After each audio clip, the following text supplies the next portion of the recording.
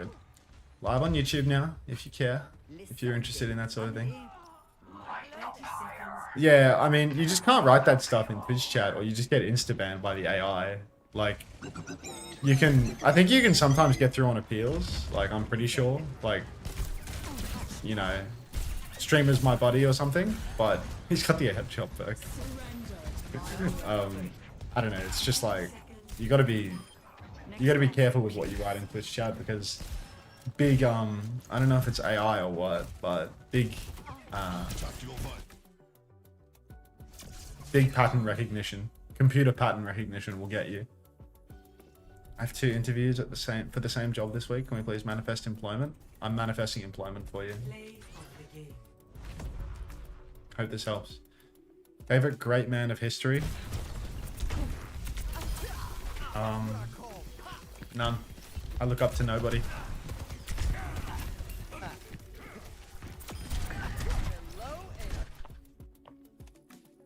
Thank you for reporting. Thank you for keeping the streets safe, Joe. Why not a great woman? Kamala Harris. Hands down. If I had to pick all time, Kamala Harris. Not even close.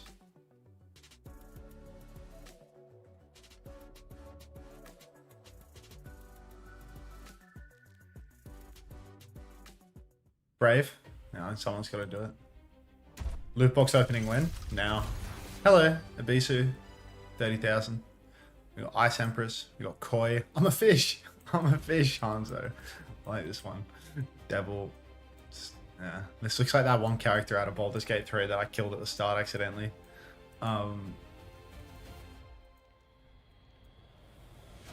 The people in the robes told me that she was an evil devil, so I killed her, and then it turned out she wasn't an evil devil.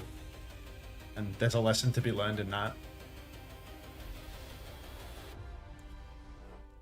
Greetings, Hydra mods. Stop. Hop off it. Yeah, I killed Karlak. What of it? 6-7. Initiating match. Morning nutsack. Mine, obviously. Mine. What's the score? Why am I unlocked on spec in these games? Do they just not do spec locking? Don't trust a Gen G DPS. May have gone Seeker for a week for the dill points farming. I mean, what did Seeker do this week? Because I know he had a lot of deaths, because that's just the type of player that he is in terms of like lots of trading and stuff. He was also like farming on Reaper. I feel like he could have been good points. And he had like a banger tracer map as well. How would I know, Trans Fluttershy? I'm streaming if you want our comms too. I wanted to hear the Japanese people talking in the background. Saw on Reddit today that there's actually nothing better than having Japanese voices in the background because of the level of enthusiasm, so I'm going to try and just keep the Japanese voices on for the whole broadcast today. Kikalor is playing. 40-year-old man.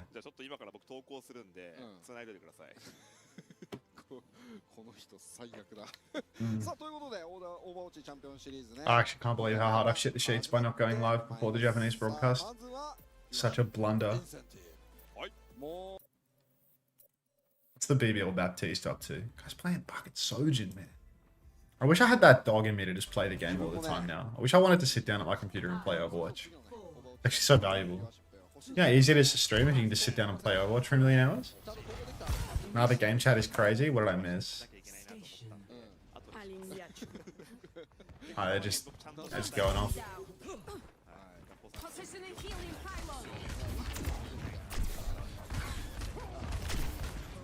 Wow, shades of violet in this. Watch Carby ball. The prodigal son.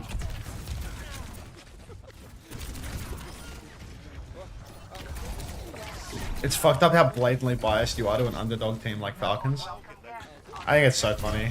It's so funny. Like, I hate watching the co-streamer because he doesn't openly support my favorite team, Falcons Flare, in the thread. Like, it's like, I just don't like co-streamers because they have no requirement to be unbiased, and they're not biased towards my team. Meanwhile, I'm literally saying like, 40 times in a row, like, you know, we need to put CJ in the Brazen Bull because he's on my fantasy roster this week and he's absolutely killing me, like. How'd you make it home? I thought you were streaming elsewhere today. The guy that was supposed to do the work texted me at 3 in the morning saying that he would no longer be coming to do the work today and would instead be coming to do it 2 weeks from now, which is already what he did 2 weeks prior to now, which means that now the appointment that I scheduled based on my availability a month ago is occurring a month later than it should. But because I'm so busy right now, and I'm definitely busy next week, it low-key kind of works for me. But yeah, getting a text from... Let's have a look. Getting a text from Brad at GVTV and Computers at 3:16 AM was definitely not on my bucket list. But, you know, sometimes these things just happen. It's not like you... Did he ask if you were up first? No, you just got straight to business, to be honest. I prefer it that way. I prefer if I don't beat around the bush. So I woke up at like 5 in the morning to get in the car and drive, and I saw the text and I thought, okay, this is a win for me. Unfortunately, because I'd set an alarm for 5 and because I'd had the audacity to look at my phone, I was awake for 4 more hours after that because I couldn't get back to sleep. We get a Brad emote, and it's just this guy's like 2-like Facebook page from 2013. So.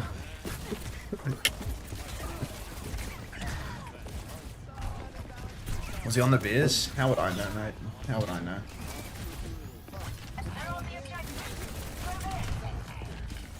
There's no megas over there. Ah, Primrose. Take it from a ball, one trick. Unter, can you add an emote? For what? I'm wearing that Telstra G-string you like. I use Aussie Broadband, but the contractors that come out for NBN, it doesn't matter what ISP you use. It doesn't matter at all what ISP you use. The only thing that matters is, yeah, the only thing that matters is just what contractors are available to you locally for the work. And because this is a rural property, the number of contractors is probably pretty low. Like, the appointment scheduling is like permanently 2 weeks in advance. And like, I had to reschedule once because of Japan, and then after I rescheduled once, I got this Brad guy, and Brad has double rescheduled on me. Like a month of reschedules now, which is quite... Yeah, I'll add that, bro, of course. Yeah. C-Fans Ajax? It can happen. Being an NBN contractor for rural property sounds kind of chill. I don't know, I feel like work in the country just seems like the most hellish thing ever. Like, you just have to spend so much time in the car, you know? Like, their service areas are so huge. Because, like, the only way that you can have, like, a large enough catchment of clients to do the work is by having an enormous service area. And that just means that, like, half of your entire life is spent in the car, driving from job to job. I don't know, living rurally seems really unappealing in so many ways for someone that is used to living in the city. Like, the conveniences of the city, like, it's really hard to like sacrifice those, I suppose. You say driving in the country's nice. I mean, like, yeah, it's nice until it's, you know, a necessity for 3 hours a day. I'm not a truck driver. Like, I don't want to spend all my time in the car. I was gonna have to drive for 4.5 hours today to go there and back. Still living rural, bro, get me out of there. I mean, I was thinking about getting Starlink instead of this, you know? Like, this whole thing is like, I paid Aussie Broadband an extra $1 a month. Like, my current plan price, they added an extra $1 a month, and they say that currently the maximum possible speed on my fixed wireless connection is 100 megabits down and just a big fucking question mark for up. And like, I never in a million years get 100 down. It's like an old satellite, it's an old satellite dish, and I don't think it's a very well serviced area for the fixed wireless. But they said if you pay $1 a month, then we can have NBN come out. We'll upgrade your speed plan to 250 hypothetical, and we'll upgrade your satellite, and we'll see if it can fix your issues. How much am I paying? I think $90 a month. Well, I think it was 91 up to 92 now. But yeah, so I added the extra $1, and the idea was that in August they would come and they would upgrade the satellite and they would upgrade the NBN box inside. And if they upgrade all of the tech and my speed is good enough to stream, then I won't do anything else. And I think if my speed isn't good enough to stream, I'm like strongly contemplating getting Starlink, because I've read pretty much everywhere that Starlink is better than Australia's fixed wireless network. And like, I'm up on a hill, with like extremely good visibility upwards because I'm on a hill. And like fixed wireless, you know, you have to connect a beam to a satellite tower, you know, not a satellite. Like you need to connect your satellite that's like pointing up and do some like curved beam to get to the tower, I think is the way it works. Whereas Starlink is like, it's more about like the level of visibility around you because it goes up to a satellite in the sky. So I think I'm in a very good like geographic location for Starlink vertically. So I think Starlink is probably, well, almost certainly going to be better for me, but ultimately doing anything relating to uploading is always a problem with fixed wireless, satellite, whatever it may be, because upload is just worse on any sort of like non-wired connection. You pay 90 for 100 down. I pay 90 for like 6 down. It's hypothetically 100, but I get like 6. The internet's really bad there, but it's rural, you know, like you don't have a choice. There's no, you know, there's no fucking mains water on the property. Like, you know, beggars can't be choosers. You get what you get. It's expensive, but like, there's no alternative. So what am I to do? I mean, my internet at home is really good. Like the internet that I'm on right now, I have 1,000 down and I have 400 up, and it's like it used to be 200 a month, and they lowered the price like literally this month to 150 a month. So the internet's really expensive in Australia, I know, like, because I've paid for internet in Europe before and noticed that the European prices are just like astronomically lower. I've never paid an internet bill in the US, it was always covered by work, so I don't know how much the internet costs in the States, to be honest, but like, yeah. Tank water scares me so much, what if you run out? Well, that's why I have all the constant drama at my property about the bore, and the borehole, you know, like, because... I mean, speaking of like rural contractors, I mean, the bore guy told me that he'd be at the property in late August, and it's the 9th of September right now, and he still hasn't been around. Like, I'm expecting that any day now I'm going to have to go up there to meet the bore guy regardless, because, you know, I've got to like, you know, I've got to set like a year's income on fire to drill a fucking hole deeper into the ground because there's no water. And like, you know... It was very much in the camp of like, I'm going to deal with this before the next summer, because during summer there was such a horrific drought that I had to buy water, like in trucks. And, you know, like, it's just, I don't know, it's all, it all takes time, it all takes money. And like, you're just like completely at the behest of a rural contractor. Like, you know, like I started dealing with this guy like 6 months ago almost. Like I talked to this guy in fucking January. Like the first time I paid him to do work on the property was in January. And now we're in September, and he still hasn't, like, actually come to do the work, because, like, they drive around everywhere, like, doing work all over the country, essentially. Like, especially, like, definitely all over the state, sometimes all over the country. So, like, they're really in demand, and, like, you know, you just wait your turn. When they're ready, they'll show up. It is what it is. What can you do? Let me get the link for the clean feed. I think we're ready to start. I think I can hear the music.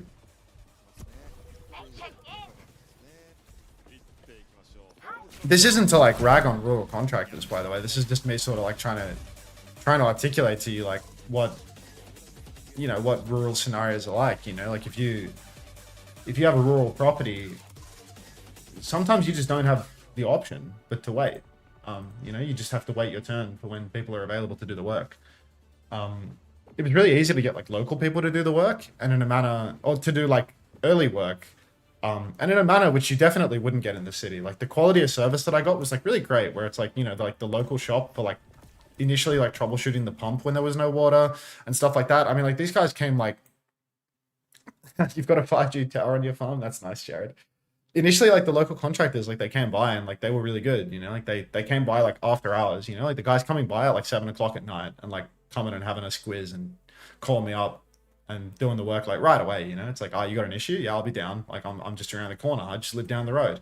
But then like once it comes to like a big issue where it's like, yeah, I need a guy that has like a $500,000 truck to drill a hole in the ground, suddenly like that becomes an issue, you know. Like the guy whose equipment costs more than $100,000 and he drives around the entire country fucking digging into the earth, like that's when it starts to become a bit problematic, you know, because it's like there's a pretty limited supply of people that can do that work, and there's really high demand for the work. That's a 6-7 faps for sure, Chrissy. Thank you.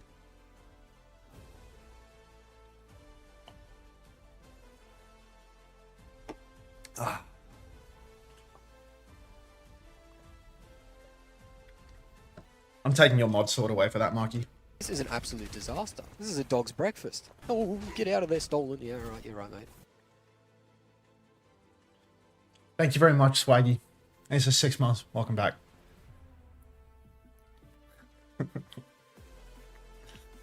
If you could import any Japanese player, who's your the original SSG roster? I take Kyon. I take Kyon on a thought and a prayer. You know? Tayo?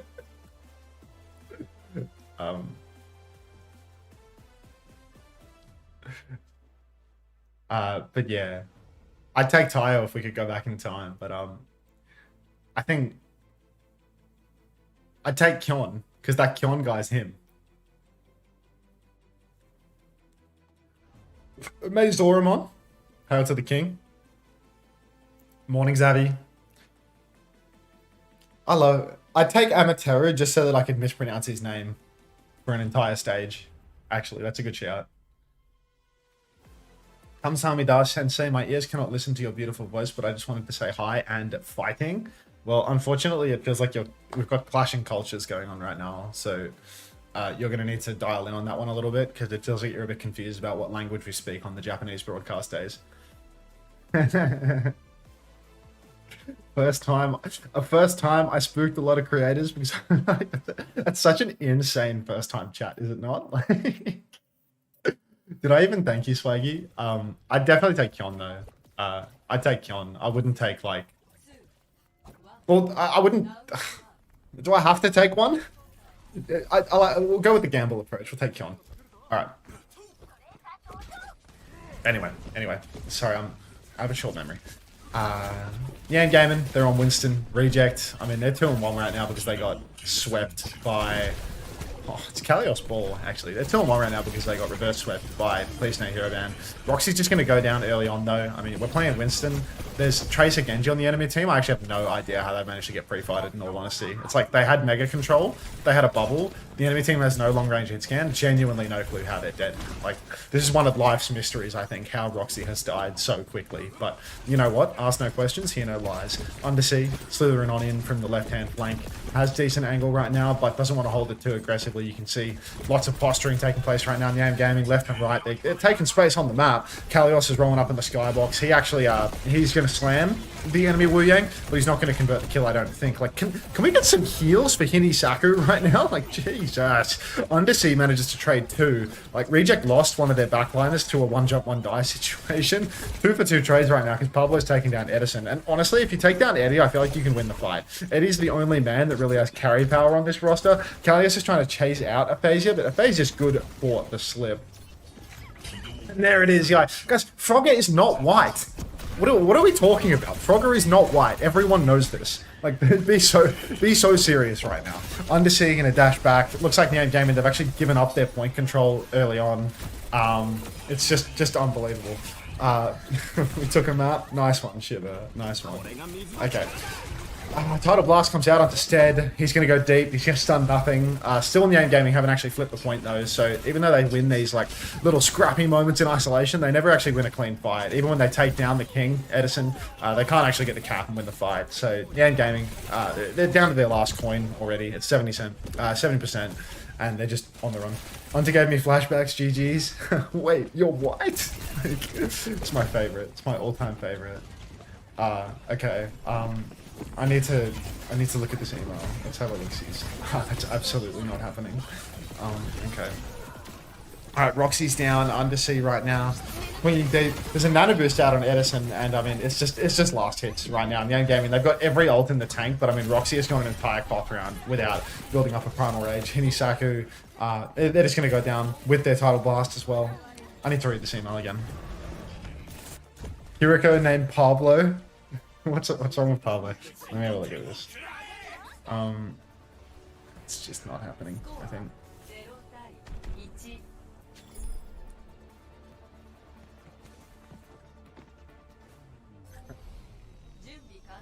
Yeah, it's... yeah.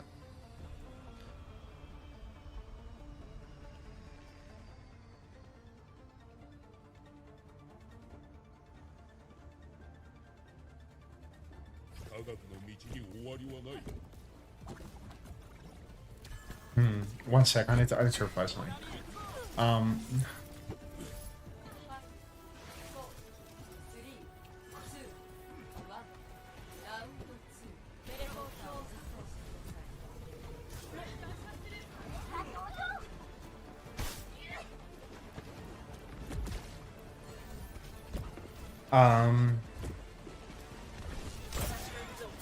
Yeah, I need to... Yeah, that's all. I'm done. I'm done looking at my phone. I swear. I swear, but in 5 minutes we'll be back. Alright, Hinisaku is already dead. Tracer Echo is quite the comp for Reject, I must admit. If Roxy's going to try and play the monkey and is struggling versus Tracer Genji versus Tracer Echo, I suspect Roxy's going to be entering a world of pain.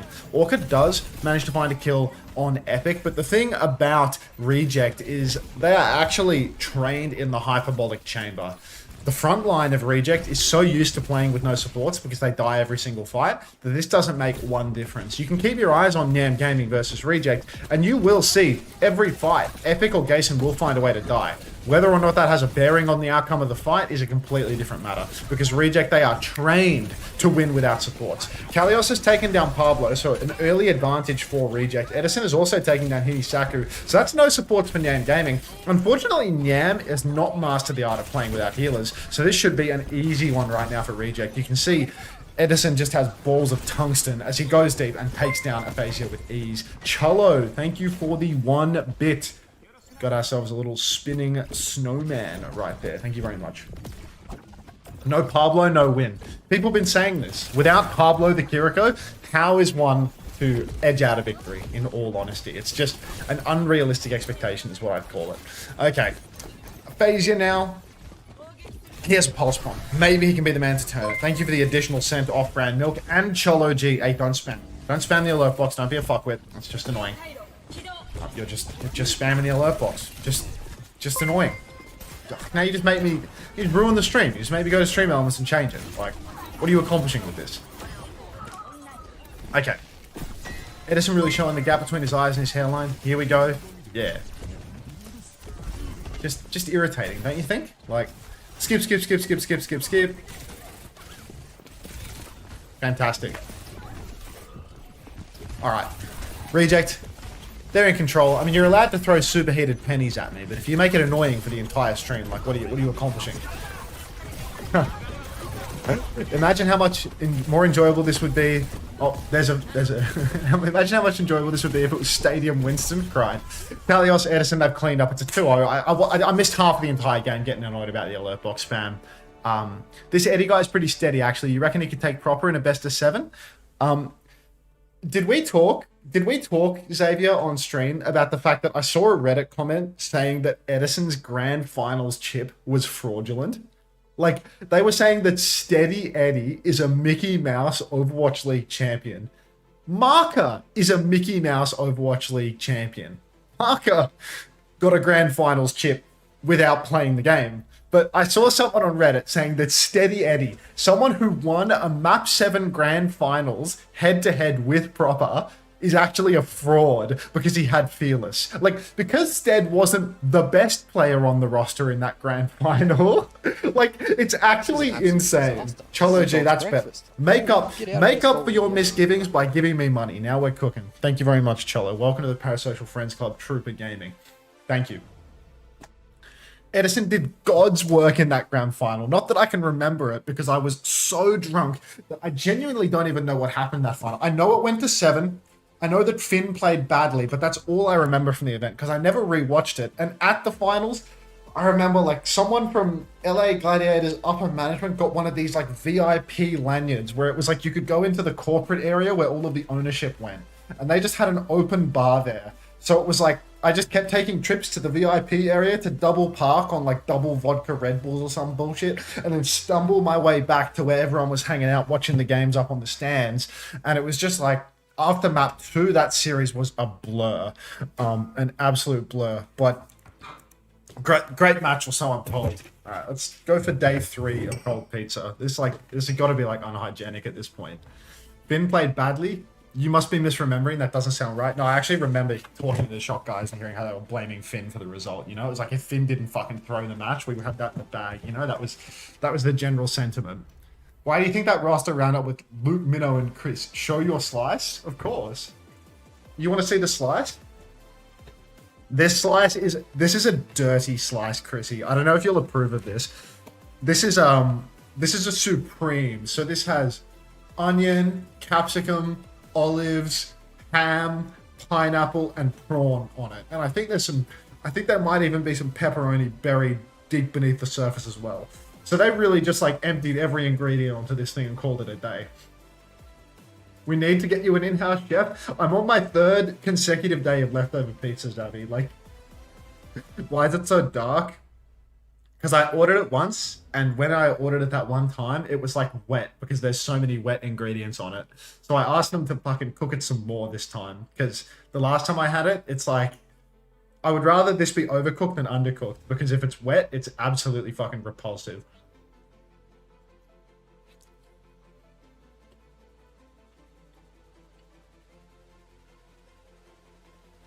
I'm not going to take food criticism from you, Jelly Misu. I'll run some ads while I stuff my face. Although to be fair, it's like, it does nothing, you know? I hit the ad button, I make no money. Why didn't you just order a different pizza? What's good, Cardi? On the topic of why my ads do nothing, CardiFan22 has just spawned in. Man who took millions of dollars from me with his CardiFan immediately sandwiched by the message from public wank is actually incredible.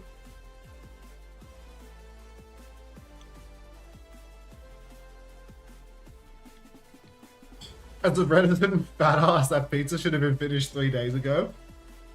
Yes, Cardi, I am. You should message me privately to see the impact your cock had on my revenue.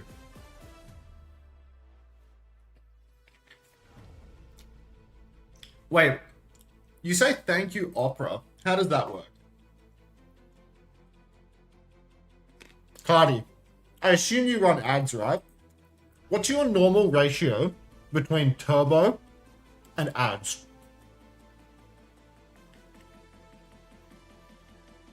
What's your normal ratio between turbo and ads? Because for me, pre-ban, it was about 1 to 15, I'd say. 1 to 15. Now we're chilling at about, I'm going to say about 1 to 4.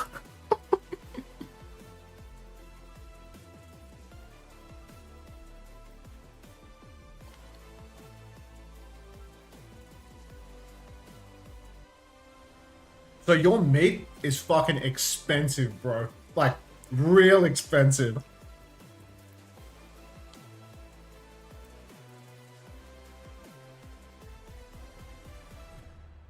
I reckon if you're sobbed, you don't give me turbo money.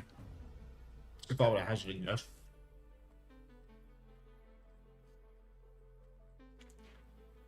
And Cardi, I feel like it makes sense, right? I feel like advertisers don't want to advertise on a stream where you might just get like a sneaky piece of meat. You know what I mean? Like, it seems sensible to me that advertisers wouldn't want to pay money to get I show meat. But at the same time, like,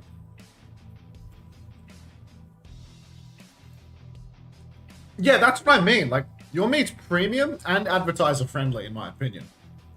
And that's the case that I'm going to be making for Twitch. Is that, like, look at this guy.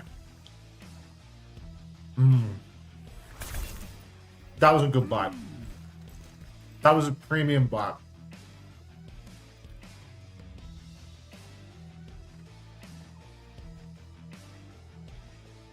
Oh my god.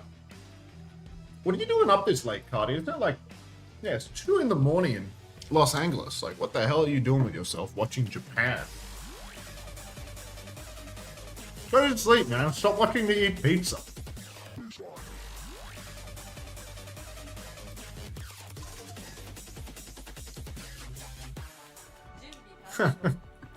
Fair enough, fair enough. I feel like that's... Why'd you say Los Angeles like that? You? I love doing that.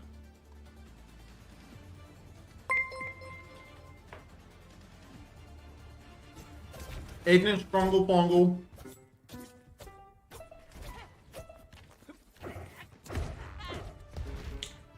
Yeah. It's 5 where I'm at. East Coaster. I see. Do we keep eating the slice? Do we keep eating the slice? Or do we cast the game? Tell me now. First person to make a decision. Finish the slice or cast the game? Call it. First person to make... Yes, thank you, Cardi. You're such good people to me. Genuinely. It's like you don't even care about the Japanese Overwatch.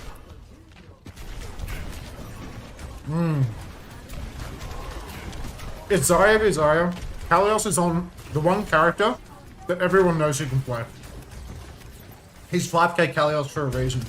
Wait, do you kids even know that he's 5k Kalios? Do you kids even know that Kalios was the first player in the world to get 5000 SR by 6 stacking in Overwatch 1 on the Chinese server? I feel like most of my viewers wouldn't even know that. Kalios is 5k Kalios. Before he was okay no play Kalios, he got 5000 SR in Overwatch 1 by 6 stacking on the Chinese server. So, if you see Kalios on Zarya, that's a little piece of history right there. Which is why he's just won the duel versus Roxy, and don't even worry that Gayson is dead, because like I told you earlier, these players are used to playing without their supports. So Reject will win the fight. Like, God only knows how Gayson died when the enemy team's tank is dead, and Gayson has a rush going, and Pablo the Kiriko does not. But, Reject, they are going to win the fight, just because Kalios has that 5k expertise. You need you fueled to cast the match? I mean, what am I watching here? Like, we just witnessed the first fight win for Nyam Gaming, and it wasn't even a fight win, they just got the flip. Okay, let's keep hitting. Morning, Alpha. Is Frogger still here? I'm genuinely inspired by Pablo. Aphasia is already dead. I think Aphasia is the Korean import. Beat in response to the grab. Spins so late that Orca instantly dies. 5v3 already. Epic probably going to feed his brains out because he's one of the 2 reject supports and we need to practice playing without them. Not at the farm.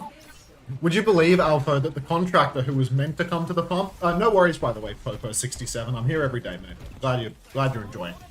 Would you believe the contractor that was meant to come to the farm texted me at 3:16 AM when he's meant to be meeting me at 8 and he knows I have to come from Melbourne to go there to tell me that he's not going to make it.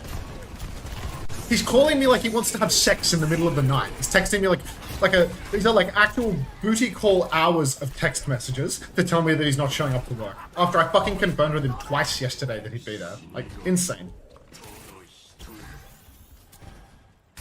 It's like, hey, you up? I need to not show up to work. Like, insane.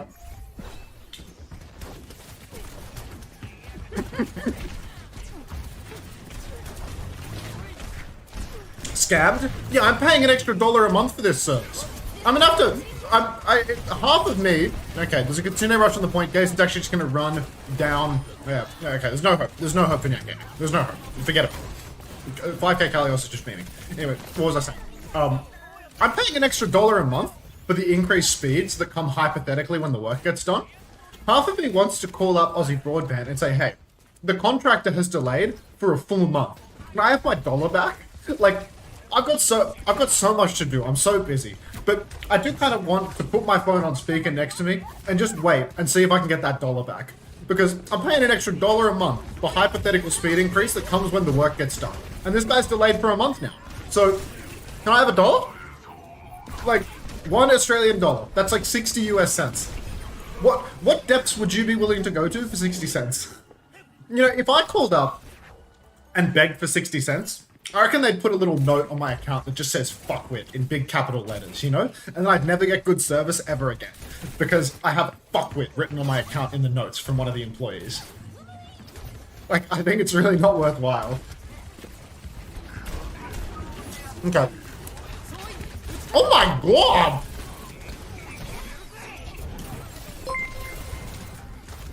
Okay, that grab actually 6-7. Thanks, Atarax. Appreciate you. That grab was actually gas. Why does Orca die every time he uses spin? Okay, let's talk about how they lose this. So the Reaper is over here on the right. The grab is out in main. The Suzu is out, the bubbles are out. The beat is pixel perfect. Even with grab and pulse, the Reaper's just not in the grab shooting. They have no support ult. They're losing the trade with a 3-man god tier grab and a pulse inside it with no Suzu. Is that money? Here's the Aussie dollar for your broadband. Ha! Thanks for the Aussie broadband dollar, Lossy. Appreciate it. Thank you very much. Huge grab amounted to nothing. It's Japan. It's Japan. Nothing ever happens in Japan. All you ever see is Reject beating everyone except for Plz Not Hero Ban. That was actually a good match. Our opening fixture of Plz Not Hero Ban was like actually good, in my opinion. However, Edison, there's only so much he can do versus the top teams. Plz Not Hero Ban is actually good. You love Reaper Zarya? I mean, you should have heard the arena, Alpha. Like, for the China Major, when it's grand finals, and both Zaryas, both tanks lock Zarya, it was like the equivalent of Flats locking Reinhardt in 2020, you know? It's like, you get the King's Row, you see Flats walk out of spawn on Ryan, the whole arena went wild, just based on hero selection of the Zarya mirror. Like, it was awesome. Ha! Thanks, Sans. Thanks, Sans.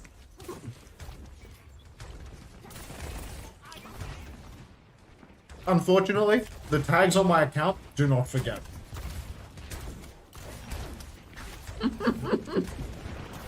Okay.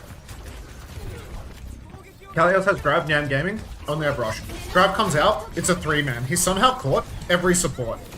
Edison actually, oh no, that's Undersea. I was thinking, that's a derpy death. Undersea misses the pulse, dies, with recall presumably, but still they're gonna win.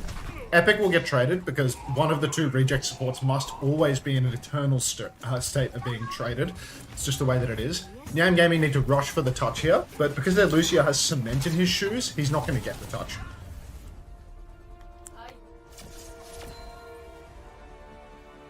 I feel like I just picked up another slice. Like, Cardi gave me permission to finish one slice.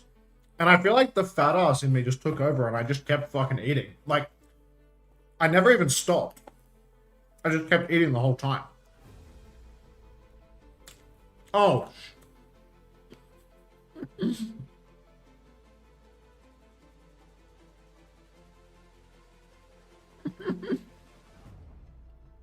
Yeah, you do, Swaggy Seal. Can we get an exclamation mark drops for the Swaggy Seal, please?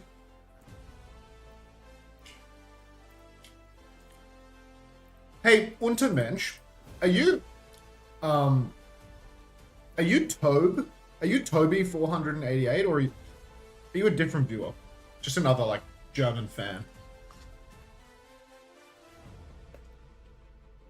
The way that it just floats back into my hand like Mjolnir though? Yeah, I thought so.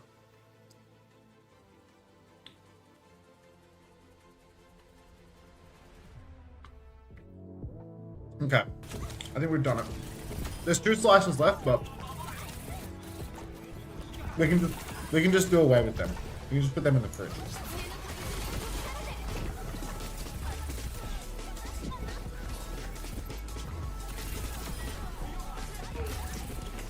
I'm a VOD boy, thanks for the gift sub. What does VOD boy mean? Does that mean you're like rewinding or something? Have some ads, I'll be back. No! Thank you! Best of 3 on your cock.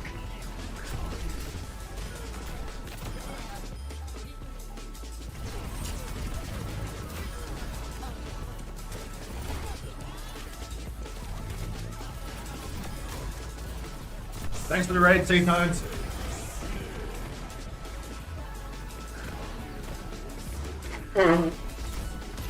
No worries. Flaggy Seal. No worries at all.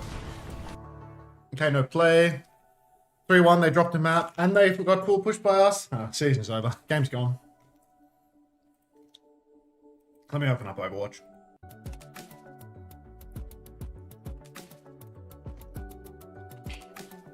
You didn't watch the 2 good maps? Yeah, season's over. Undesirables are cooked. Not land ready, Eddie. Edison looks like a GM in a diamond lobby. I mean, every match is like this. It's actually insane. It's like Kalios and Zarya, he can actually hang, you know? In all honesty, Kalios can hang. But Kalios off Zarya, he actually looks like another one of the Japanese players. Like he just bots out. Like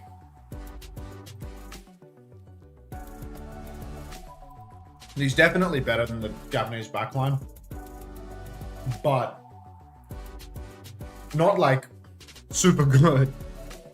Yo, Unter, I was watching the Violet short you posted. May I ask a dumb question? Did Violet not retire? I thought he did. He did not retire.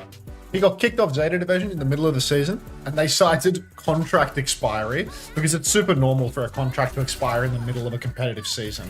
And it's not possible to re-sign them, obviously. So obviously he got kicked off Zeta Division. And then he went and played in Europe. So he was... You didn't see him in OWCS last stage because he was playing for Vision Esports in Faceit Masters because Vision got relegated, but they signed him to one of those big, fat Saudi contracts, and now he's in OWCS. And I'd say they're probably the 4th best team in Europe at worst. I think they have an outside shot to actually qualify.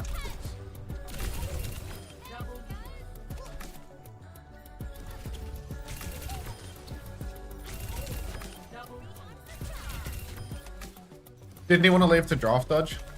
I'm not sure about that, to be honest, because I think like people mention that, like that he's working overseas now because of the draft, but it's hard to know about like the specific details of the timing. You know, Tamer's so good. Tamer is like actually kind of good, no? Like that boy can jump. I love how much glaze the Team Vision social media intern gives to Violet. I just love how like when your ownership is Saudi, like there's actually just like no issue with just drawing every Korean guy as a character in Squid Game. You know, it's like they don't even use AI. They actually pay artists to draw them in Squid Game outfits. You know, like it's awesome. It's so awesome. It's like, oh, Korean Squid Game. There you go.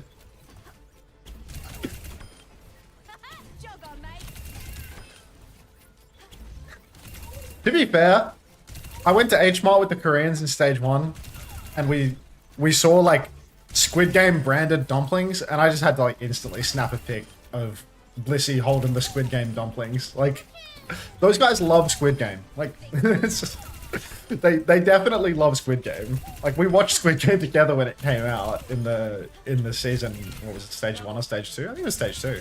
After we got knocked out, we sat there watching Squid Game. Like, they do love Squid Game. But yeah, the voice command doesn't really matter anymore. I feel like I'm talking normally again. I'll just delete that. Take that from the title. I'm talking normally again, so. Do they love it like you love a good show, or do they find it funny? No, they actually like want to watch it. Like they love it like they love a good show. Like they were so hyped. Like, you know, it's like when we qualify for EWC, cried. We'll all sit down and we'll relax and we'll watch Squid Game together.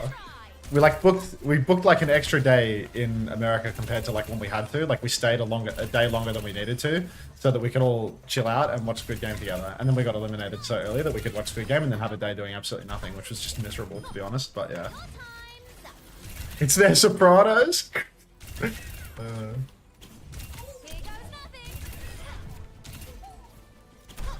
Yeah, I mean, I think we had a pretty good relationship on that team. What's that? Happy birthday. Happy birthday, Bucks? Shit! Untermensch donated 67 fucking dollars? We're back.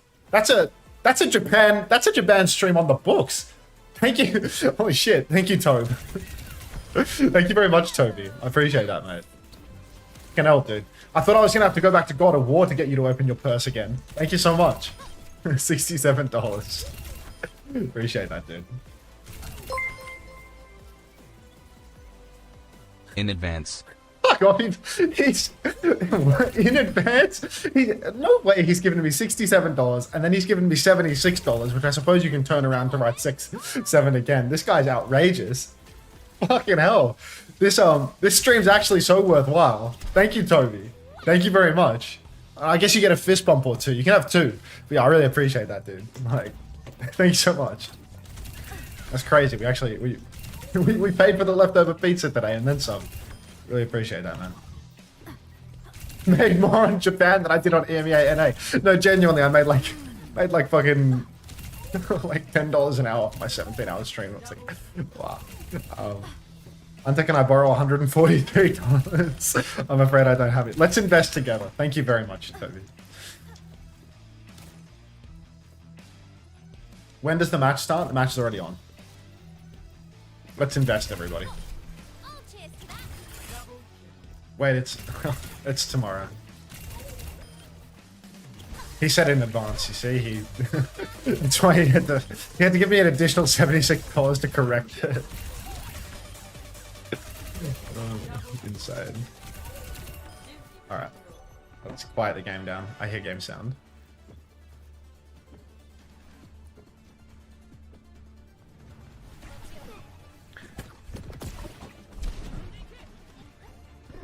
We're back. How'd you donate with two different names? Like, I guess on PayPal it's the same name. But yeah, like the stream elements, I guess you like wrote a name and then a different name or something? Either way, crazy. Thank you so much. I won't be able to watch tomorrow, so I had to do it today. I'm very, very thankful. Thanks a lot, man. It's a lot of money, dude. Lord Neo 15, thank you very much for the prime. Welcome to the Parasocial, man. Get out of there, Did you prefer Twitch sub or YouTube membership? To be honest, whatever suits you better. Right now, YouTube membership gives me like more money for the month, but you know, on average, I'd say that your viewership and experience would be massively enhanced by a Twitch sub more so than a YouTube one, because like you know, the Twitch one deletes all your ads for as long as you sub, but the YouTube one directly gives me more money for the month because on YouTube I have some fucking bounty thing where it's like they give me $8 additional for anyone that signs up for the month. But I'd say your viewing experience will probably be more positively impacted by subbing on Twitch, honestly.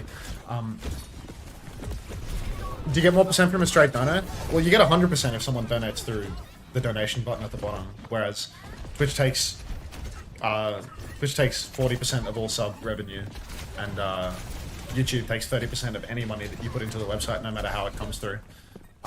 Okay, Aphasia's playing Pharah now. I feel like Nyam Gaming's comp is actually good for the map, but it's a little bit hard on the attack. Edison's playing Genji on defense, they're playing the Tracer Genji Zarya, and I think like Edison actually has quite an underrated Genji. I remember in the Overwatch League era, Eddie played Genji over Sparkle, because if they could play this brain-dead bubble Eddie style, he's actually really good for it when it comes to just dashing on and absolutely dominating people. He doesn't have like that S+ tier movement on Genji, maybe he doesn't have the best blades in the world, he doesn't have that Genji style in a lot of ways, but if you can just pocket him with a bunch of bubbles, he will face fuck you. Like, he is good for that. So, I think he's quite good in that regard.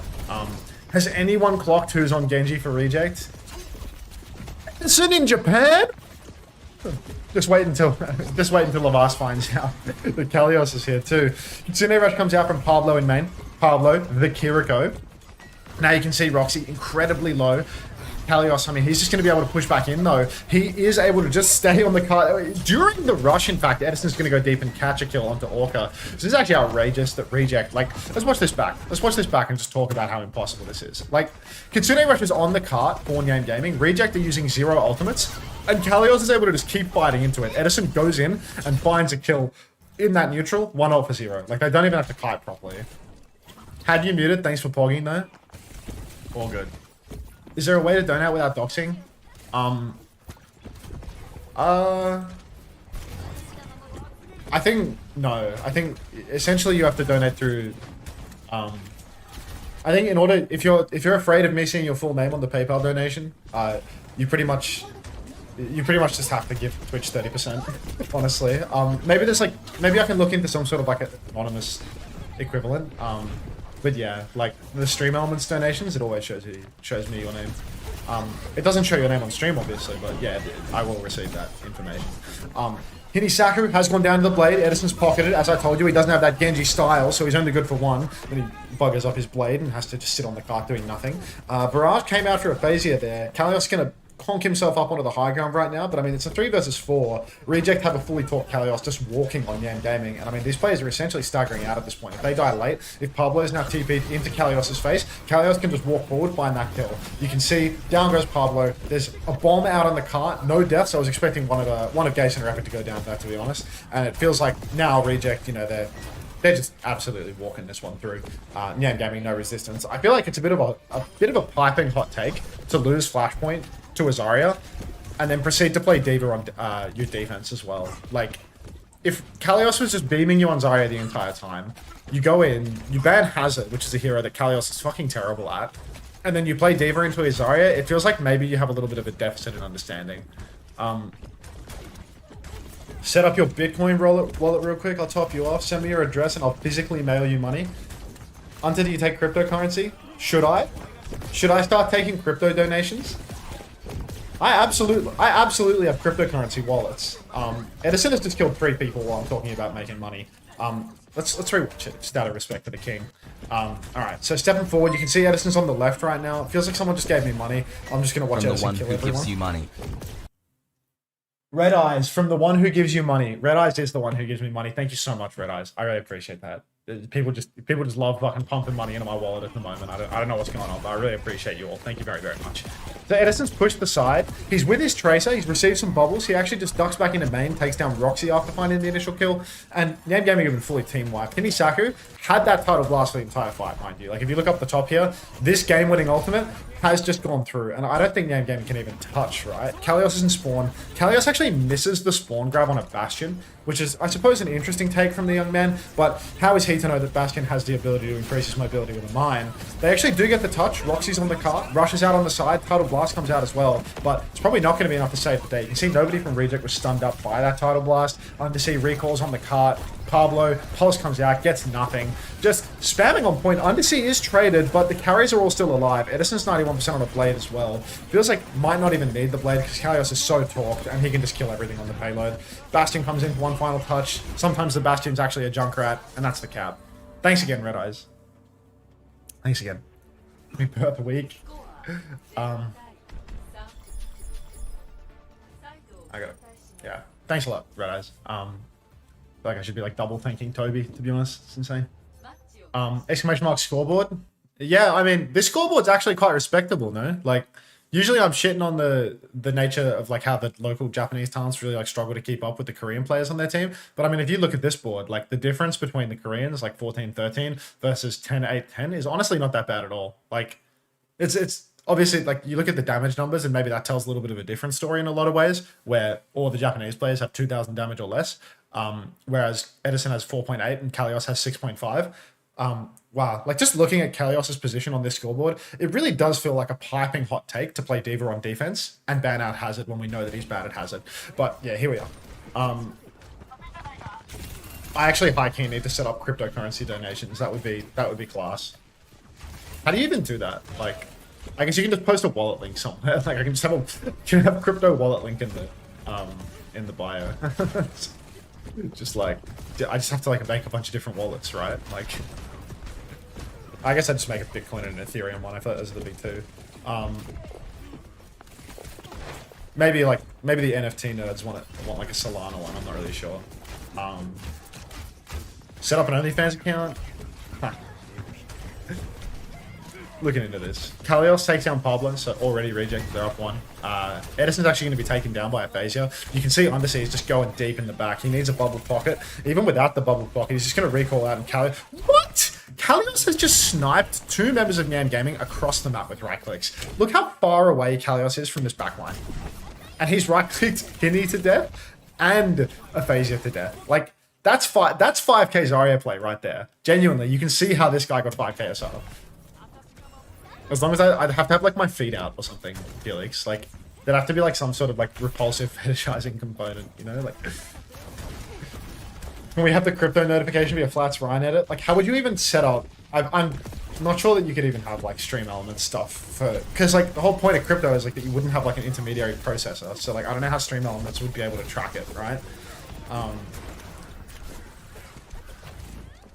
But yeah, I bet I've got like, I feel like that's what some of my viewers are. They give me money. Like they're like crypto kitties or something, you know? Like they're like people that are younger than me that have like made a bunch of money by buying fart coins, something like that. That's kind of the impression I get.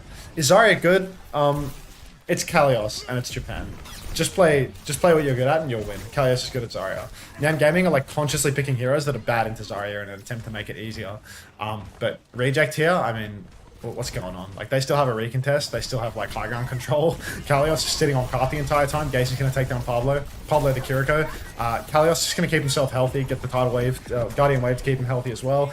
And, I mean, he takes the jumpy perk. I think that the right click, like, maintain your energy versus take high ground perk is, like, super situational based on the map. And, I mean, here, Kalios is able to right click jump up to high ground on first and second point, which is, like, really, really, really valuable for escaping. Whereas, you know, if you take that on, like, King's Row, I feel like there's significantly less value in the perk. Just got back. Nah, it's not happening. Hi, Skibbity liking Bob. Monkey smoking pipe. Think they only take knockback perks so far on both sides? Yeah. I mean, like, on this map, the knockback perk is, like, way better because there's high grounds that are, like, all accessible through it. Whereas, you know, if you take, like, the right click perk on the King's Row, like, where you're just keeping yourself talked, I feel like it's quite valuable there, to be honest. I think there's, like, less escape routes that are valuable. Whereas here, like, the high ground is so OP on this map. Alright, so Grab comes out for Kalios. Epic uses Tidal Blast, it got Suzu'd, so the Tidal Blast is a bit worthless, but Edison's going to spin in the grab. I feel like Nyam Gaming, like, if they had an opportunity, this would be it. Just because Reject have overspent. But Reject have also won, like, every single neutral fight, and Nyam Gaming also just used, like, all of their ultis. For some reason, Orca's trying to, like, C9 the cart, and is just going to, like, comically stagger himself. Completely different respawn wave for the rest of his team.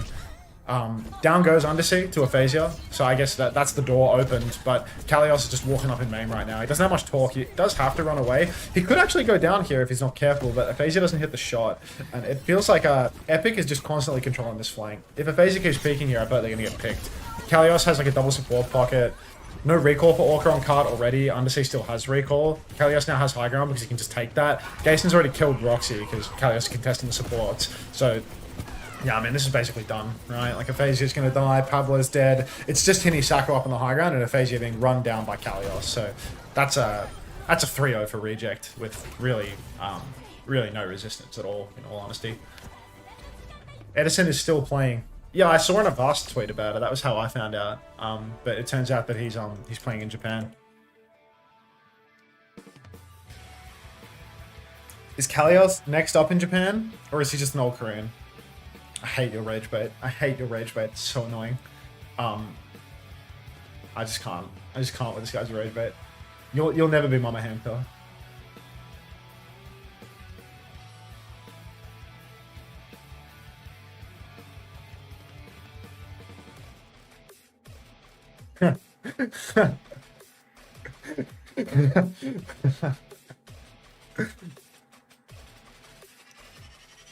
Why is Reject's abbreviation RC? I don't know, I guess they didn't want REJ. Who's the steadiest player in Overwatch right now? I feel like it's kind of hard to... It's hard to contest the King Steady Eddie in that regard. Let's get some quick play going. You think if Kion and Kalios band together, these youngsters would be unstoppable? I think if Kion replaced Undersea... Violet is playing in EMEA? What? I think if Kion made his way onto the Reject roster in place of Undersea, and then in addition to that, steady flat. In addition to that, we could just spawn 2 new supports. Then we could be in a good spot. To be honest, I think the support line for Plz Not Hero Ban is really good enough. Like, I'm quite confident that the supports on Plz Not Hero Ban are better than the supports on Reject. Like, because at least they have a niche, you know? Like, at a bare minimum, Yui, or, wait, this is triple escort slop. I'll go Rialto, why not? Like, at a bare minimum, I feel as if Uyu, or Yui, I forget, one's a ball, one's an Alari. But I feel like the Alari guy's good, and the other guy, like, I never really notice him perma-throwing the game. Whereas, like, when I watch Reject, it's like, it's actually just always the supports throwing the game, you know? Like, Eddie's killing everyone every fight, and the supports are just dead. Like, we even saw it on Ilios. Like, they're stomping so hard. They're stomping so incredibly hard. And despite the fact that they're stomping outrageously hard, still, these supports find a way to just, like, randomly fall over. Like, to a one-jump, one-die Winston. Me and Red Eyes got that. Cop some ads. Unter has quick play in between. Game's been enjoyable. It's more fun than doing nothing. I wouldn't say that I love it, but it's more fun than doing nothing. I feel like it's... it's less stimulating for you. Every fight is a game. I have never lost. I get the feeling you weren't playing. Have you gotten your rank for this season? I haven't played comp since I was in America. Antonio was a fool. I'd probably just play on another account if I played. I have some other account called Unter that I played OSOM that was in Masters. I'd probably just play on that, to be honest. I feel like if I play on this, like, just permanently boosted account, like, I'm just gonna lose every game. This wouldn't be fun. I'd rather just play something I've been solo queuing on. 23 Glad skin, my beloved, the Rhino skin. Stop shooting me. You can get me one. Oh, flats.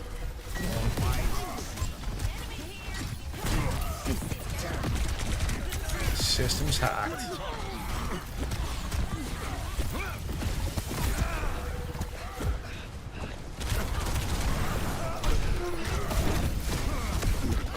Okay. Also, Unter, I'm not rage baiting, I'm just not intelligent. Oh, okay. In hardship, we find strength. Class playmate, thank you. Thank you. Unlucky. Unlucky. Sorry. Your services are Just unlucky. But it sure is up here, right? He's not. Not up here. He's just low. I can't even hit my shift, man. Like, how useless can I be? Let's kill this guy, yeah.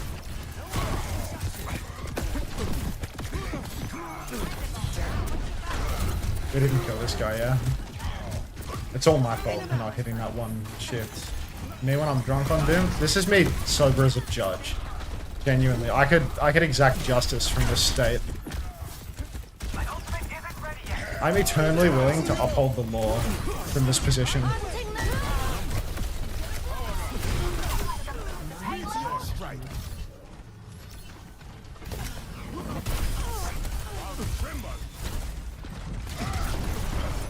Shit, I should have cancelled my aim and shifted out. Could have won it all if I did that, but now we can't touch. Good morning, Info. When you miss your AoE ability, it can happen, it can happen. Good morning, Steven Sniff.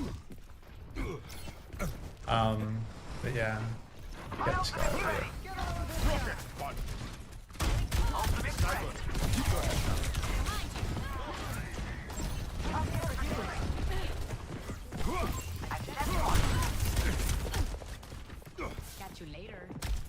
I feel like I do not know where the Sombra is. He can block me, right? The tank stun is so useless. Fuck. Which Doom perks are the best? Oh wait. I don't know. Whichever ones I'm not picking are probably the correct ones, to be honest. I thought that the Doom slow was going to be really good, but Cardi fan told me that the block one is still the best. Yeah. I had hopes for that.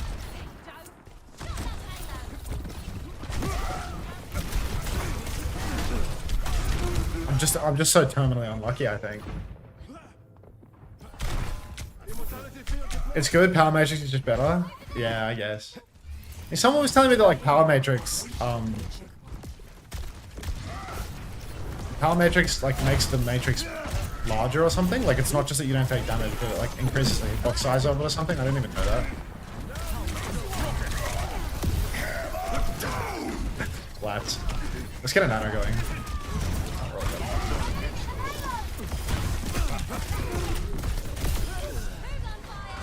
That was a bug. It's bigger and you charge punch faster. Games ruined by Widow. I mean, I feel like Chips' games ruined by Widow thing is no longer an issue with like the state of current Doom, you know? Like Overwatch 1 Doom, like Widow was really good, but I feel like in Overwatch 2, like Widow kind of sucks in Overwatch 2 Doom, you know? Just no target. It's just nothing to do. It's just nothing to be done. Just a 0 damage nano. Just can't. I just can't do it. I just don't have it in me.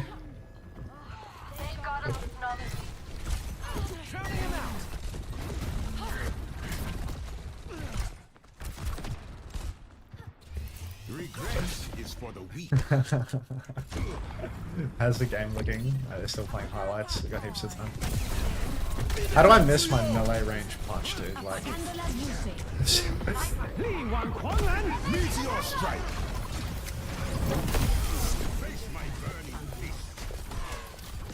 you gotta hit those, unfortunately. It's just one of there's like the must hit category, and that was in it. That was in the category of must hit. I'd love to see Unter ball losing to silvers. It happens. It happens. I think I might be. This guy says, "Yeah, go for the widow." The widow's like, talking shit to me in match chat unprompted because I tried to kill him in the game. I love that. Meteor strike.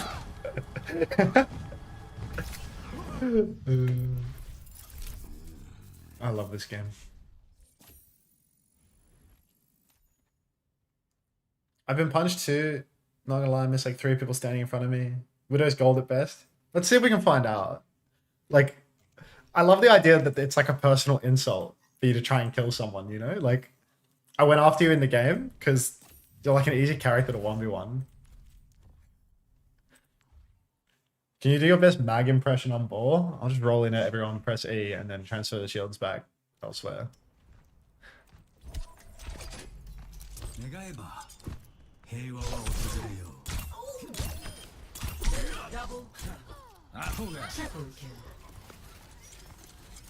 If you go for the king, you better not miss.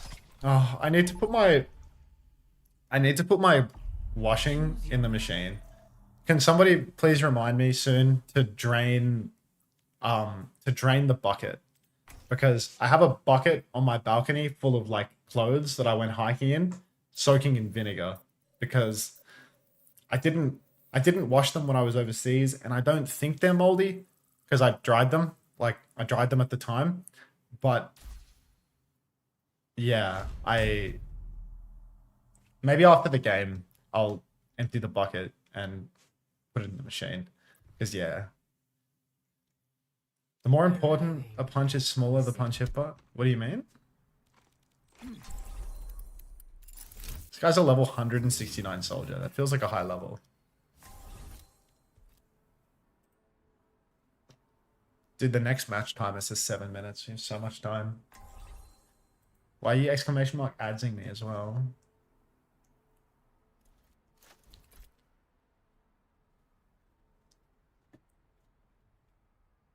Ball. I'm afraid I'm a Doomfist player at heart.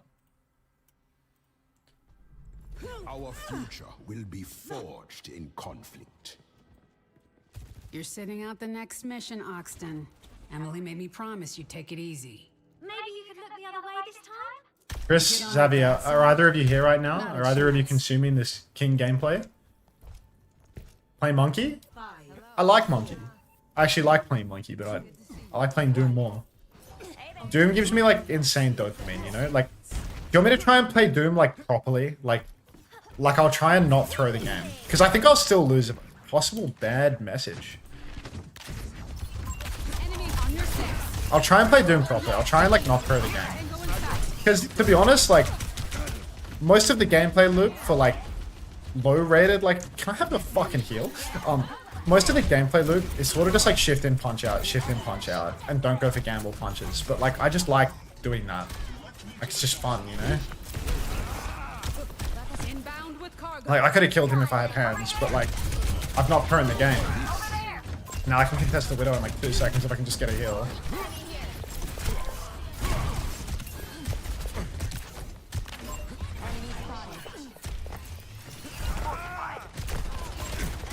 And like here, it's just important to not die, I think. But I might be dying, because it feels like there's a little bit of like a deficit in healing in this game.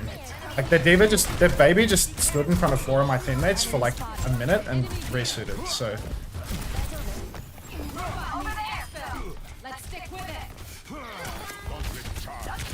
Like, I'll settle for that, and I'll shift out, and I'll just get healed, and then go next.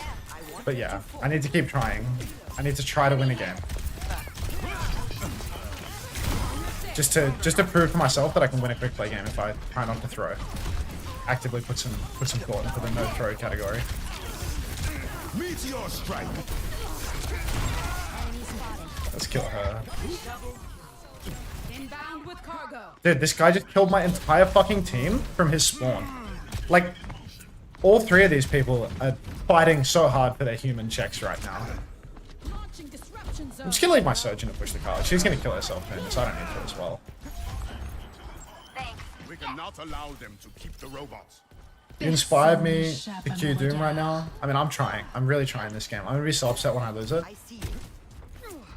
This guy's gonna die to the Widow. This guy's sneaking. Punch bot. Oh.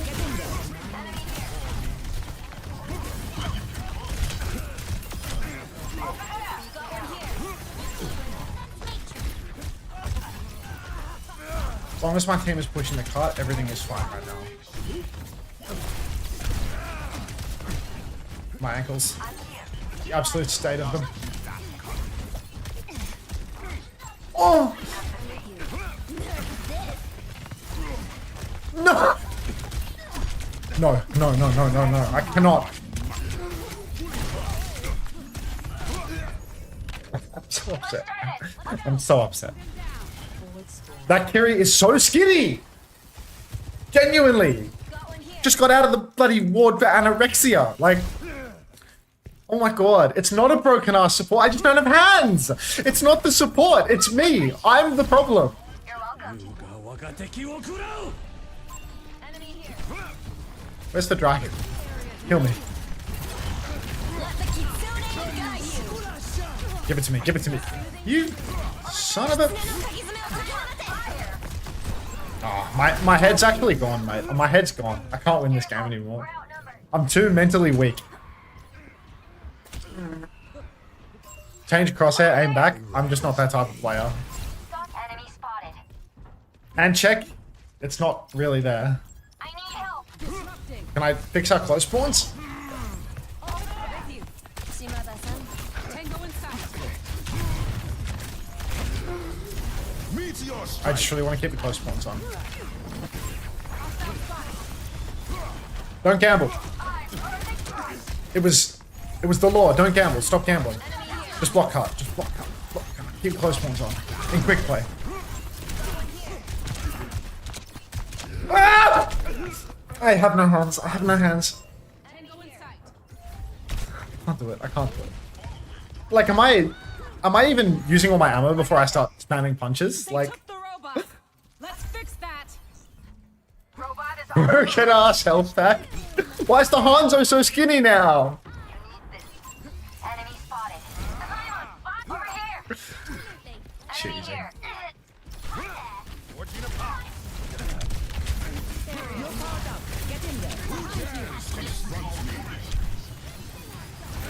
Oh.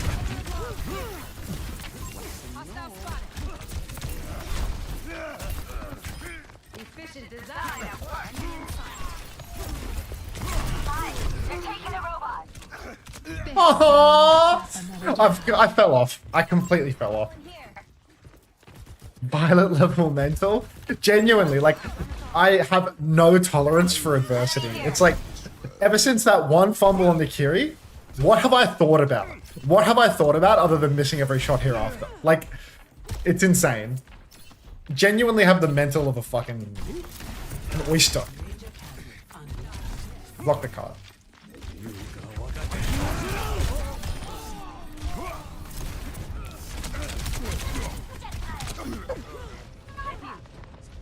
This Hanzo's got my number. Babe, 0 meters. We have a 94 meter lead and my head is completely gone because I couldn't get it to Avril Theory. This time we'll crush them. Okay, we're focusing back up. Everything's gonna be fine. We're about to have ult on this shift. Okay, like low key though, this quick play lobby is insane at not beating me power punch. Meteor strike. Oh, I needed that. Let's steal the card. Objective player. Objective player that is just gonna die to this Widow. Hands. Come on, Hands. Don't fail me now. The Hanzo's here too, right? Void spawn active.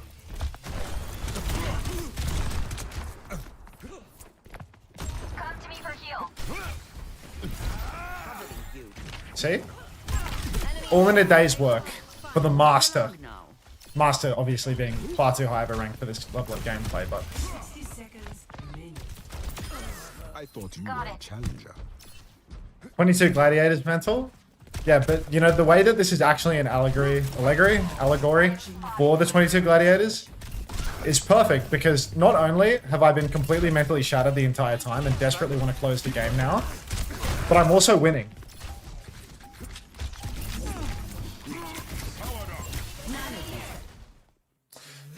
And now, just like Reiner and Patapan and all the LA Gladiators from 2022 that came before me, I'm going to close the game and end on a win.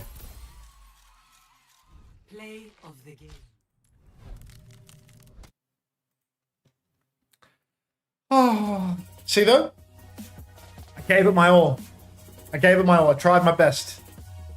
And all it really took was 3 fights, not mentally shattered, to full pusher. Getting carried like Edison in the grand finals. You can't tell me that was me getting carried. Can't end on a win. Queue up again. Overwatch Enjoyer 6-7, by the way. Jelly Misu, I would never pay a DM fee to a creator of your size.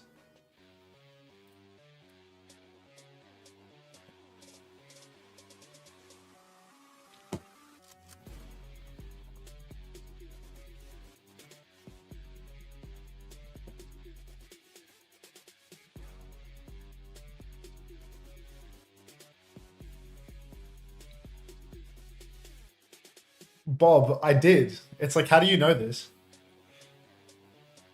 You're subscribed, so you're not getting them. How did you know?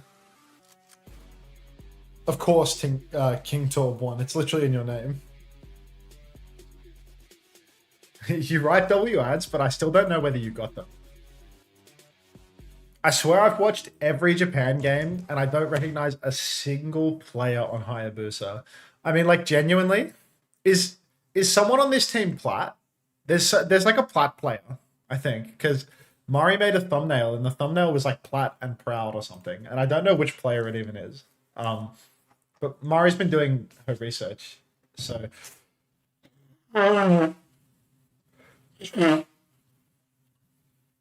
Here we've got Fixer, Mamiji, Solar, Secret, and Fragray. That's Cold Metal. Oh.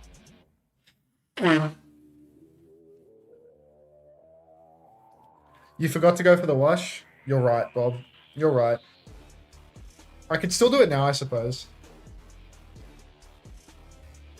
The manager on Vesta is plat and they played Impact. I guess you're confusing Soul with Solar. Yeah, it could be it. And then LostNever Gaming as well. I just remember calling this guy Lieutenant Nest, and I feel like I remember Slim doing something. Do you think I should put the washing on now? Do you think I should drain the vinegar water and throw it in the machine, all sloppy and wet? I think it's probably a good time for it, to be honest. Let's do the draining. It won't take long.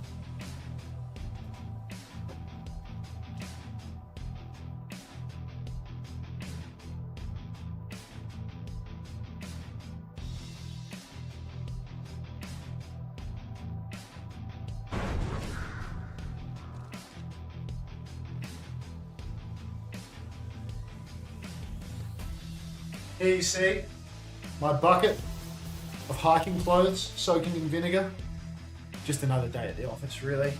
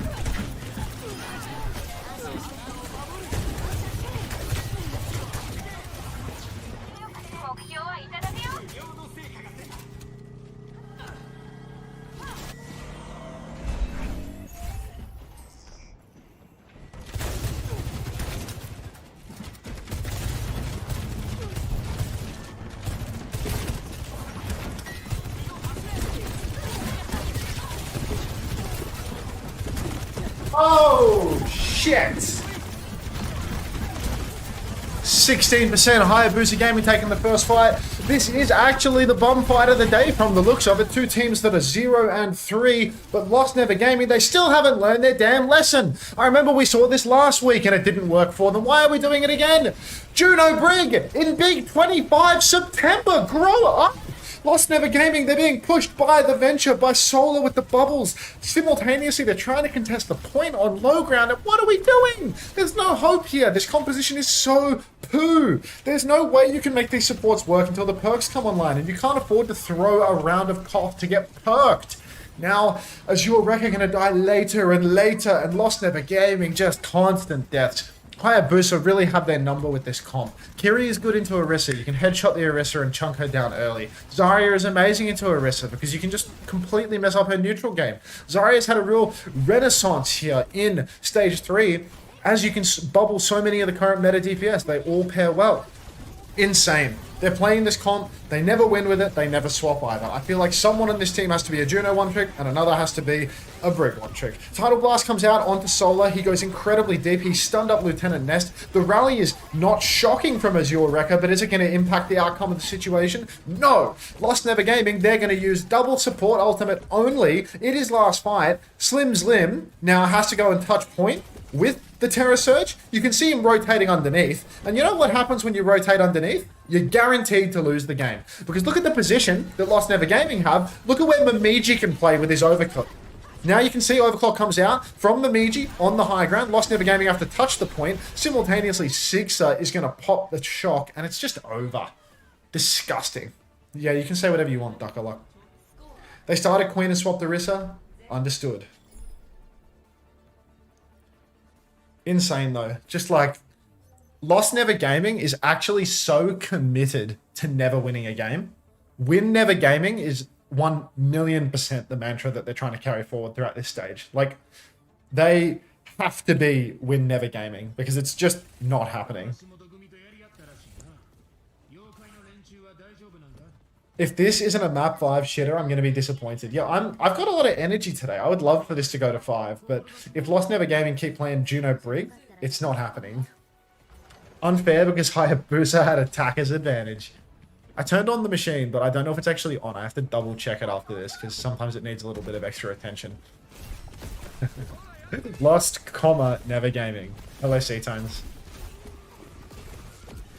You sound better today? I feel better, but also, like, as soon as I started to get excited just then about the first round of cough, because I saw the support comp and thought this is a bum fight, I do feel it, so I'll chill. I'll relax a little. I'm not going to overdo it. I need to save myself for the actual good games on the weekend. Alright. Recall is out for...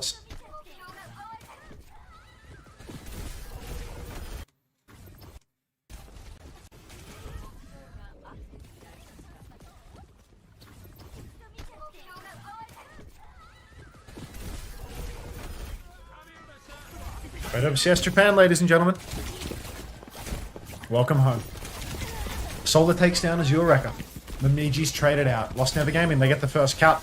Almost like it was a 4v5 right from the start. Solar, blocking, trying to play life, and Wolf is going to overextend and go down, only having farmed 27% of their ult. Solar will be slept up. Who is Momiji 893 on Soldier? Did you just see the Tracer play, Quinn? Or did you just tune in just too late to see that opening fight Tracer play? Tell me now, Quinn, because I will replay it for you. Did you see the opening fight Tracer play, Quinn? Just tuned in? Alright, tap in, mate.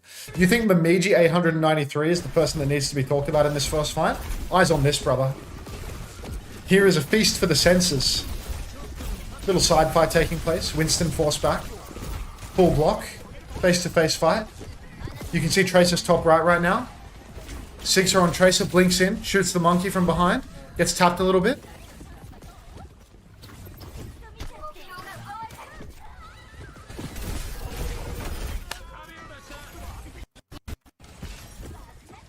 Yeah. This region's peak. This region's peak. Just pack it up. Wrap it up, pack it up. Go home. It's just insane. Can we talk about the continuing effects that imperialism has had on the Congo? To be honest, I think I'm not supposed to talk politics while I'm co-streaming, but I do feel that that would be a more engaging topic than watching this game right now. Six has gone down for Wolf. Downpour now comes out, but it's a little bit optimistic, a little bit too far. So there is going to be a downpour for nothing. And now a Nano Boost comes out onto Slim. Slim's going to jump backline. He's trying to zap down Fregray. He will zap down Fregray, in fact.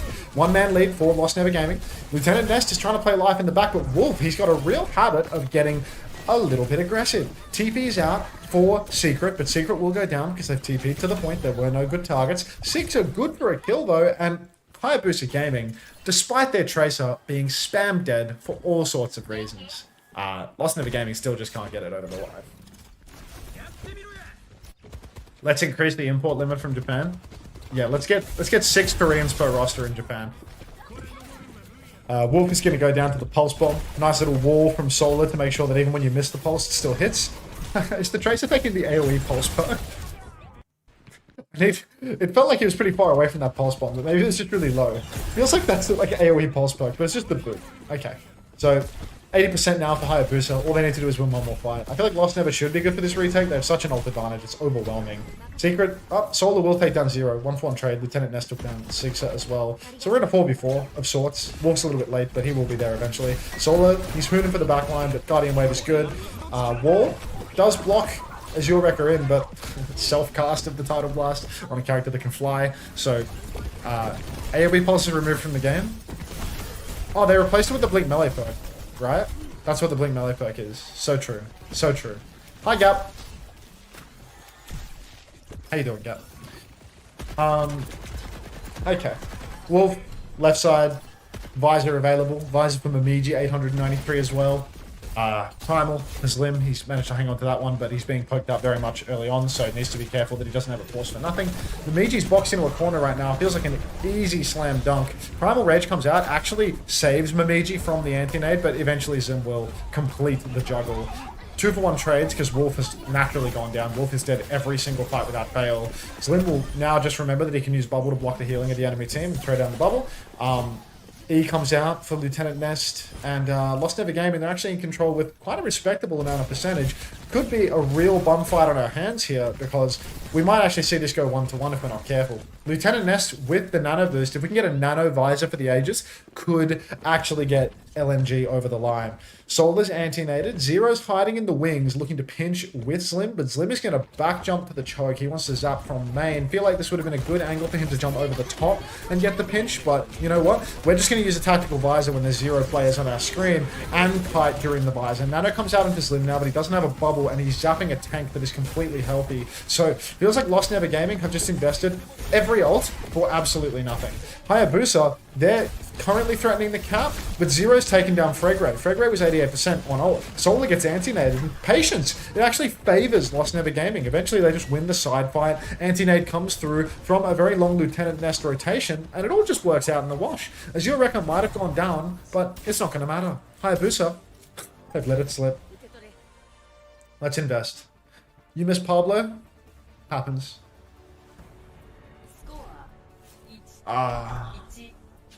LostNever showing signs of fingers. What's going to happen is LostNever Gaming is going to... they just won a round on double flex, which is like the meta. So they're going to make the swap now and go back to Juno Brig to lose the 3rd round. That's my prediction for LostNever Gaming. They're just going to immediately go to the worst comp and throw that way. Win sometimes gaming. Happens. I just joined. Why are we in a soldier mirror? Soldier's pretty common on that map, to be honest, like Busan Sanctuary, because it's like a long-range hit scan. No idea why they're playing Soldier over Freya, though. It's like, it's old school common, you know? Like New Queen Street, Sanctuary, you would often see a bit of Soldier play when like Freya was banned, but no idea why they're doing it here. It's just Japan things. Looks like my pred was wrong. We're not going to see LostNever throw away on Juno Brig. So now we've actually got ourselves a pretty even matchup, but Secret has taken down Wolf before the fight can even begin. So Sleep out onto Solar perhaps prevents the bleed from continuing for LostNever Gaming here, but Zero slept up on the wing, so that, yeah, that'll be all she wrote for LostNever's first fight here. Japan doesn't get the YouTube guides translated for 6 to 12 months. Is Wu Yang main support or flex support? DPS. Yeah, Wu Yang does so much damage. It's really OP. Bemidji up on the high ground right now, chipping away. You can see Wolf just down on the low ground, looking for an angle, but, you know, with this high ground controlled by Bemidji, it's really hard to take it. Deep dive comes out from Zlim. Zero's on the point right now. Zlim's actually going to take down Fregray with no help from their Tracer. I don't know what this Tracer is doing, like just point side, but not touching point at all. So lots of damage out onto Solar, lots of damage matched onto Zlim. Point touch is taking place. It's a Tracer duel. Bemidji has overextended and gone down because they tried to maintain that center high ground. And now LostNever Gaming, I mean, they should be good for this point unless Solar kills everyone. Solar goes backline, kind of fumbles the kill, and Zlim with a very good counter bubble. Wolf will go down, so it's actually not over yet. LostNever Gaming could still fumble this, but if they kill the baby on point, the ping pong is going to be really difficult. It's just going to be all on Sigsa. Nanoboost is also available, and that should be fine. Lieutenant Ness doing heaps of damage on the objective, and that's going to be the cap going their way. Now you can see Zero pushing forward, looking for a little bit more, but LNG, they would be wise to just hold on to the high ground now. Play for a counter nano. Wolf has made a horrific swap over to Cassidy. Cassidy is really hard to play right now. He's found a kill, but do not be fooled. Cassidy is really hard to play. Freya is one of the best hit scans that you can play, broadly speaking, and on this map, it's definitely the best because you can play lots of wide open space. There's high rooftops that you can fly up onto to escape from things. So I think the Cassidy swap is horrific. The only way that they can find value is by using a counter nano, but they're not using a counter nano, they're using an aggressive nano. So Zlim is going to take the nano, go towards the enemy team's spawn, but naturally nobody from LostNever Gaming can actually follow this up, right? Because the Zero Wrecker is on Brigida, so can't possibly chase. Wolf is on Cass, can't possibly chase, and there's no way for Lieutenant Ness to nade the spawn.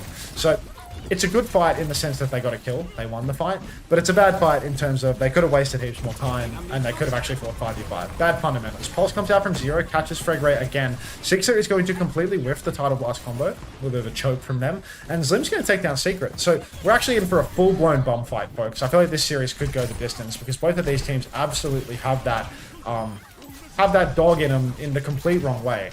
So now we look over next turn. There's a high noon for Wolf. Wouldn't be surprised if he pops that in the back and just randomly picks Bemidji out of the sky. Rally for Azure. So if a dive comes in aggressively for Hayabusa, the rally could... Oh, they're just going to use the rally nice and early, actually. I'm just going to use it 5v1 on the Diva and not catch the Diva. So that's cool. That's LostNever's ult economy coming through right now. 1-for-0 trade. Wolf is now on low ground. A little bit of overshield to keep him healthy, but once that expires, they're going to be a very squishy man. Nano comes out of the Solar, instantly kills Wolf. Zlim's primaling in the back, and he's going to instantly take down Fregray, though, so that's a nice one. Bemidji also being primal. This is a character that can fly. You'd think they'd be fine, but I think Zlim has just solo carried his team over the line, because this guy just solo killed 2 backliners with primal at a 1-man deficit. And, I mean, that's just going to be the map. Solar didn't even touch. Insane. Insane. Let's squeeze a quick play game in. I've got the Doom bug now, so... That was a pretty crazy juggle though, right? Like, he actually low-key, high-key went nuts and killed everyone.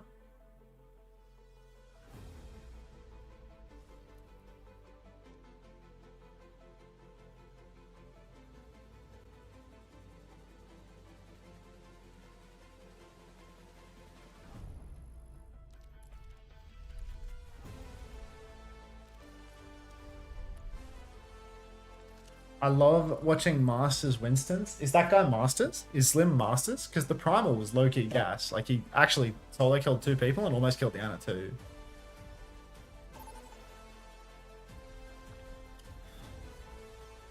Freya and Hanzo are part of the Hitscan sub-role. I mean, they are.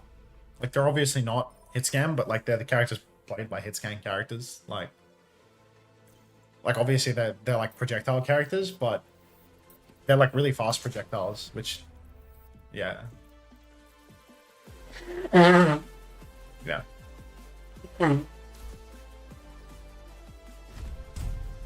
Like, they're not like objectively hitscan, but like they just fall into that sub role, you know? This is like the same as OC calling Tracer a hitscan character. It's like, it's objectively correct, just like how calling Freya and Hanzo hitscans is, you know, obviously objectively incorrect, but like, we're talking about the role here, you know? Like, they're fast characters that like one-shot you with heavy damage at long range, and the projectile moves quickly.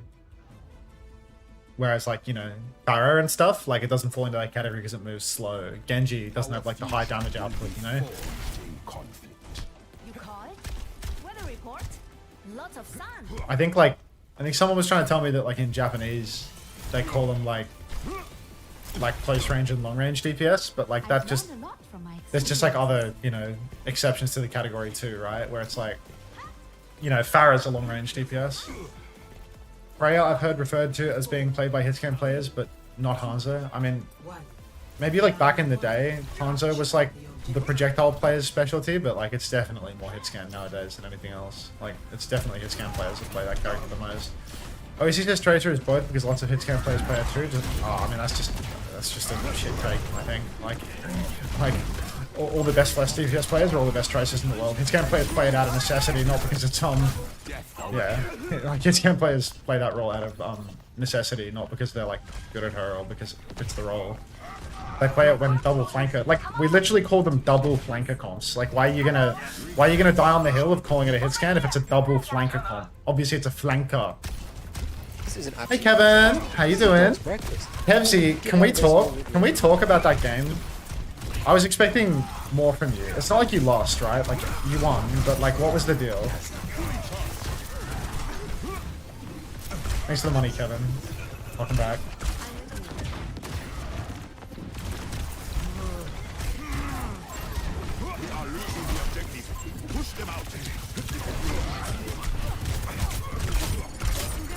What? Don't know, it can happen, mate. Fair enough. I'll pay that.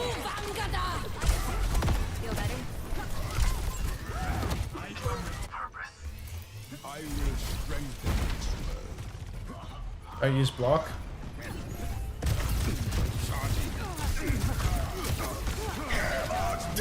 Angles.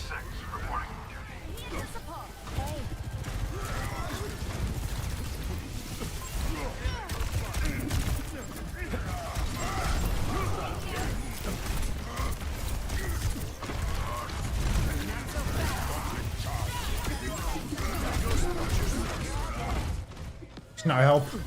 The no help situation. I'm definitely not in front of a Reinhardt. You're talking about a Doom bug? What was it? Was I talking about a Doom bug? At any point? I feel like that doesn't ring a bell.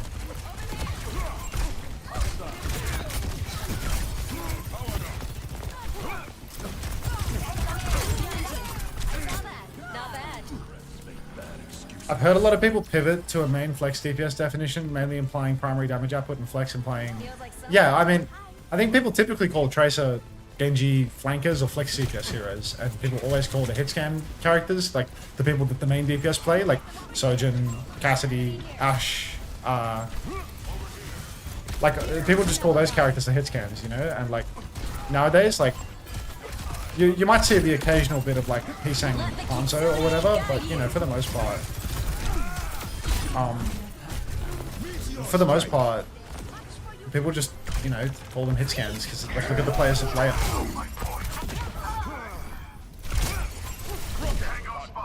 It's like really obvious when you like engage with the game at a high level that like certain players have like real defining characteristics, you know? There are like there's only like there are freak exceptions, and like the freak exceptions are pretty much like exclusively proper and Stalker, to be honest. You know, like the people that are so good that like and like I suppose Kevin in EU, where it's like they're so good that like they play both of those characters, but like it's like the aim intensity and like the style of the aiming that matters, you know? Like Freya's not a tracking character, it's a flicking character. This ends now. Like I fucked with you. Like I let them win by not killing that lovely lady. Which DPS? Tree playing Hanzo on a map? Yeah, I mean Tree plays hitscan for his team, but they lean into a lot of double flanker comps. Like Zero doesn't play hitscan, right? Like Tree plays hitscan for the most part.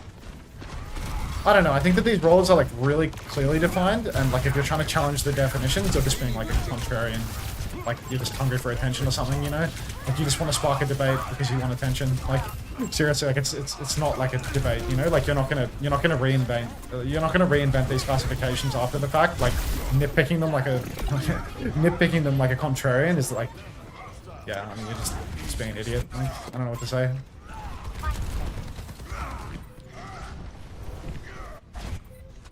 Heroes never die. We lost. It's just a rhyme. What's the point?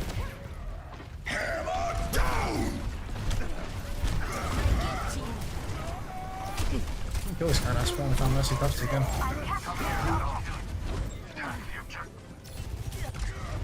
Just get on with it, you can't win on Doom. I mean, I need to like rage quit this lobby now. Like,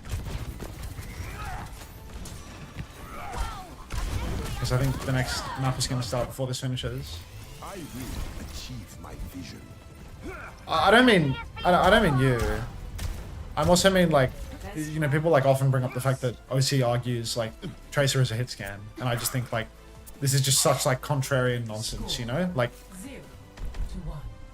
it's really just like, you know, you're taking the definition and you're just like construing it to make things like more confusing for beginners, you know? Like, the hit scan role like very plainly refers to a certain classification of characters, and like nobody debates this classification like ever, you know? Like, it's really like made in flex support, like that gets more legs, I suppose, in an argument, but like taking the most classical flanker in the entire game and the most classical like DPS character in the entire game and making a contrarian argument around the fact that they're actually a hit scan, it's like you just want attention. Like, it's obvious.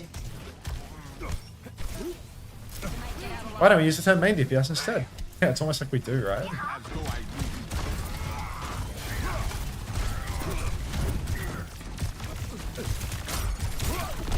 It's like, no, let's argue definitions as a beginner creator so that we can confuse the noobs and then make them seem like idiots more when they say something that they heard in your video.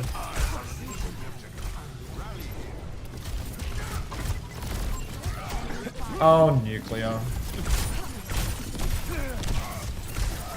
Every day with the love.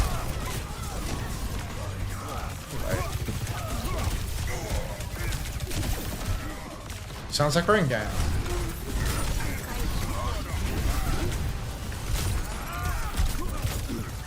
Alright, I have to leave the game.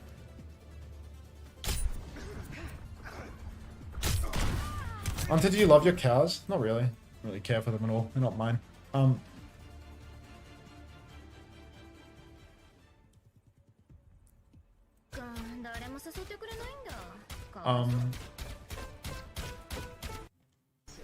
The Max Fist, what happened? I got old. It's just a language problem. Hits can mean something different in most games. I mean, it's not a language problem. OC's an English native language speaker. she speaks English. Definitely not a language issue for the topic of this. Alright, secret. 3-5 pick onto 0. Interesting, we're seeing Zen on Flashpoint versus a Queen, and the Queen is losing. Like, that feels insane to me. This is like the hardest game type essentially to play Zen, because it's so easy to get flanked and there's so many different places that the enemy team can come from to close a gap on you. So I feel like Hayabusa Gaming are well and truly taking the piss with this comp. I feel like Tracer Genji is just wide open. I don't know what Zero and Wolf can actually play. But yeah, she's actually Korean. I mean, I am quite sure that OC is not Korean. I am quite certain of that. I know that she has a Japanese and a Korean name in her Twitter name, but I'm quite certain that she is not Korean. Wolf is going to TP on the spot. Down they go. LostNever Gaming, again, unable to make it work versus Zenyatta on Flashpoint. So we are in for a long one. We are in for a long one. You've got to be baiting about her being Korean. I'm not buying this.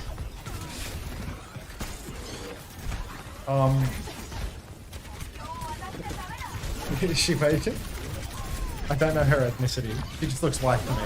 Alright, Terra Surge comes out from Solar. Secret, 93%. Down they go. Azure Wrecker will find a trade. LostNever Gaming, they're so close to leveraging the flip, and yet so incredibly far. I really can't believe that they're winning with Zen. Like, playing Zen on this map should just be absolute suicide. It should be impossible to stop the enemy team from just crushing out on top of you. Slim's actually going to go for this one as well. The Kitsune Rush comes out from Lieutenant Nest. Slim has the Rampage. Hayabusa, like, they're going to be completely hamstrung by this Rampage if they can get it off on the point, but they might not even need to use it, because inside the Rampage, or inside the Kitsune Rush, they're just heart touching. Zero blinks on, looking for a kill. He's going to go down, trade it out. Can we mute nuclear? Have you heard of Mr. Baseball? No. Oh. This is psychotic rage baiting.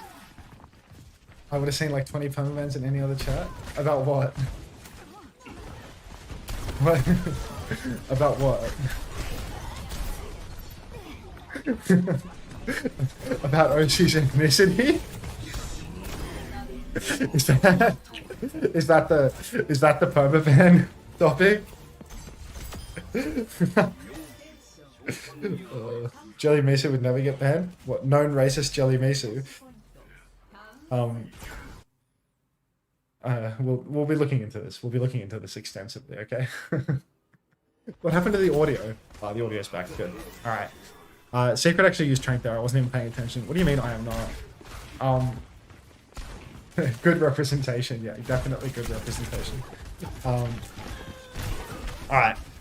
Slim pushes, tries to go for a slash in the back lane, can't get it done, has to shout and beat overlaid now. Rampage opportunity, we need one, but I'm pretty sure there's still a Suzuki available for Hayabusa. Spin comes out from the Miji, good for one, almost good for a second. Slim needs to get the ult off, but just can't get it done, so Hayabusa, all it took him was a spin in the end. Azure Record goes for a beat push, but it's a zero-man beat push. Everyone's spamming this. This. Anyway. Mr. Baseball is a movie about an American who moves to Japan to coach baseball and falls in love with a beautiful Japanese woman and shit. Could be your story. Could be Mr. Overwatch if you keep doing these Japanese games. I doubt it. None of these games make me feel like I'm suddenly in love with Japanese culture, to be honest. If anything, they bring me closer to Korean culture. Anyhow. Kitsune Rush comes out in main. Massive Rampage is completely Suzu'd by Fregray. So even though the Rampage hit absolutely everybody for LostNever Gaming, even though they have managed to get the flip, the Kitsune from Fregray was just ace. And that's going to win them this fight, win them this turn very, very easily. No competition, in all honesty. Kitsune Rush is now available for LostNever Gaming for the next turn, but that fight hurts. Did Zen take the Trank Discord perk? Looks like it, yeah. Looks like it. Secret's being pushed from every which way. Will go down. You can see that Fregray actually missed the Suzu there, so they used their good Suzu quota. Now it's gone. Body's on the point for LostNever Gaming. They have a one-man advantage. They're probably going to find Mamiji on the way out as well. You can see Zero coming in from the wings, but doesn't have recoil, so playing quite conservatively. Doesn't want to get too aggressive. Sigsa, unburrows, and drills. Feels like there's really a kill opportunity somewhere in here. LostNever Gaming, they will finally get the flip. It's 98% though, so it's really important for LostNever that they actually clean up this fight. Trank comes out from Secret. It's a 5v5, and it's an AoE Discord Trank. So hard push with that one. Sigsa's pulse trades it into a 4v4. Secret's also incredibly vulnerable to literally everything, and will go down just to some Reaper shotguns at mid-range. LostNever Gaming, they have the flip, and they're winning this scrap bit by bit, because after the Trank, there's really nowhere for you to play. Wolf is very, very low, but unfortunately he does not know the Israeli Reaper tech, so he's not going to be able to survive that one. Guys, can we please get some likes on the YouTube stream? Thank you, Huddy. What does that mean, Soph? What is 4B as well? Thanks, young money.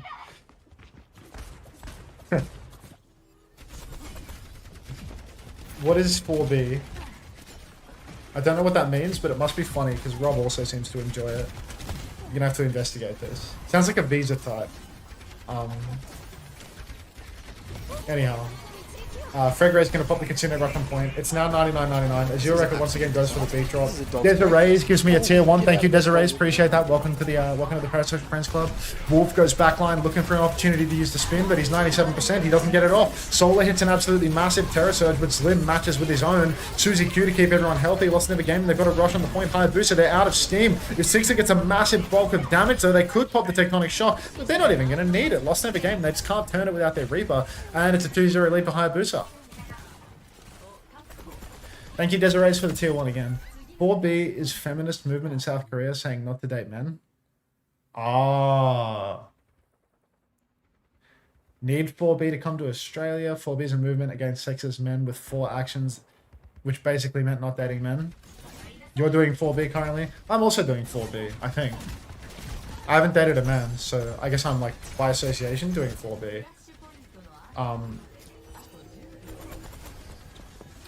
Yeah. Oh, I don't know about that one, Rob. Anyhow, Six is going to pop the Tectonic Shot. Finds absolutely nothing with it. It's just 0 for 4.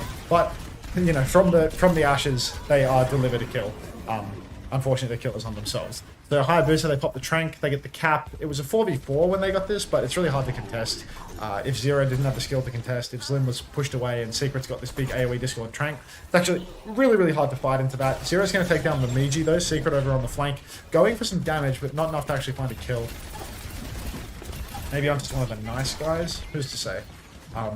Been on the point, Slim taken very, very low. Soul is just going to be walked down by Wolf though, so there's a scrap taking place on the point right now, and it feels like LostNever are just winning it by the numbers. Secret in the side angle, I mean, he's trying to get as much damage in as he can, but if he steps forward, he will die. So Hayabusa, they're just going to backstep, they're just going to give the cap off. Still a little bit scary for Hayabusa. There's a beat available, and if they can actually win a beat push by killing the enemy Zen for once, that would be crazy. Like, if they could beat and TP onto the backline and trace a blink onto the backline and just kill Secret with the beat push, that would be massive.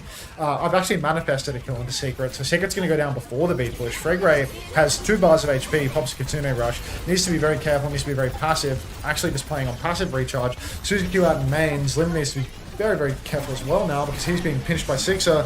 Once again, mirrored ults for both Orissas, Terra Surges either side. Azureka goes down without popping the beat, and surely that means Hayabusa are going to take the cap again. Fragray traded, but it's not enough.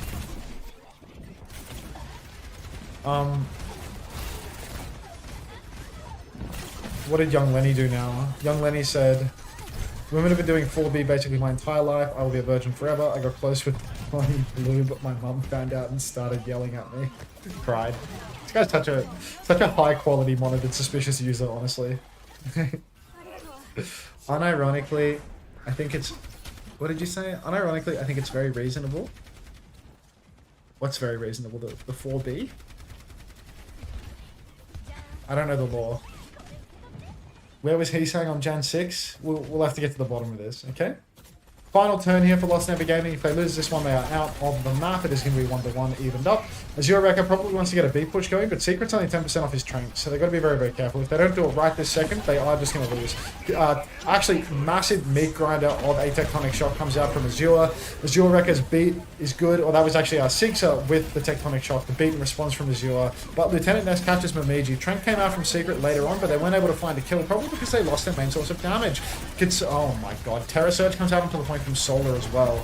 And this feels like just a cope ult, if anything. So now you can see LostNever Gaming, surely they can win this. They've been 5v4 for so long.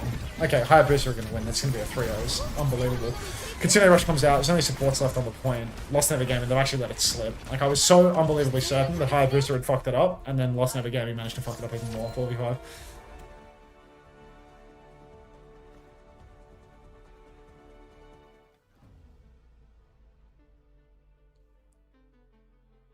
Yeah, the chat really like got into the feminist discussion in the latter end of that series. Feels like these Hayabusa gaming matches are just like really engaging. Like they just get everyone fired up.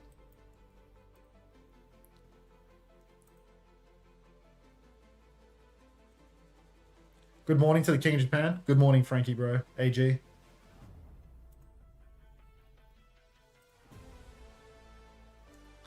Let me get my Overwatch open again for like some practice range shooting because I don't have time for a game. Sounds like it's really kicking off in Korea though.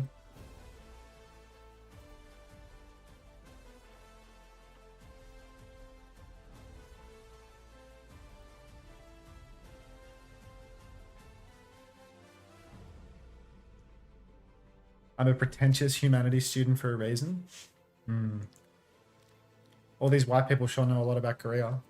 I mean, if you want an actual, like, unbiased reference standard about, you know, what it's like over in Asia, you should probably, like, just try and find your favorite white content creator that speaks a couple of other languages, but probably doesn't travel very much internationally, and try and get their 2 cents on foreign culture. That would be my advice.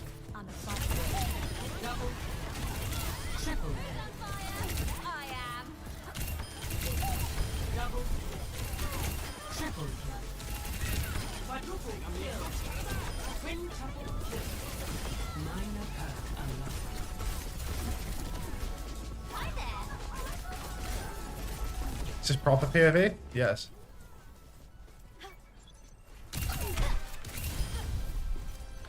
Any recommendations for who I can go to for that insight? Well, I wouldn't want to like spoil it all for you, Chrissy, but I'd say that, like, generally the more languages that you can fit into a Twitter bio or a Twitter name is probably a good shout, to be honest. And obviously select for someone that's young as well. Like, the younger they are, yeah, the younger they are, the more likely they are to be really experienced with, like, lots of different situations in life and lots of different groups of people and cultures. So I'd probably go for that.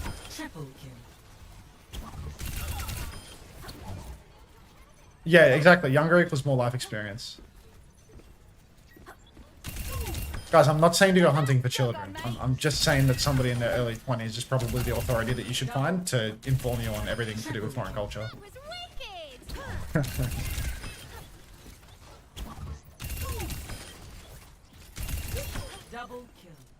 Never been to Korea is probably, yeah, like the most likely insights into Korea, in all honesty.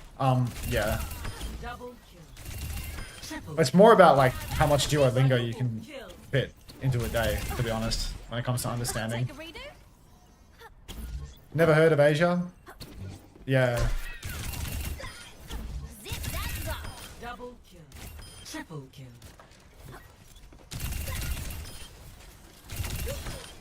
Yeah, I mean, I guess, you know, you probably get some sort of, like, qualifying event for having watched Squid Games as well.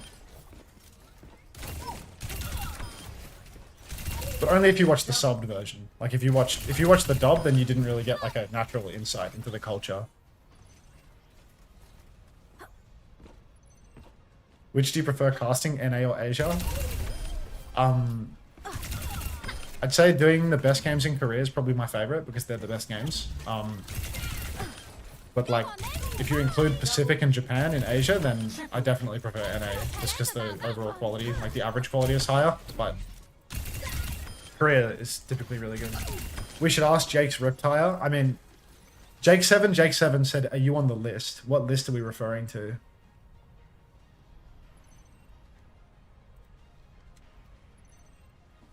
I'm 20 years old and went to an all-inclusive in Greece once. Here's my take on the Korea situation. Cried. Yeah, it's like, I'm 20 years old, I still live with my parents, I've traveled internationally once and it was to Canada from North America. Here's my take on every foreign culture that you've ever considered discussing on social media. Like,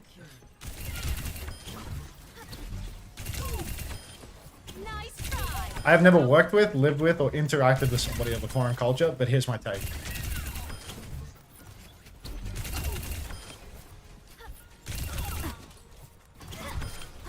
My understanding of a foreign culture is that they make the cartoons that I like to watch when I'm sitting in my bedroom doing nothing. I also read online that they have very fast trains. And we do not have that in the United States.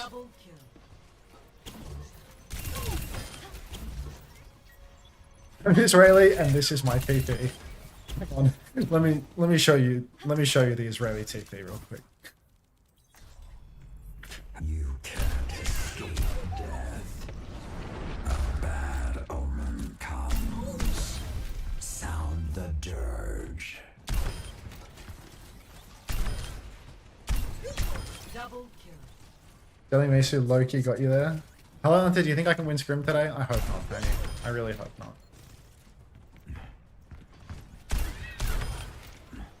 Just got champion from a silver chest in Clash Royale. I don't know what that means. I don't play Clash Royale. Why is it called that? The Israeli TP? It's the way fast TP. But I think it's rebranding slowly. You see Seeker do this TP a lot in game, but this is the Israeli TP because there was a European player. There was a European player called Wayfast, and he was the first person. He was the first person to really popularize this TP, where you're playing Reaper and you're in trouble, so you fake people out by TPing on the ground. And he's probably, like, outside of Overwatch League, probably the most famous Israeli player, I suppose. And he retired from pro gaming because he was like a tier 2 pro, like one of the contenders players. I think he might have been on Uprising Academy or something. Maybe not. No, I think he had a stint on Uprising Academy to go serve in the IDF for his mandatory military service. So I feel like now you can say I'm an Israeli and this is my TP because it's actually completely factually correct. You know, it's the way fast TP.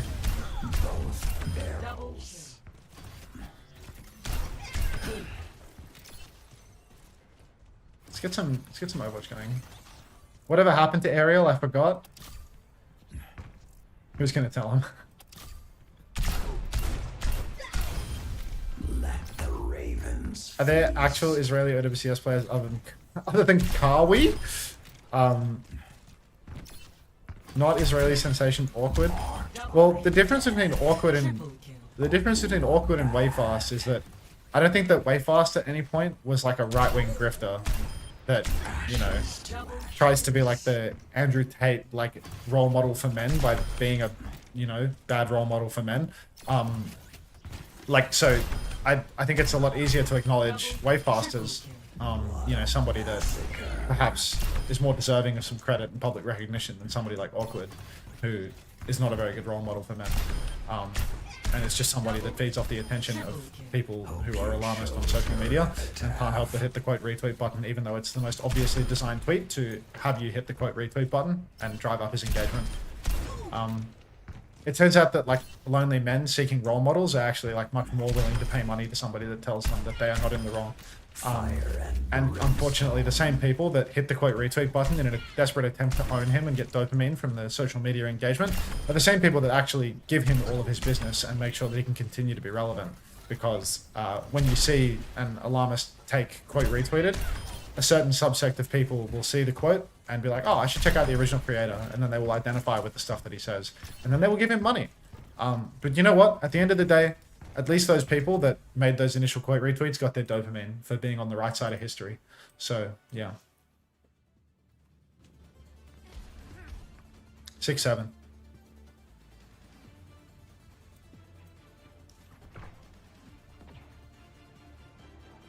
That's what happened with me to you? Yeah, what quote retweet, what alarmist quote retweet did you see from me? What did you see me saying that was like, how did I hook you? Because we all know that there's nothing but lonely gay men in this chat, obviously. But, yeah, like, which tweet appealing to lonely gay men got you? Tell me. Was it the one of Cristiano Ronaldo crying? Or was it the one of TVNT was killed you? Hello, Bunnykins. Welcome back. Quick bounce for the road. Alright. 1-1 scoreline now. Well, that's a noisy skin. That makes me want to turn down the game. You retweeted. No, I didn't. Please respect the lonely gay women and they thems in your community. I'm so sorry. I'm so sorry. Rob, you know that message that you just sent needed to be manually approved?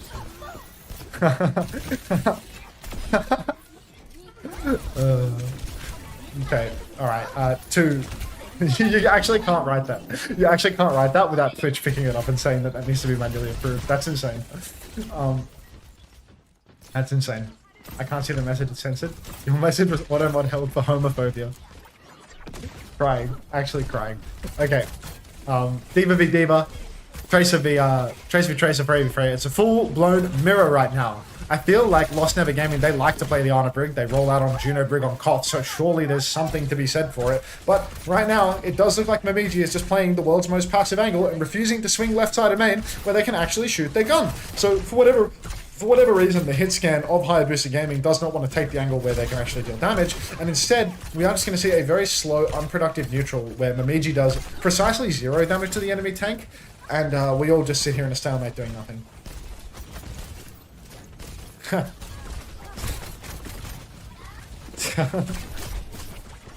Unter stream is a safe space for all gay people. It's real. This is a safe space for basically anyone that's unhappy. It's been 2 minutes and they haven't come around the corner. I mean, to be fair, this is where the card typically gets held. They're just slow cooking the whole doing damage to each other thing because neither Freya wants to actually get Mangled to do anything. Nano Boost comes out first tempo onto Slim. Slim's going to push backline. Self-made is good. Counter Nano onto Fregray. Slim is incredibly low but should be fine to survive. Solar has a really good angle though, so if they can just keep on swinging from here, I feel like Hayabusa have the lead. Unless of course Zero can sneak in behind and hit the Pulse Bomb. They blink once. They hit the Pulse. Pulse comes through. Secret is dead. Rally is out for Fregray. Wolf is continuing to snap ankles, getting pocket from their support line. And Hayabusa, I mean, they've pushed the card a little bit, but ultimately Six's Pulse Bomb's been eaten, and it's just not looking all too hot for them. LostNever Gaming, they really do have to, yeah, I mean, I feel like they just have to not get traded and they should be fine. Hayabusa are all balled into a corner right now. Like, they're all balled in the server and there's only 3 players left. So like, they're all going to die. They should just do it quickly at this stage. What's going on in the chat? We're talking pride. Red Eyes is never happy. Wait, no way Soul is doing it right now. Alright, so they've clutched up 2v5. I'm sorry, I started reading chat and I need to just like, how's this happen? Like, Mimiji's dead, Fregray is dead, so like the only people left are Solar and like a respawning Sixer, right? So there's 2 players left. 2v5. Zlim comes high ground and starts tank shooting. Wolf gets anti-nated by the respawned Ana. Vertical bomb comes through. Kills the mech because the mech got slept by the respawning Anas. Okay, Solar's still out of suit, so it's not like done yet.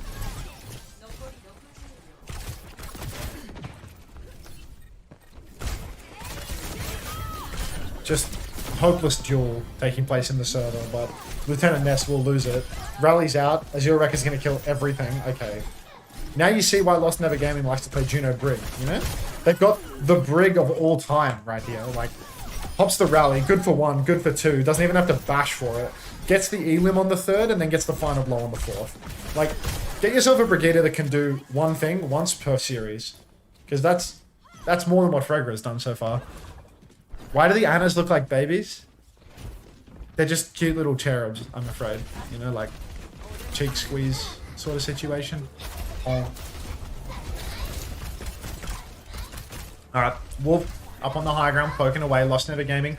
It is their last fight. They have Nano, they have Bowler, they have Pulse. They have all the tools required. Hayabusa Gaming, they are well and truly down on their luck. Only a Bowler shot, and that's a Bowler versus a Diva. That's a very hard one to get off. Lieutenant Nest bolted multiple times, so needs healing, but the Brigadier is nowhere to be seen, so just has to sit AFK, out of line of sight for a very long time. Could open the door. Instinct Bowler shot comes out. The instincts were off. Bowler shot comes out onto Mimiji, does not connect. Now Zlim is pushing deep, looking for a kill. Does not connect. Incredibly low. Mimiji will eventually go down with the Tracer pinch. Solar's anti-nated on card. There's still no nano available. Azure Wrecker. Oh, they were absolutely begging to get nated with that position on card, but they are going to make it through. Secret's going to go down to Wolf as well. And it's a full hold for LostNever.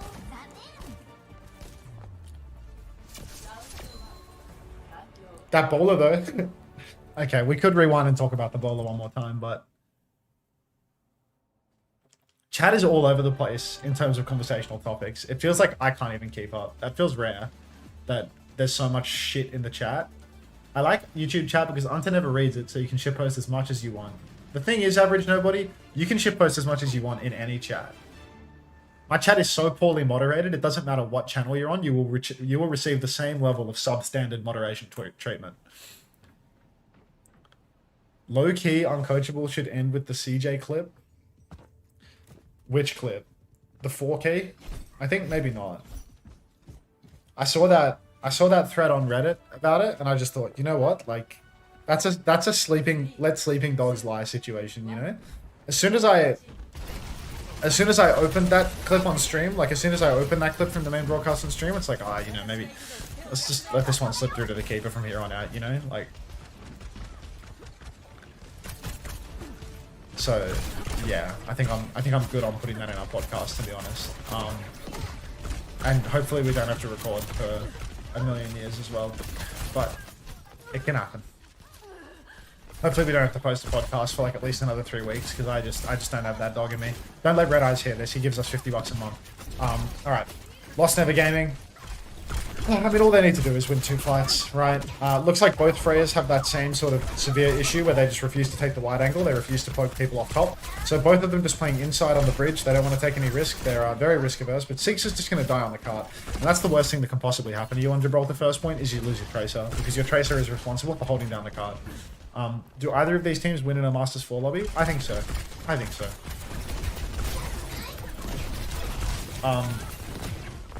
Are we talking about the JK Rowling Black Mold? Wait, it wasn't Black Mold. It was actually wallpaper. Aww. Here I was hoping that JK Rowling was living in a pile of her own filth despite being a millionaire. Mimiji's going to keep swinging high ground because it looks like even though LostNever Gaming had the Tracer advantage, they have squandered it while I was reading the chat about JK Rowling. Mimiji gets back up onto the high ground though, and LostNever Gaming, they're 70% to a nano boost. Gotta be very careful not to lose their supports though, because Wolf is occasionally threatening to, you know, just barely have an angle. But I mean, you can see how slowly this Freya ult charges when Wolf just sits in the most passive position known to man, refusing to even contest high ground. 2 minutes have passed and he has 50% of a bowler. He's literally doing nothing. He's a cosmetic Freya.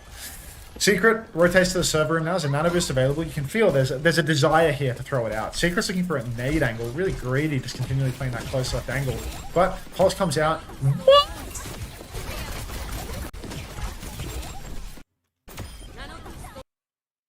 Just strafes right into it. We can play later, Bonnie Kittens. We can play later. Insane. Alright, so Secret's dead with nano boost and Hayabusa Gaming clearly want to go to map 4. So let's just get the expedited trip to map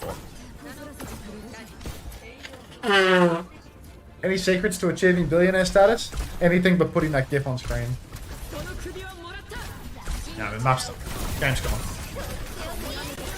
Slim on cart, clutching it out. It's not really much of a clutch, to be honest. Hayabusa have no hope here. So let's get some ads. Let's get some gameplay.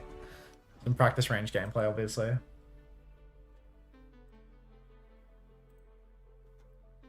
Billionaire, you say? Is she a billionaire with a B? JK Rowling net worth. JK Rowling's net worth. 1.2 billion? Jesus fucking Christ. What did she do to get $1 billion? I mean, I know she wrote the books, but like the licensing... I guess it's like licensing on everything, right? I guess they've like done enormous like multi-billion-dollar grossing movie franchises, and they do like all sorts of stuff with her brand. So I guess it is like a really big thing. Harry Potter and the HBO and the parks. The parks are very lucrative. I didn't even know there were parks. Is that like Disneyland or something? Like, that's crazy. You should write a book. My book would be poo. My book would suck. The parks are great. What are the parks?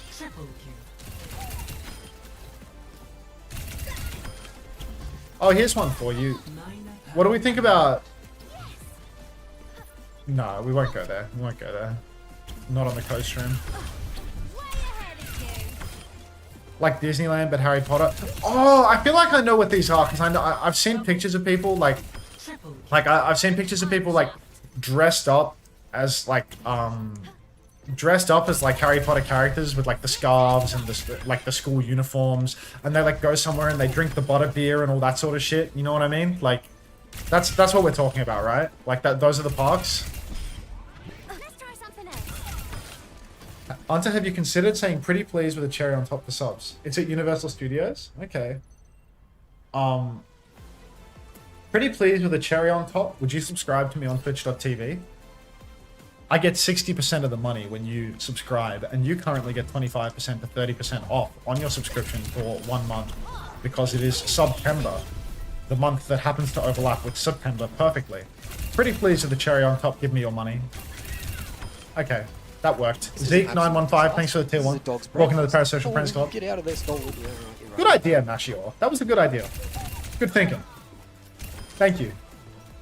Thanks, Zeke. Welcome. W, pretty please. Just thinking up new and inventive ways to beg for money. It's actually crazy. 100% I was a panhandler, not only in a last life, but in my current. This is a dog's breakfast. Big Bog OW, thank you very much for the 8 months. I forgot to unsub. Here you go, weird man. Thanks for describing me as weird, man. That makes me feel better. Thanks for the 8 months. Welcome back.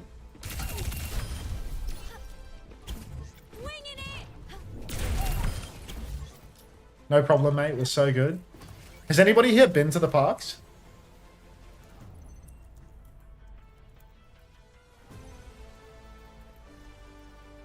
Can we run 10 minutes of ads?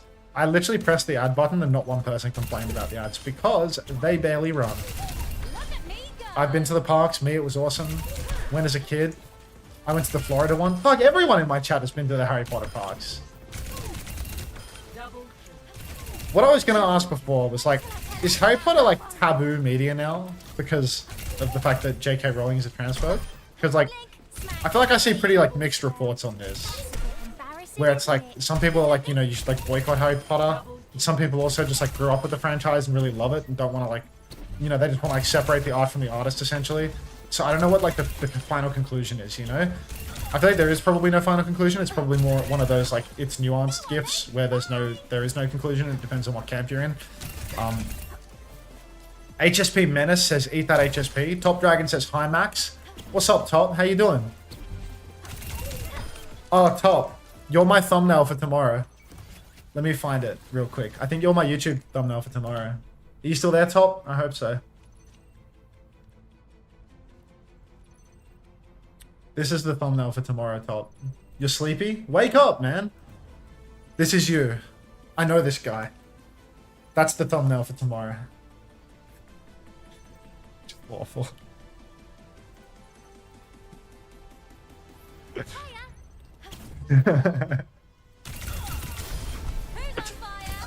Alright, let me read the JK Rallying discussion.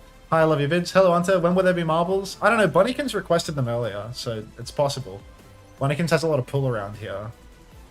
Like, you're not transphobic if you like it, but it's weird to openly talk about it a lot.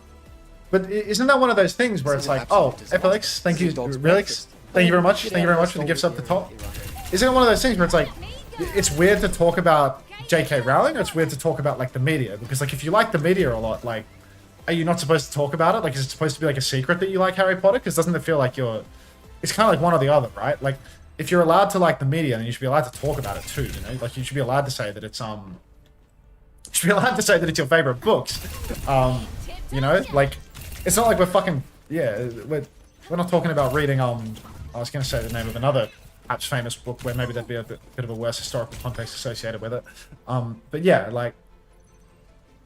Top Dragon pressed the Korean button to say thanks for the gift sub. I don't care if you like it, whatever. I just think it's not good to engage with it financially, just considering she's openly, she said, to use the royalties to fund anti-trans lobbying. I'm trans and bought the Harry Potter game. I really like the media, but you don't give the witch any money. Well, it's impossible to engage with the media, I mean, other than piracy, obviously, without, right? Like either you pirate the media, you know, for like, it's like ethical piracy, or, you know, that's that. But like, are you going to burn someone at the stake for buying it because they don't want to pirate something, but they like the media? I think it's nuanced, is the reality of it. I think it is simply an it's nuanced thing. But I think it's kind of difficult to, yeah. I've been tuned out. Have you sent the, what Reddit clip, Suki? It's a scary sentence to say.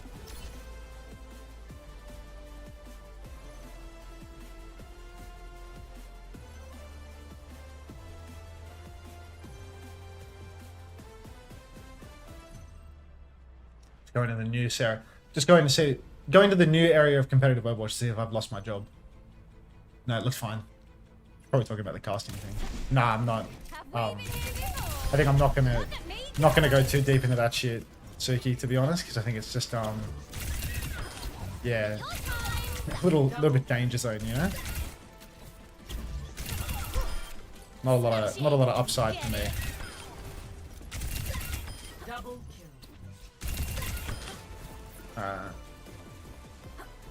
It's very clear that every dollar put into Harry Potter, scared of losing your job, tired. Yeah, exactly. You know, I'll stay right where I'm at. It's the bowler slot, yeah. Bunnykins really wants to play. Okay, fine. I mostly bought it because the devs in the game being very trans inclusive. Fahrenheit 451 with Harry Potter. Yeah, I don't know. I just think that I think I read Harry Potter growing up. I definitely watched the movies. Let's run ads again. Let's just double tap you. Like, I read Harry Potter growing up. I don't think I read them all, but I might have, to be honest. I read a lot when I was a kid. And I watched the movies, but like the love for the franchise wasn't like imbued in me so deeply that like I want to continue consuming the media for the rest of my life. But yeah, I'm pretty much like a hardcore like I wouldn't even describe myself as a slacktivist. I'm just like not an activist, you know. I'm just like a lazy centrist. Like I don't participate in anything by way of activism, you know. Most I ever manage is like, oh, 6 big ads. Let's fucking go. Yeah, I mean, I just don't do anything, to be honest. The most I ever do is like, you know, occasionally donate money to some random charity. Like that's about it.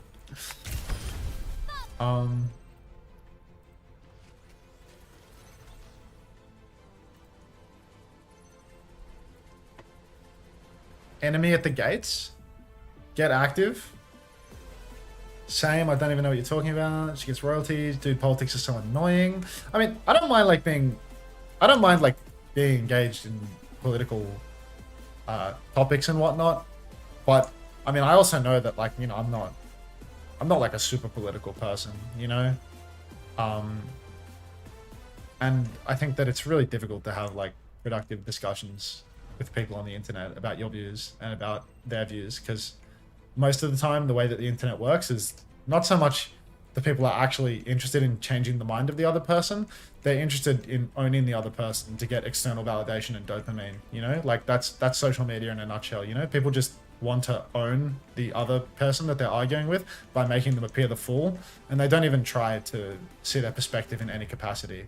So I don't really see much of a point to like publicly broadcasting my views constantly, because I think that for the most part, I'm not actually going to change the mind of anyone by expressing my view. All I'm going to do is have people that disagree with me try to, you know, farm their little dopamine and validation by seeking agreement from their own pre-existing in-group. Yeah, the most political thing that you'll hear me talk about is the Israeli TP. Like, you know.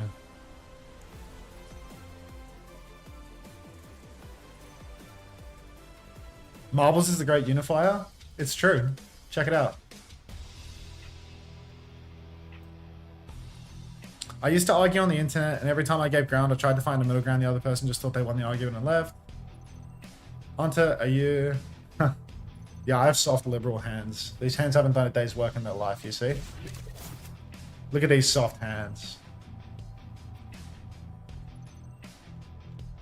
If you consume any media of any type, you should be put in jail, basically, is what I'm hearing. Yeah, pretty much. Pretty much. Essentially, if you have an opinion that differs with the opinions of anyone else, at a bare minimum, you should never have an income ever again. And you should never be able to show your face anywhere ever again. And that'll do, actually. I feel like those are the fundamentals.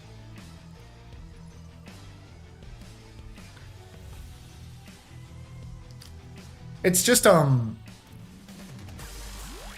only victimless media is clown that. Nice try, Chaz. A painful finish for you. Alright. Heliosmosis first, Yowie Lover second, The Sandwich third, Chris TFer in fourth. Big ups to Chris TFer. Mr. Rover in sixth.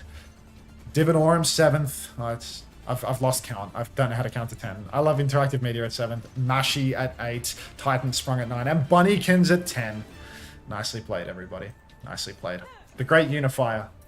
We may not agree politically, but you know what we do agree on?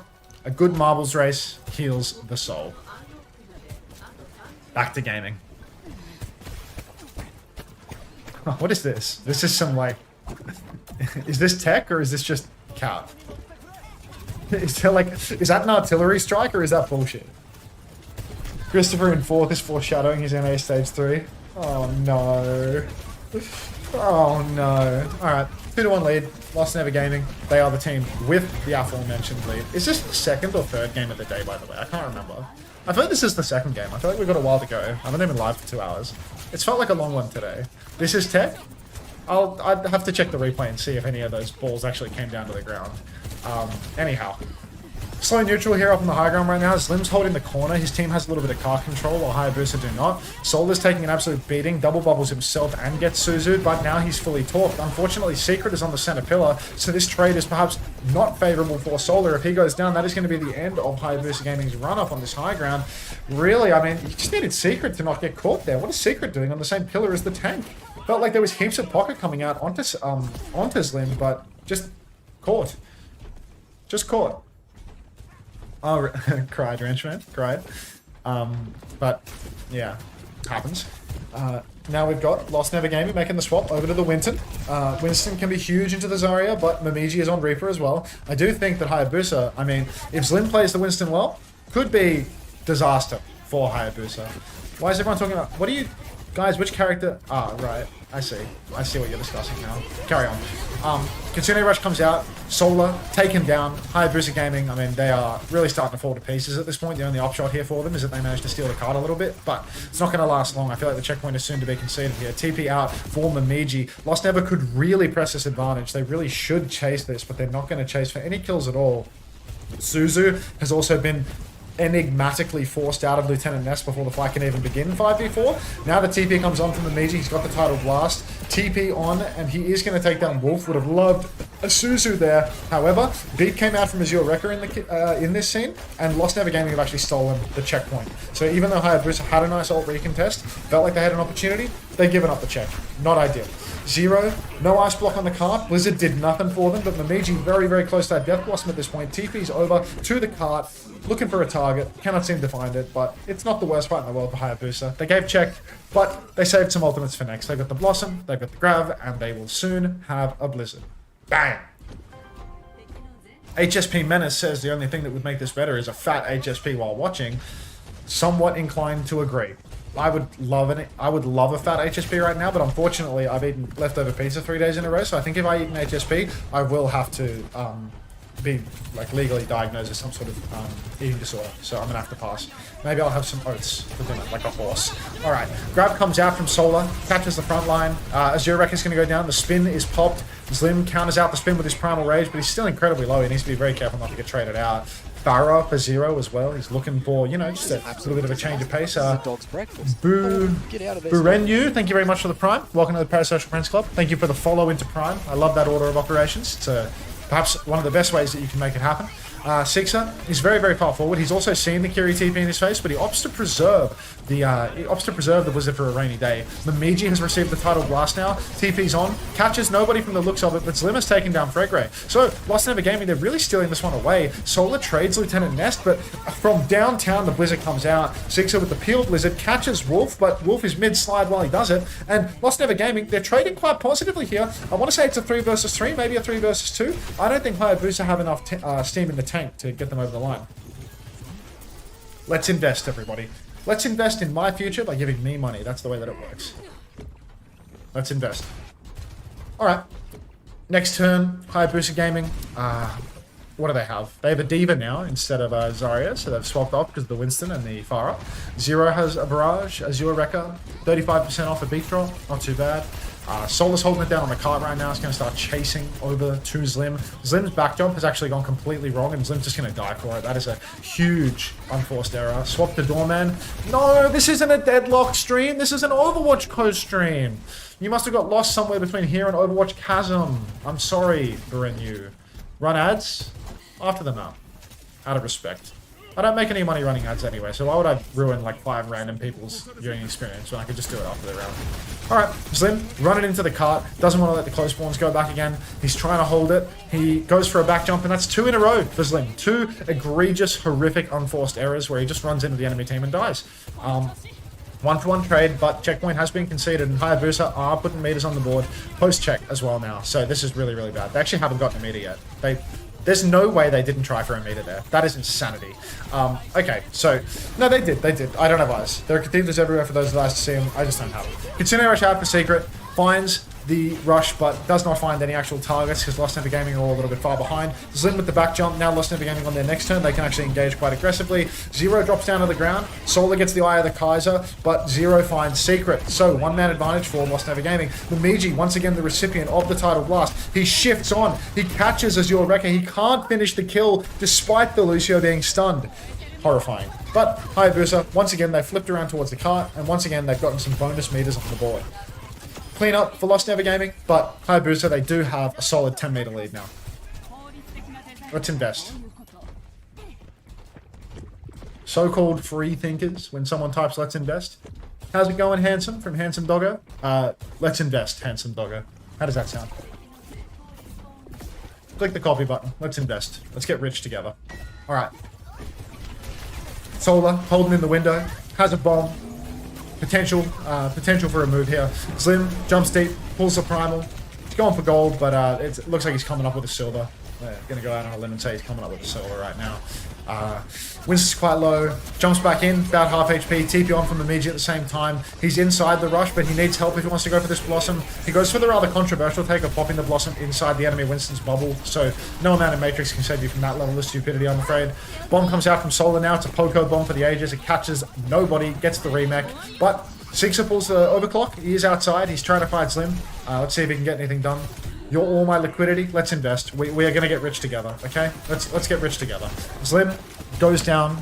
It does look like Hayabusa, once again, they are going to lose this trade because Slim, you know, he's just zapping and beaming inside. Hayabusa, I mean, they do have Momiji TPing back onto the fight for one last ride, but Slim, he plays the bubble to perfection, and that's going to be LostNever regaining the lead. A real back and forth here, a real dog fight, if you will, but it's important to remember, LostNever Gaming, they're up 2-1 in the series. Everything to lose right now for Hayabusa Gaming. If they don't reclaim the lead once again, they're done in this series. 2.5 minutes left on the clock. Title Blast for Fregray. 70% of the Kitsune Rush for Secret as well. No support ults to match for LostNever Gaming. The Miji, once again, he is the recipient of the Title Blast. They love putting it on him. Wolf gets stunned, and Wolf is going to go down. Soul is going to get the pinch. So that's a good fight for Hayabusa Gaming. One-man lead.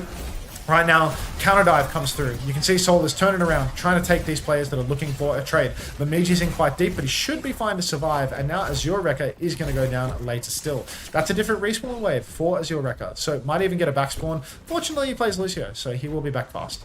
Kitsune Rush is available for Secret. For the next turn, Azure Wrecker will be back spawn. You can see the close spawns were just turned off now.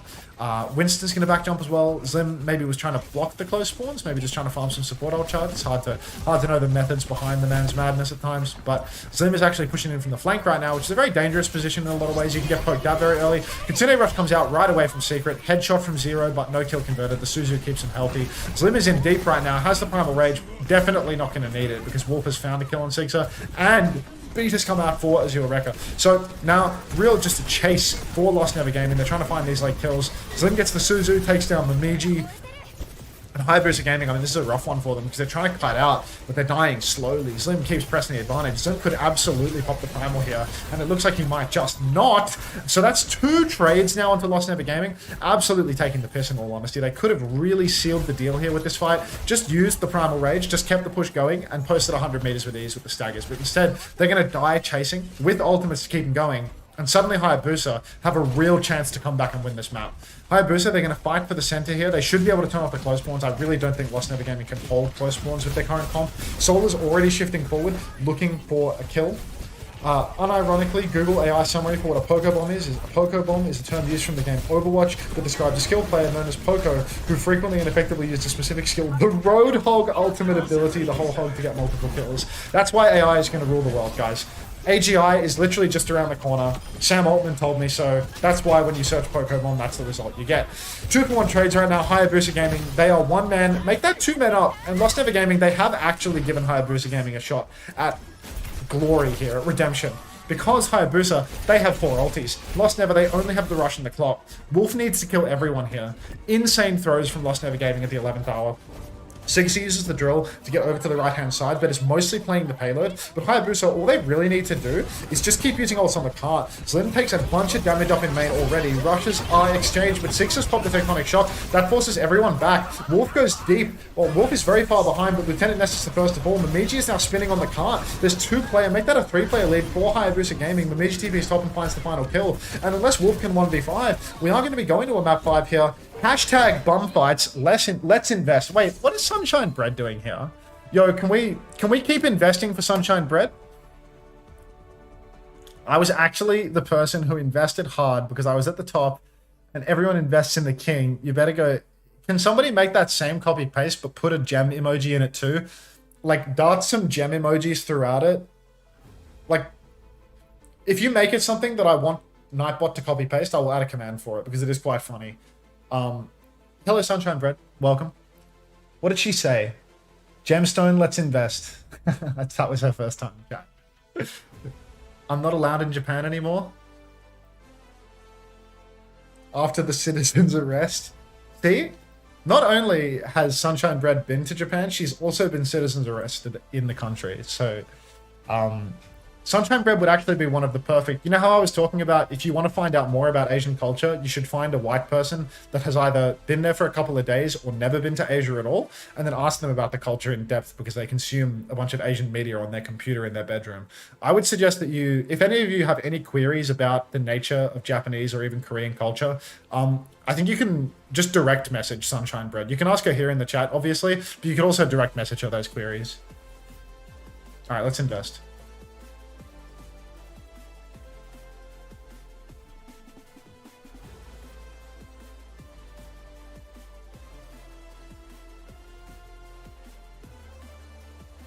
Let's do a squished marbles. I am a red, white, and blue-blooded American. Yeah, which is exactly why you are the right person to be talking about Asian culture. That's sort of the whole point of the bit, you know? The idea that if you want to find out more about Asian culture, you should go to someone in their early 20s that hasn't been to Asia for a meaningful period of time.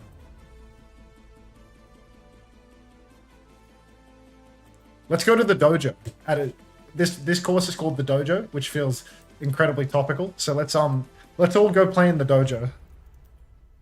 I'm crying. 30 seconds to race, everybody.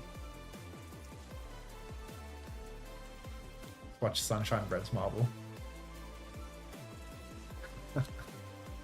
Insane. Look at me go. Notice how the name is pink? For estrogen, of course. It's a shame you missed all the J.K. Rowling discourse 20 minutes ago. I feel like you would have had really nuanced opinions on that. Either way, the conclusion was that anybody who has ever read Harry Potter should be put in the brazen ball. Oh, having a rough time here. Present for ya. Double kill. Can we talk about other discourse? You love those books? Yeah, everybody get Alpha, pick up Alpha, put him in the ball. Have you ordered it yet? Ordered what? Double kill. There's a mod for the brazen bull in The Sims 4. Ah, dude. Double kill. That's awesome. Let's talk about the Epstein letter. Okay, that is insane, no? Like, that is actually insane. Gave it the old wallet. Nice try. I fear the president of the United States might low-key be a pedo. It's pretty fucked up.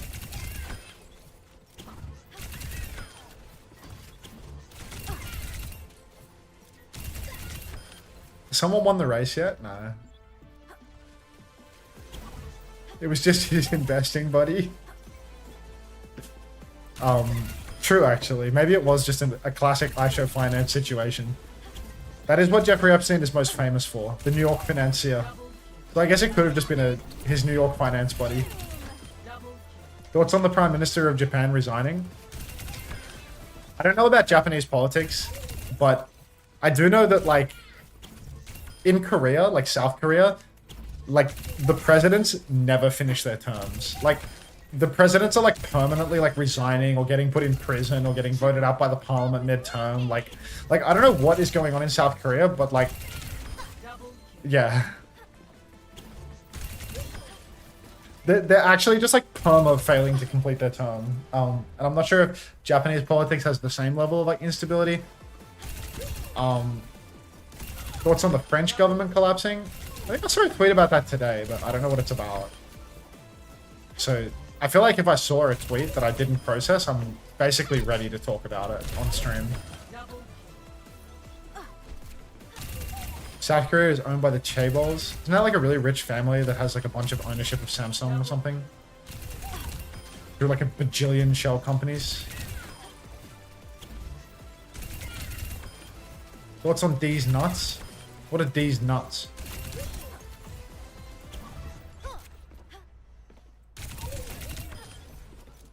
More or less, the big companies, yeah.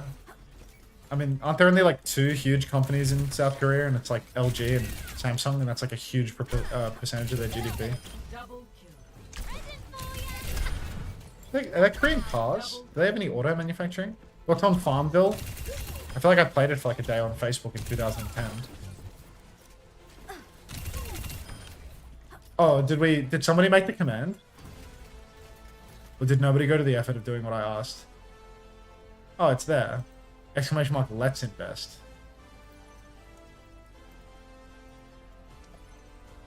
Thank you. FA4B underscore, congratulations, you won the race. Out of respect, we're going to go to the dojo again. Tap in, 30 seconds. Say thank you, Nuclear. Exclamation mark portfolio. It's just a bunch of gems. Oh, famous teammate of Violet here. Style. Lovely. Who's on fire? I am. Double Chandalis isn't here. Can happen. double Here goes nothing. double Gemstones. double I've lived in Canada for about 11 years. Feel free to ask me about Swedish culture. Right. double Yeah, actually, as an Austrian national that's lived in Australia for his entire life, feel free to ask me anything you want to know about Polish immigration policy.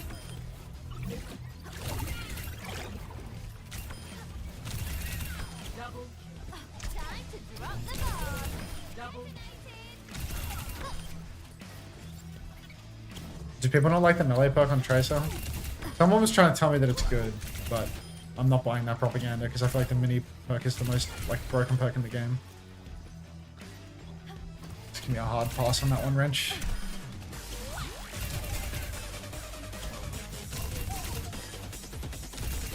I'm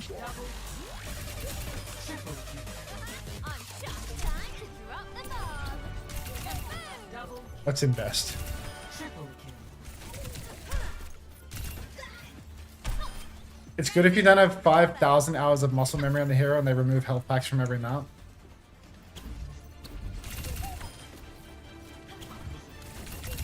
Yeah, that's true actually. If they took away every health pack in the game, it might actually be such an OP perk. But right now it feels like there's a... I learned this in my business degree. There's a concept called an opportunity cost. And the opportunity cost of choosing the Blink melee perk is simply too high. Due to the gains that you could make with the health pack perk. Let's invest. 5 4 3 Let's invest, Chio spread. 攻撃 The fucking Chio spread is so good. Alright, so we're on map 5. No, it's not a sunk cost fallacy. It's a supply and demand situation. So it's, basically, you think about this, and this is a supply and demand graph. And that's basically all I took away from the degree. Alright. Hayabusa Gaming, back on the Zarya. It's Zarya, it's Venture. It's, you know, hopefully a situation where Sixer can carry. LostNever Gaming, they're on Brig for map 5, and Brig is such a liability versus this comp. Brig is just a target for the Hazard, for the Venture. And immediately, would you believe the Brigida is dead? So, as your record goes down, there is no Hazard, but there is a Venture, and no surprise, there is a dead Brigida now. As your record is going to have to swap, go play literally anything else, but no. So I do think that, unfortunately, LostNever Gaming have lost this series, as is tradition. Me as front, I did HSC economics, business degree, and it's like high school knowledge. Yeah, just wait until you find out that I don't have a business degree, man. The Liberal Democratic Party of Japan, right wing, has only been out of power for a total of 4 years since the 50s. Oh, okay, that seems like a pretty politically diverse country. Just put the square in the square hole. I tried to put the triangle in the square hole, and unfortunately, it fit. So I was assured that everything was fine. Hey, can someone tell me what's this UI element at the bottom? I keep seeing it on Cassidy POVs lately. Do you have a degree?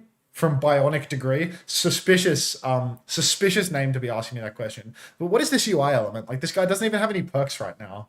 Mythic Gun? The Mythic Gun gives you a dog shit UI element down the bottom? What is it, like stat track? What does it do? Like, what is this doing? These wings. I know you want to watch the Overwatch right now, but like, I'm pissed off. Like, it looks so bad. Alright. Okay. bionic degree trying to steal my degree. You have to pay for it, therefore it can't be shit. You convince me. Buy the cosmetics, everyone. That gun also booms. Like that is a booming weapon. Alright, high ground control for LostNever Gaming, but it's not going to last for long because Hayabusa's made a full rotation underneath. If they can just take high ground away from Lieutenant Nest, go rotate and push them off, could be absolutely disastrous for LostNever Gaming. They needed to hit that rotation much better than they did. Somehow, some way, they have no awareness that the enemy team is actually coming top, and the Ar's just going to get drilled off. Fortunately, Secret will be taken down. Wolf swings top, and Hayabusa, I mean, 1-for-1 trades right now. Zero goes backline. He's in a mortal duel with Fregray, but Fregray's going to go down. Wolf, the man with the stat truck mythic weapon, cleaning house. Not that we can see any of it, but it does happen. Zlim has been drilled in by Sixer, and Zlim is just going to feed his fucking brains out, actually, so not ideal. Everyone's trying to invest right now. All the mythic weapons have one. Let's invest. Okay, we investing. Just happens to be my name. I'm simply curious about the degree. I have a Bachelor's of Science in Pharmacology bionic degree. Anyway, high ground control for LostNever Gaming now is going to be much more valuable because they have a nano boost and they can nano the rotation, nano their monkey. Could be very, very difficult for Hayabusa to actually cross out in the open. Just need to be careful of the grab that they don't get caught out. TP comes top though, nano onto the Reaper, and Lieutenant Nest just completely alone. Somehow saved from this push though. Maybe there was a nice boot coming out from Azure Wrecker, but Zero, first person to go down. Wolf pops a high noon, finds one trade, but 1-for-4 is not ideal. LostNever Gaming, their next recontest could be doable. They have a rally for the low ground fight. They have a primal to go and contest backline as well. And Fregray could be in a spot of bother because it's on a Kiri. That's an easy comp to Primal Rage. But it can happen. With that haircut, I understand that degree. Can you connect the dots for me, please? Bionic degree? Because I don't really see it, to be honest. I don't really see it. To be honest, this is more of like an unemployed person's haircut than a degree person's haircut. Like, you know, this is like I studied like interpretive arts history with a minor in psychology or something. But anyway, Secret, TP's on. He's looking for, you know, the save of the century, but unfortunately he misses the Suzu on the two players that are dying, only Suzu's himself. And that is looking like Hayabusa Gaming now, just fully wiped. LostNever Gaming didn't have to use a single ultimate to get that retake done as well. I was unfortunately just looking at all the investment in the chat. The farmer's mullet. No, not farm ecology. Pharmacology. P-H-A-R-M-A. Pharmaceutical science, not farm ecology. Pharmacology. P-H-A-R-M-A. I'm getting rage bait. It has to be rage bait. Insane. Like, I can't take this serious. Oh my god. Slim has a primal rage, doesn't even hit the rotation. Doesn't even hit the rotation, he's just playing from behind. He jumps inside 5v1 and dies of primal rage out of respect. Worst engagement position possible for a Winston. Doesn't even pull the enemy team out so he's Anakin nade. Doesn't even primal rage. He makes such an egregious error stacked on top of another egregious error. Fortunately, LostNever Gaming, they're so far ahead that they don't even need their Winston or their ultimates to win this fight. All they need is a pulse bomb and a tracer going wild. Stop typing exclamation mark farmer. Yes, really, public wank. Investing in farms. Let's invest. There we go. That's my degree. That's my degree right there. Let's invest. So you're not an Aussie farmer? No, I separately own a farm. These two things aren't related. These two things aren't related. Okay. Hayabusa Gaming. Down goes Fregray. There's a minute left on the clock. Let's invest. Let's invest.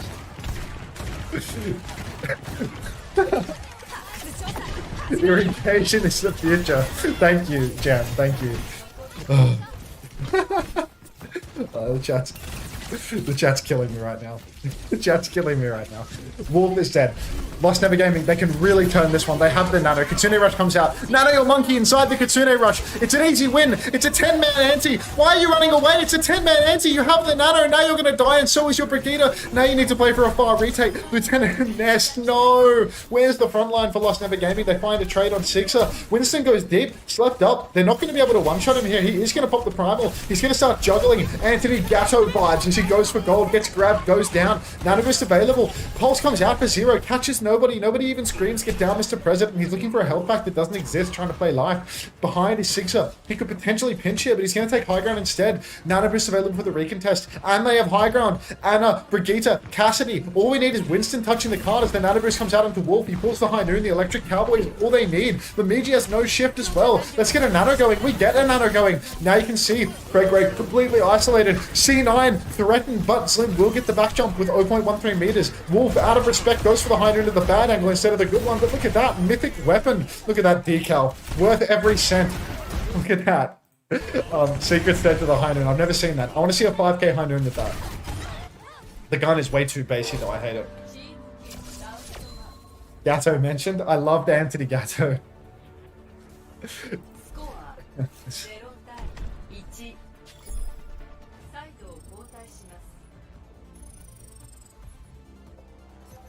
Here we go.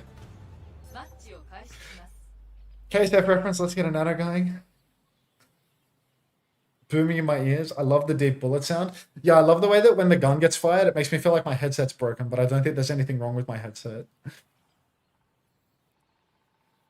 Let's invest. Okay.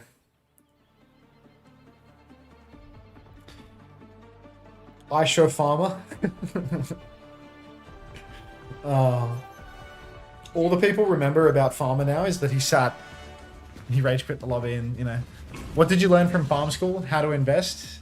Yeah, I basically headphone, let's invest. That's what you hear when you buy the mythic skin, actually.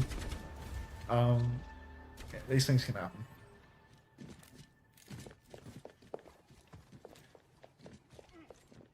How many commands have been added today alone? Probably, I don't know. I don't think my commands list is that long. If I go exclamation mark commands, there's 5 pages and there's 25 per page. So, you know, at worst we have 125. Did you do a bachelor's? Yeah, I did a bachelor's in Guamacology with a minor in farming. And a double minor in investment. Zero goes for the hook shot, doesn't shoot Secret though. A respect moment really, because Secret's just peeking the corner on Zen. Hayabusa Gaming, they showed some promise with the Zenny pick on Flashpoint. Again, I think here it's just such a throw, but it kind of gets made a not throw when the enemy team chooses to play Brig. Because Ana Zen is so squishy if Slim can just go like Diva and just run them over with like Lucio Kiri. But instead, we've got Ana Brig Winston, which is like one of the backlines that really does nothing versus Ana Zen. Really just doesn't play well into it at all. So I think that LostNever Gaming are really putting their best foot forward in terms of making it winnable for Hayabusa, but unfortunately Solo is just going to completely mismanage their cooldowns and go down.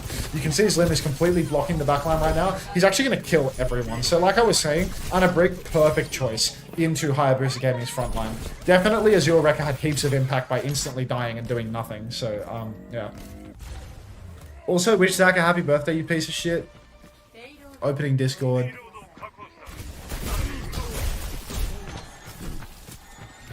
Happy birthday at Molotov. Hope you got to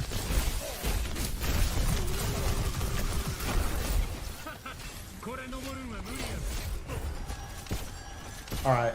Thanks for the heads up, Ben. Thank you very much. Would philosophy and world philosophy and Korean studies. I'm gonna choose to believe that Asbo is baiting right now. But yeah, that's insane. That's insane. Okay. 4 minutes 30 on the clock for LostNever Gaming. All they need to do is win 2 ult fights. The Ana is swinging wildly wide, but Hayabusa just have no interest in hitting that rotation. So even though the backline just walked out in the open in front of everyone, they were not even contested for half a second. Bemidji drops the shift, pushes top. Huge wall from Solar is going to completely isolate Wolf. There was a massive backline anti in that too from Fregray, but unfortunately the wall prevented any further follow-up. Secret is flanked behind as the defender and has to pop the trank. Now the Nano Boost comes out from Lieutenant Nest and it's a Nano Primal. Unfortunately, he can only Primal the Hazard right now, and the Hazard is wasting a lot of his time. Lieutenant Nest has traded Secret and Namiji though, so unfortunately Hayabusa, not long for this world from the looks of things. Azure Wreck is actually closing in on that, wait, you didn't even need high noon kills to get that decal. Any final blow with the Mythic Gun does that? That's so dirty. Wait, he's dirty 30? Ew.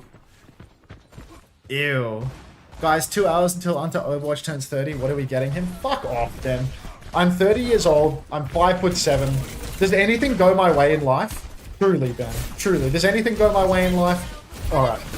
Back jump. Solar. Nano boosted. Pushing deep. He's looking for Wolf right now. Bash comes out. Promise your reckon. He's popped the rally. He actually does manage to block the downfall, but Solar, shades of Anthony Gatto with this juggle. Lieutenant Ness goes down as well. And a trade from Secret off the top ropes. Potentially game-winning plays coming out from Hayabusa right now, but the card has pushed very far.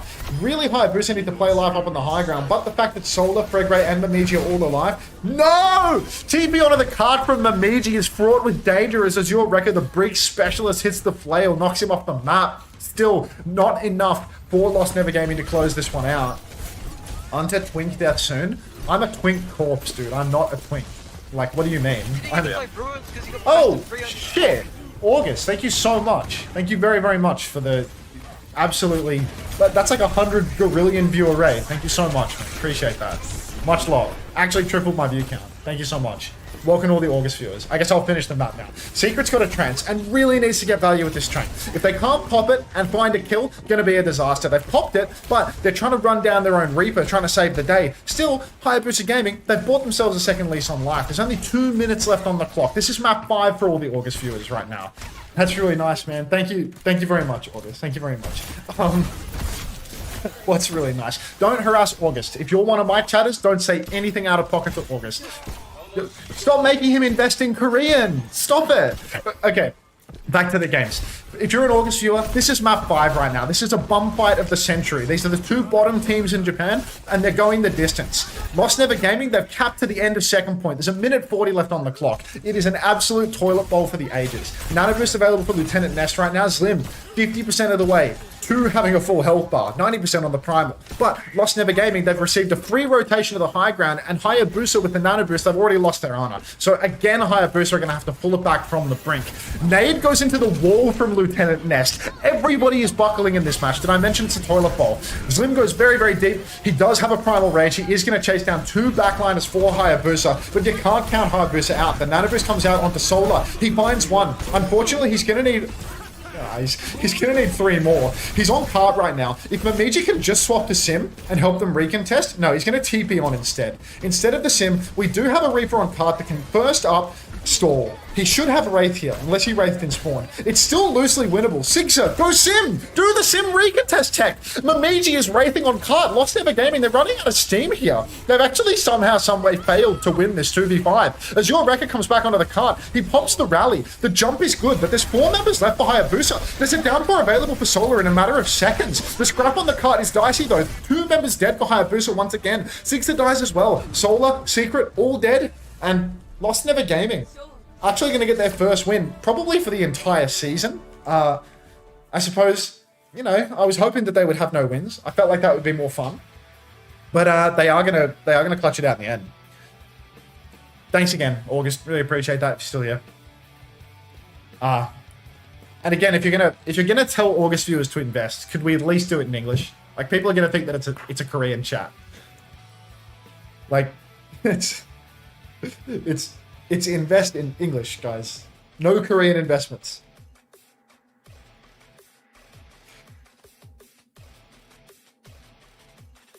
First time Korean investment.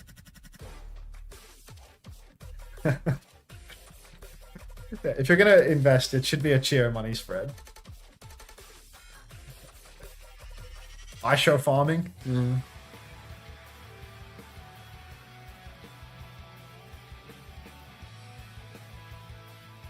Yeah. Okay, well, we're going to have about 20 minutes until the next game, so I'll play a game of quick play while we wait.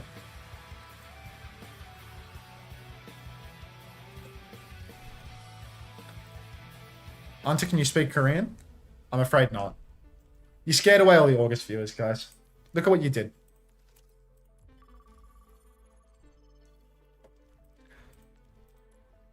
Words on stream? XOR XCL, congrats, you won. Join Christopher's group. Unfortunately, I've already popped into a game, and it looks like a backfill because we're already on Surabasa, so time is of the essence right now. It is a backfill. Our future will be forged. Let's hide the marbles. Checking in. That was a pretty good narrate, actually. Oh, just you wait until I'm casting some of the games that I care about, to be honest.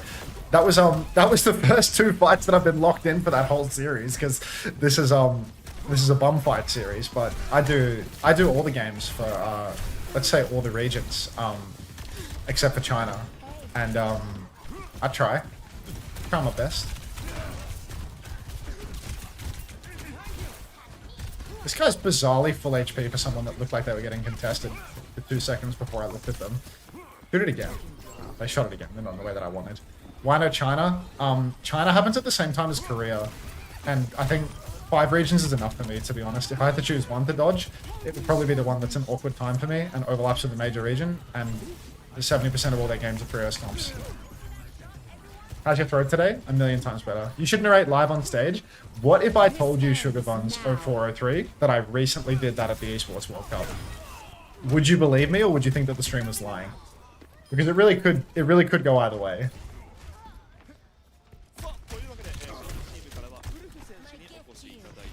Let me mute this clean feed, and let me hide the marbles on stream for a second until this game is over. He's lying. I'm not lying. Oh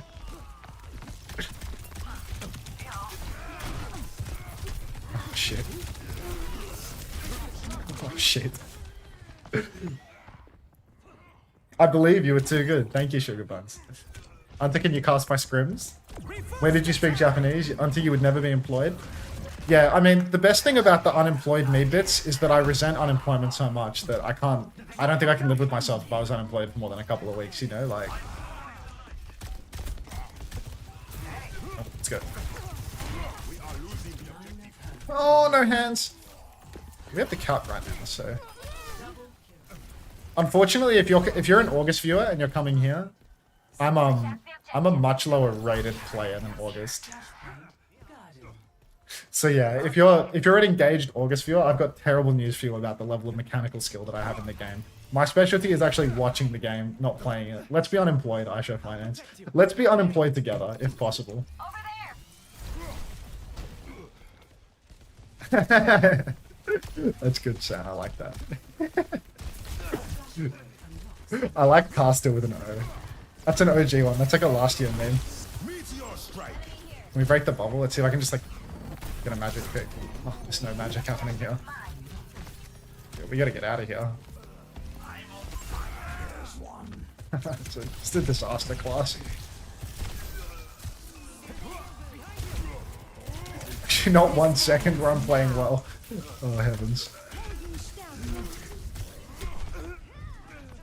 CB, I was unemployed for like a month and I nearly died. Don't recommend it. Hello, CB. It's been a while since I've seen you. Are you an August viewer, CB? Did you sneak in the raid, or have you just spawned in at the same timing?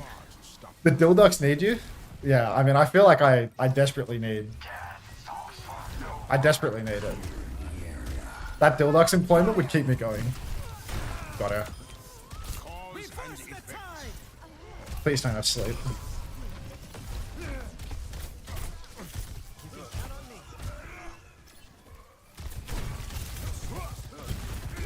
Still full HP. I can't lose the cap.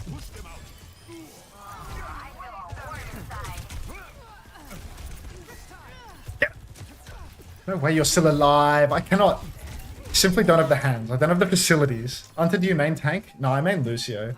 Once upon a time, like back when Jesus was the quarterback for Team Bethlehem, I used to be a good support player. I used to be perhaps the same tier of support player as August, your streamer. Because I used to play in the same tournament as August, and against August, but that was in like 2018 and 2019, so it's been a very long time.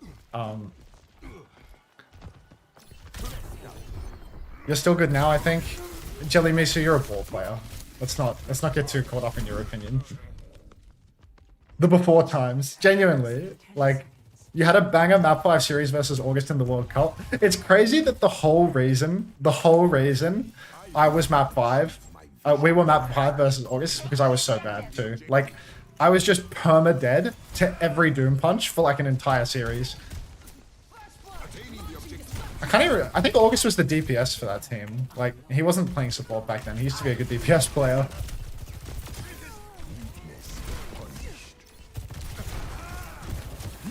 Get him!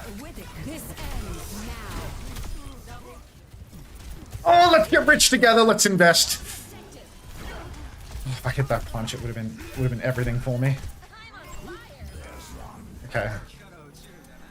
Big OWCS. I'm just waiting for the next game. This might be Baz. It's the year of like DPS. Shades of Baz in that for sure. Give it to me. Nice. Yeah.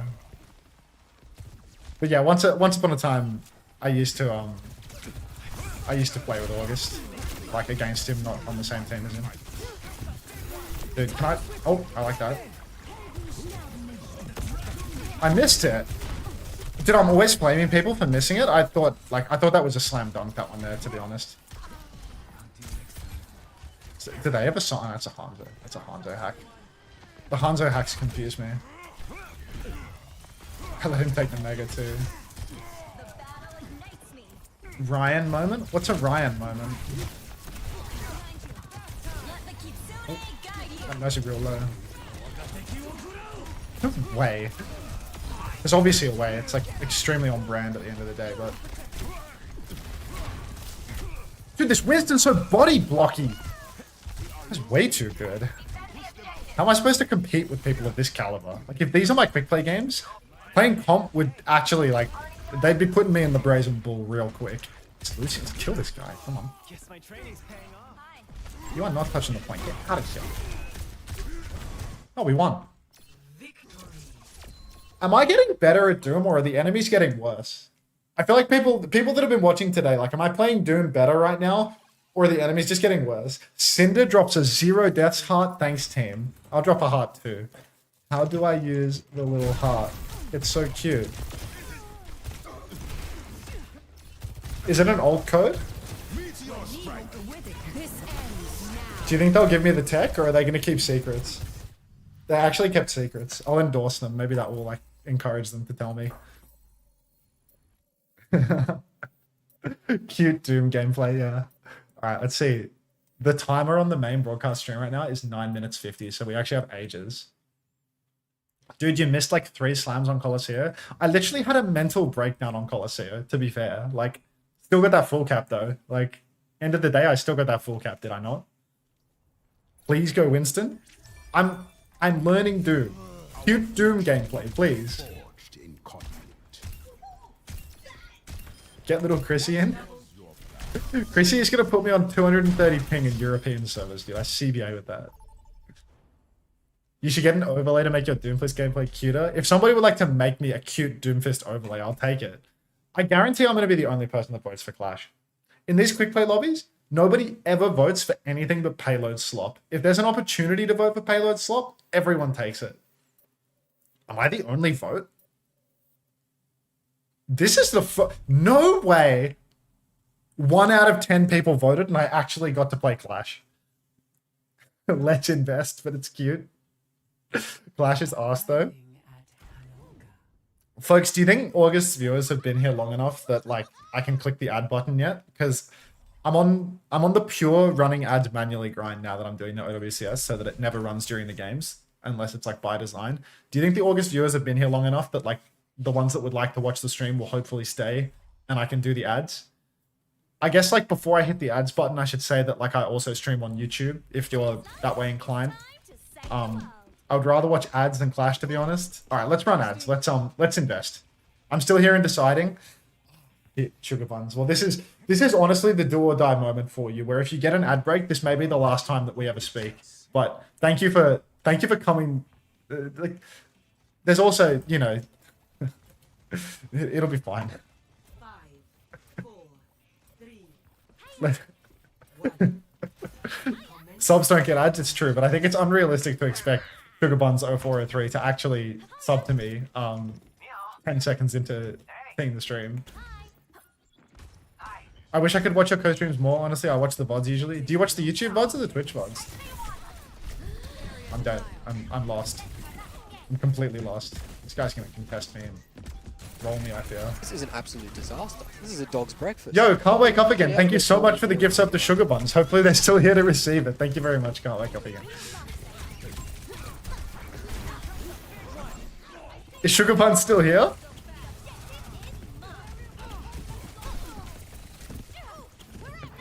I think we lost him. Oh my god, we're so back, John. You said you'd never been getting those. Someone's gotta tell Sugar Buns they got a sub. Like, someone's gotta reach out to them and click the Twitch direct messages. We lost him.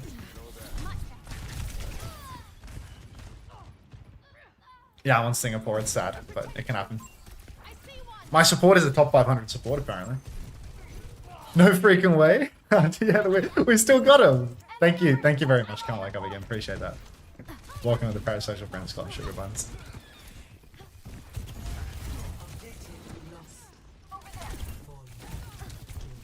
Just don't have the hands. I just don't have the hands to do what my heart wants, you know? Wait, was that Butiz in the chat? Butiz Goon56. Are you going to PAX Max? Can somebody tell Butiz no? This is some soon X I Eat You Up X Profit Tracer gameplay. Can you hear me, Tiz?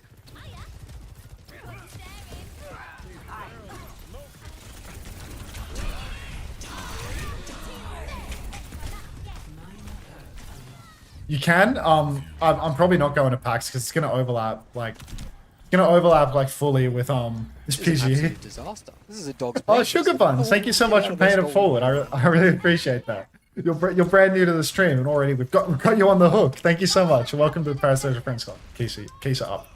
But yeah, thank you very much. Really appreciate that. But yeah, I can't go to PAX, I don't think, because it overlaps with all the OWCS over the weekend. Like I always do OWCS in a EMEA Korea on the weekend, and the overlap is just like I can't work around that.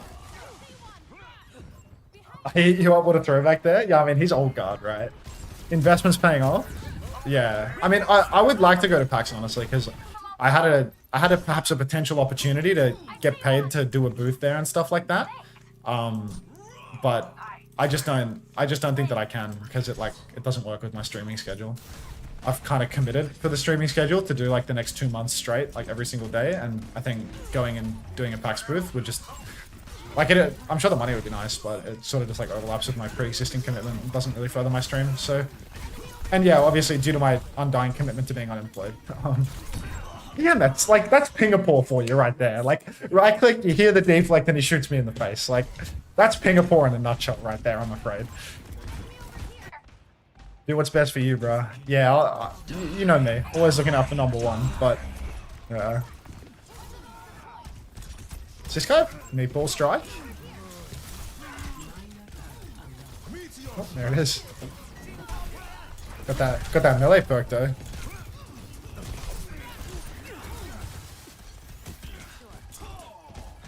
You like the Meatball Strike, Utis? I can't believe you're still around, man. Just such an old head name, you know? Like, you always spawn in, you're always on a new account, like, every time, like... It's like I VIP you and you just disappear into the abyss, because every time you're here, like... Every time you come back, it's a new account. I follow you back on Instagram, 2 weeks later, you've disappeared again. It's like... It's too funny, bro. You're just not made for the age of social media, I'm afraid. Like, you're just a liability to the algorithm. Unter, no one cares if you go to PAX and don't stream. You said you enjoyed those events. Go, nah, fuck that, mate. Fuck that. I'm committed now. I'm committed. I'm 3 and 6 in this lobby, by the way. You're committing to socials this time? Look, Tiz, I'll believe it when I see it, okay? You reckon I 1v5 blade this? I'm feeling a 1v5 blade.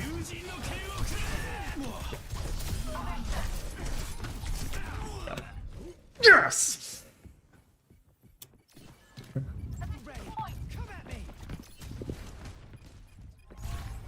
Take me home.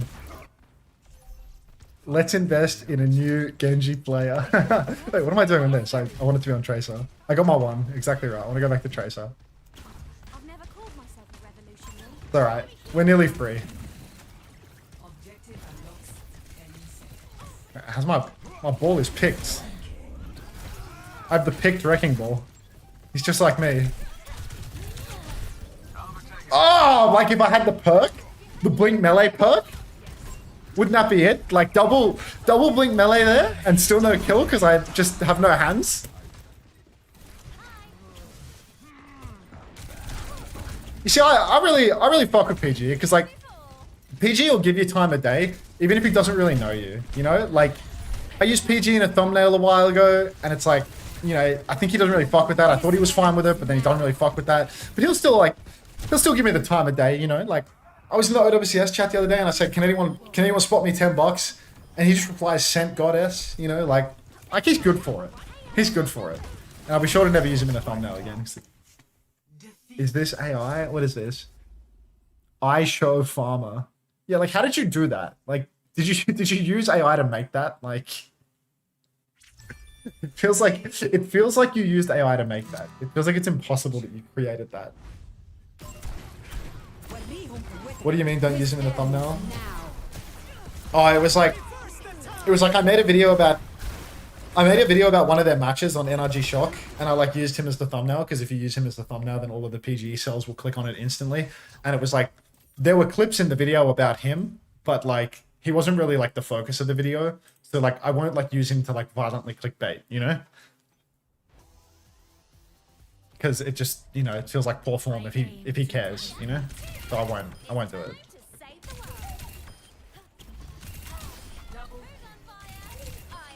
Because I co-streamed the pro matches and he was playing in the pro match.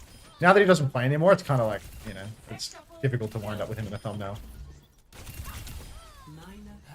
Almost used him in an uncoachable thumbnail, dodged a bullet. I mean, to be fair, it would have been our most viewed episode ever. And you would have had like 100 replies, organic replies from people you've never seen watching the podcast before, being like, the Dark Lord called to me. The Dark Lord brought me here. Here for my Dark Lord. You know, like that's just how it is with the PG cells. Why did I queue up again? I'm going to have to dodge this game. Like, the timer for the next game is literally 15 seconds. Like, it's so over. I think it was the awards episode. Made him gold so he looked like a trophy. Well, to be fair, that sounds really funny, you know? Like, you're my DPS. What do you mean you're my DPS? Are you VPNing to Australia right now? Why do people vote? Who knows, mate? Who knows? Arriving at Conceal. Prepare for battle. No, I'm just Aiden. Oh, right, of course. Alright, what funny compound is that? C18H10 M204. I reckon that's always like dopamine, serotonin, or weed. It's always one of those. C18H10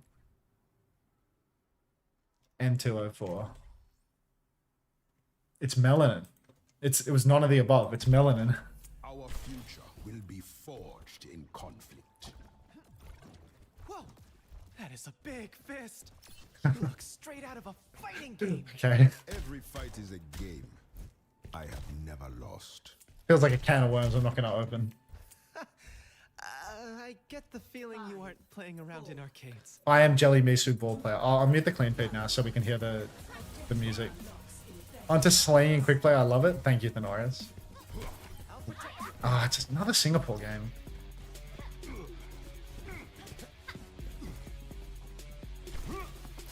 There's only one thing worse than playing Doomfist on ping. But I will not elaborate.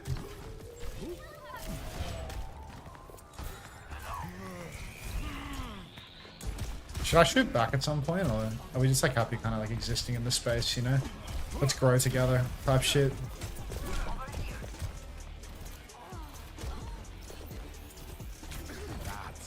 Am I getting run at by a Kiri right now? Like, what is happening?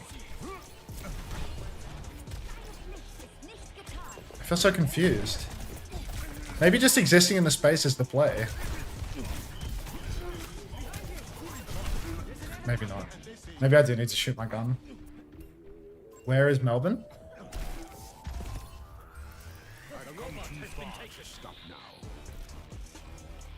Doomfist pacifist unranked the GM. Yeah, the game's all about holding space, you know, and the best way to hold space is to not shoot your gun.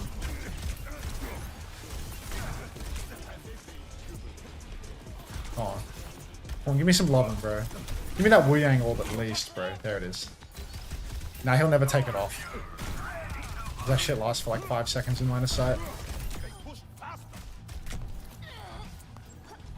Like, don't even think about it, Jay. Unfortunately, the whole team's dead. I did do the pacifist run and it hasn't really paid. Sounds like I hit rosters right now. Rosters or bans. Can we kill this guy? Maybe not. Okay. Yeah, it's bans. Hazard ban from... Oh, it's Plz Not Hero Ban today. And Telomere. I feel like Telomere is not bad either. They're not great, but they're not terrible. And I'll take a middle gun team, honestly. I'm happy with that. I think I have to dodge my game right now. That's the going in game sound. Let's see if I can kill this. Alright, got the Mercy develop. Done.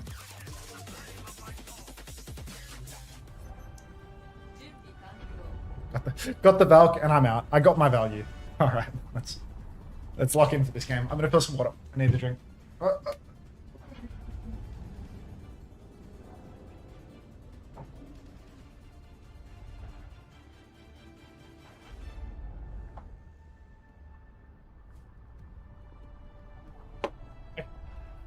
We're on.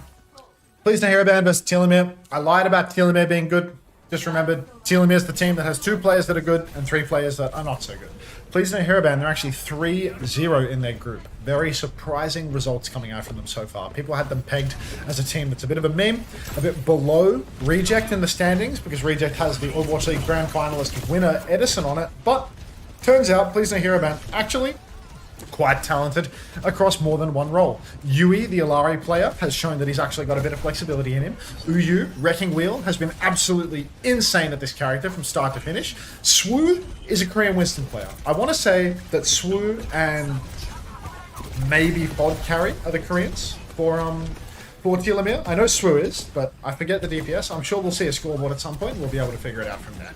Anyhow, currently, both teams are jockeying for a bit of position on point, but Plz Not Hero Ban, it's hard for them to ping pong point outside of their Wrecking Ball. So they have lost initial point control, but they have definitely not lost the fight, because they're still currently just playing for wide angles, surrounding Telomere and trying to find a dive.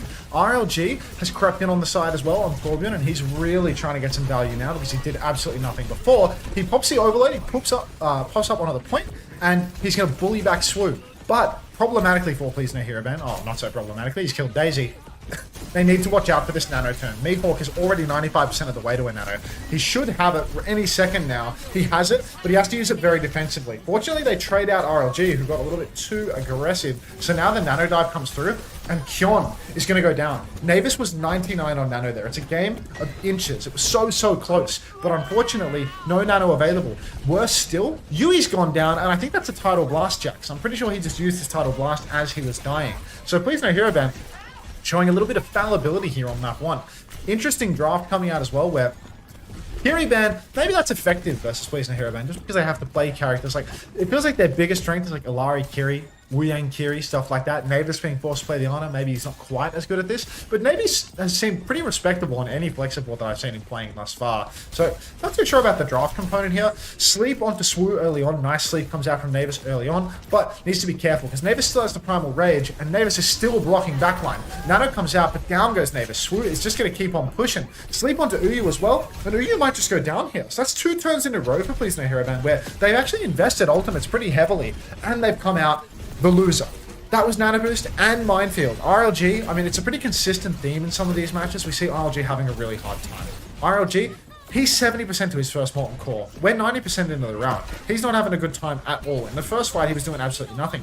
Kyon's going to throw up the symbol on the point. Plz Not Hero Ban, they're going to start voicing the cap right away. RLG needs to start touching points so they have 3 on, but Tidal Blast has come out into the Pharah. Pharah's going to push backline. Using the Overhealth and Burst of Healing from the Tidal Blast is going to find a kill. But it's a 1-for-1 trade. It's 3 for 2 right now. 3 for Telomere though. So Plz Not Hero Ban, they're out of steam. They've got a ball, they've got a sim. The sim is dead, so now it's just Uyu left to touch. Uyu will get a touch, almost certainly, but Mihawk is trying to mark that. No, fails to mark that. Doesn't have eyes in the back of their head, unfortunately. Uyu's rolling on through, gets manual hacked over on the coast now. Might be good for another touch.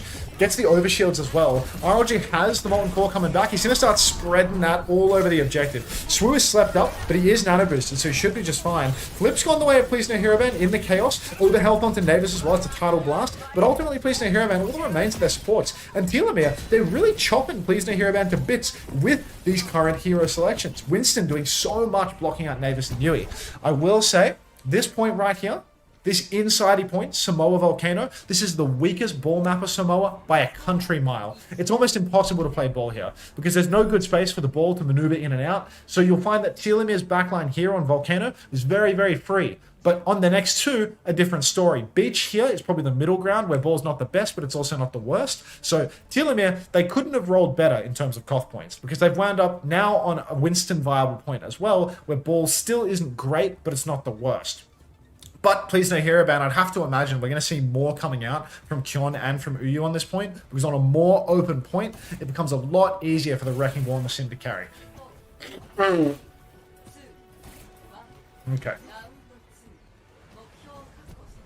TP's out of spawn for either side.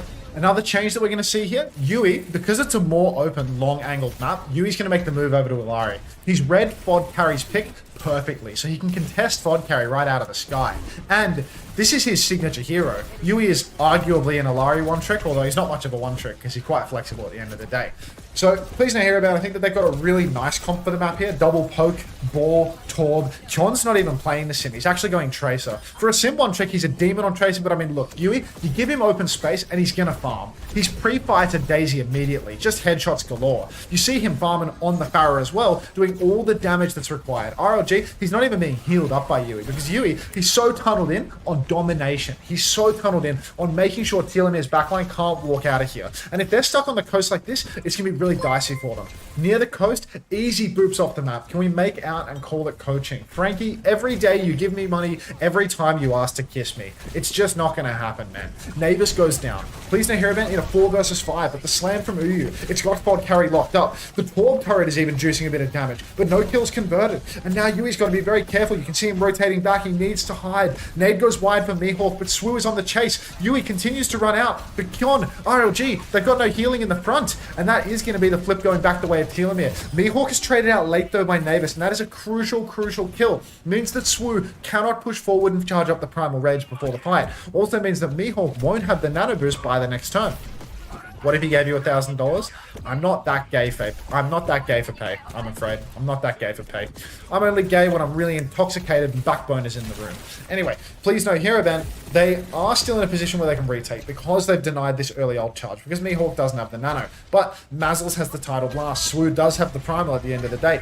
Yui can swing wide with the Captive Sun. Primal Rage does come out. Yo, Frankie Tanky 22, thanks for the gift sub to Let's Kiss. Welcome to the Parasocial Friends Club, Let's Kiss. I wonder what that could mean. Captive Sun comes out from Yui and he will find Mihawks. That's a one-man advantage. Perfect target selection too. No nano going to be coming online. Kyon's also gotten the better of Daisy in the duel, but Mazzles doesn't want to let it go. He drops the tidal blast on Fod Carry. Fod Carry then gets baited into using the barrage, but it's a 5v2 barrage. 4v2, I suppose, with the trade. Not ideal at all. At least in a Hero Ban, they're obviously going to win this by the numbers. If we keep trading 1-for-1, unwinnable for Telomere. So, really overzealous using that tidal blast, using that barrage. As a result, Plz Not Hero Ban, they're in pole position. He was not that intoxicated. You don't know it, Alpha. You don't know that. Alright. Minefield available for Uyu now. He's already marking the rotation. This is a great angle to go for it. He goes for the slam on the coast, but because the supports are on the low ground, he doesn't want to pop it too early. Gets himself a nice overshield, and he might just drop that onto his backline. So he's playing pretty far behind right now. Kyon's trying to hold the coast angle to control that mega health pack. RLG forced to use the overload quite early on, but Pulse comes out from Kyon, and Mihawk, he doesn't peek to counter with Nano. So Swoo is going to lose his turn, and this is going to cost so much time for Telomere. As I said, you get to a big open map where Uyu can dominate on the ball, where Yui can just juice damage on the Alari. It's a totally different story to what we saw on Volcano. Ryu goes for the slam on Mihawk as well, and Telomere now, they're hopelessly staggered. Getting one nano boost in a huge long round of Koth like this, you hate to see it. It's honestly something where for 100 to 60, you should be able to get 2 nanos, but Mihawk keeps going down in these crucial scenes. Uyu right now, he's slithering in behind. He's got a minefield as well. He can drop it, but not here, not in the enemy team spawn. Honestly, better off to use it to control one of the chokes where the backline wants to peek. Now he comes rolling on in. He's on the backline, and it's going to be a perfect 1-2 combo. Uyu has the title blast, assist from Kyon, and that is going to be all they need. 5v4 situation already. The nano, it might have been a nano Jax in all honesty. Yui's going to pop the captive sun. Swoo's already dead, and that is just going to be Plz Not Hero Ban, really dominating this Koth round. We were intoxicating it during Commander X. We're not kissing there. It's just, we weren't even kissing there. Hello Beast, how's the slop today? Not too shabby, not too shabby. I was blessed with an August host, and that's got me casting instead of, you know, just gooning.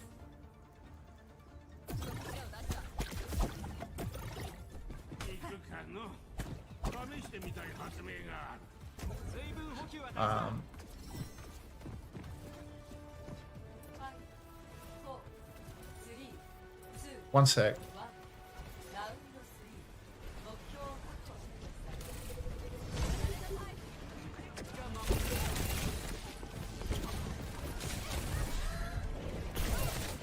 One sec.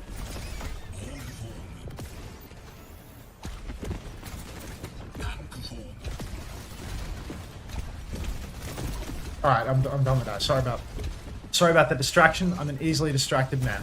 You lost 600 US since the August raid. I mean, that's just life with getting a raid, mate. That's how raids work, you know?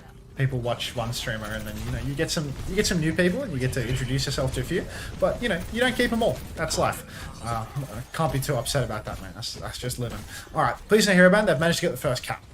Already, you can see Uyu's taking down Fod Carry as well. But I mean, it was a really strong start for Plz Not Hero Ban. The thing about this map here, this is the best of the 3 for the Wrecking Ball. Big, circular map where it's really easy for you to constantly slip behind the enemy team, pick up accessible megas on the left or right side of the point, and then get back into the fight. Beach is good because you can slip away, but there are not those megas. Here, on, I call it City Center. It ain't City Center, but I think it's downtown because of the slope. Like, yeah, it's downtown because it's got the same slope as Busan. There's just really accessible megas on left or right side of the point. So Ball can have really, really high uptime here. You can constantly slip in and out of the fight. Mihawk Tour, yeah. I'm picking up what you're putting down for sure. Plz Not Hero Ban, they're in complete control. You can see that the Mega side is being really easily marked by Navis and Uyu together. Uyu just rolls in there. Little sticky turret for RLG up on the top of the point as well. A little bit difficult for Telomere to poke out unless Mazzles or Fod Carry get involved. Mihawk's already incredibly low pre-fight. He's so close to the nano boost. Now you can see Fod Carry's taking the angle to poke out that turret. Mihawk has the nano, but Slam comes out onto him. He's very, very low. He's going to go down without being able to cast it. Yui and RLG have both been traded though. A nice backline dive has come through from Sue and Fod Carry together. Mazzles also has the title blast, so this definitely feels like a scene where Telomere could come out on top. They've got a one-man advantage. They've got the ultimates to keep it pushing. Plz Not Hero Ban, they need ping pong on the point right now, but they are struggling to get it. Navis opts not to invest the title blast as well. He's going to hang on. So, Plz Not Hero Ban, they're still ping pong on the point right now. The flip still hasn't gone through. Maybe they can get back into this one if things keep going their way. But ultimately, not too unhappy for Telomere because they've been able to win this fight without actually ulting. Ryu trades Daisy, but I don't think Plz Not Hero Ban are going to invest. Let's invest. We did say invest. We did say invest. Okay. What's going on here? Title Blast available for Navis. We've got a Captive Sun for Yui as well. RLG, Torb ulti. I feel like these ults are really awkward for the retake. The only thing the Plz Not Hero Ban can do is go for this Title Blast combo, catch a support that way. To be fair, they've done it, but it's also really difficult. Oh my god, Kyon is locked in. Kyon absolutely drills Mazzles, and suddenly the backline for Telomere is just gone. Still, the trades are 2 for 2, because Telomere's ults are so powerful. The Fod Carry goes down as well. Daisy's on the run, Daisy goes down to Yui, and suddenly Plz Not Hero Ban, I mean, they have just won this scrap. It's off the back of the fact that Mihawk went down so fast and so early. You really need a counter Title Blast from Mazzles in scenes like that. If you know that Plz Not Hero Ban are going to go for the offensive combo, 2 supports play split, you can actually counter the combo by just dropping it on the person that gets stunned. Unfortunately, they went for their own aggressive combo, try to trade 1-for-1, and then Mihawk dies with the Nano. Nano Blade retake, still super viable here. RLG's going to pop the Molten Core on point, but Mazos is already dead. That's 1 for Fod carry. He's looking for more. He finds Yui. That's 2. 1-man advantage converted to even as Kyon is just tearing through the backline right now, absolutely dominating. Now you can see though, Telomere have secured the flip. 2-for-2 trades don't mean nothing if you lose the cap in the process. Pulse Bomb comes out onto Swoo. Swoo needs to run with his tail between his legs. He's so incredibly low. But Plz Not Hero Ban, they still don't have bodies on the point for the flip just yet. Fod carry's holding it down. Swoo was unable to escape the fight as well. So Telomere looking a little bit worse for wear. They're down their tank. They're still just trying to cling onto the point desperately. Uyu has the minefield now. Guardian Wave comes out from Mazos. He's playing underneath, which is rather difficult space to actually get caught out by the ball. But you can see here, Plz Not Hero Ban, they're muscled up on the point. Uyu's going to drop a minefield in main, going to make touching a lot more awkward. Mihawk hits the sleep on Uyu, takes the mega health back as well. So if Uyu wants to kill him, he's going to fight for quite some time to get it done. Daisy, inside, has tried to fight backline, but he can't find a kill. Bot carry goes down, and the flip once again has gone the way of Plz Not Hero Ban. And it's looking like Telomere, they're out of gas, they're out of steam. They need a pulse bomb from Daisy to turn this one, otherwise could just be all she wrote. Mazel's closing on that Tidal Blast as well. Pulse comes out, catches RLG, but it's a 1-for-1 trade. Mihawk is down as well. It's just Mazel's versus the world. Tidal Blast comes out onto Yui. Swoo jumps backline. Mazel's, wait a minute. Swoo catches Kyon. Mazel self-cast the Tidal Blast, catches Yui, and from the jaws of defeat, they have clutched a victory. Absolutely insane plays coming out from the Telomere frontline here. Mazel's with the self-cast judgment, so good. Swoo simultaneously catching a Tracer, catching Kyon. Very nicely done. Very nicely done by Telomere. Now we look over. Next scene, Yui has the Captive Sun. Can potentially drop that on Mihawk. Mihawk's been having a really hard time getting these nano boosts online. Really hard time living in the mid-fights. But he's only 85%. 15 more percent and we will be golden. Right now, Swoop goes backline. Doesn't even try to charge it. He wants to go for the Primal Rage right away. Captive Sun is out for Yui as well. Not sure if he's going to be able to find a trade elsewhere. Hinder, Sunstruck. Swoop's taking a lot of damage, but he's also juggling quite well. Daisy's caught Navis, so there's a 1-man advantage for Telomere. They have the Nano Boost as well now. Nano Boost doesn't seem to be available for Swoop, but Mihawk will catch Uyu. Still, 2-man advantage now for Telomere, and they might have just taken this first map in all honesty. Insane clutch comes out from Swoo and Mazel's, and they convert it to a map win. Huge surprise here. I really didn't expect to see Telomere take any maps first, Plz Not Hero Ban. Telomere is I show potential? Perchance.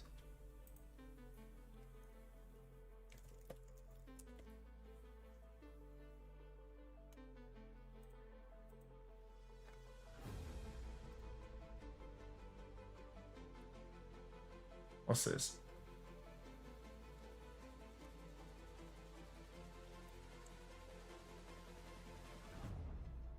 Huh. Hattie sent me a picture. It says 6-7 phone charge on the Unter YouTube short. Amazing.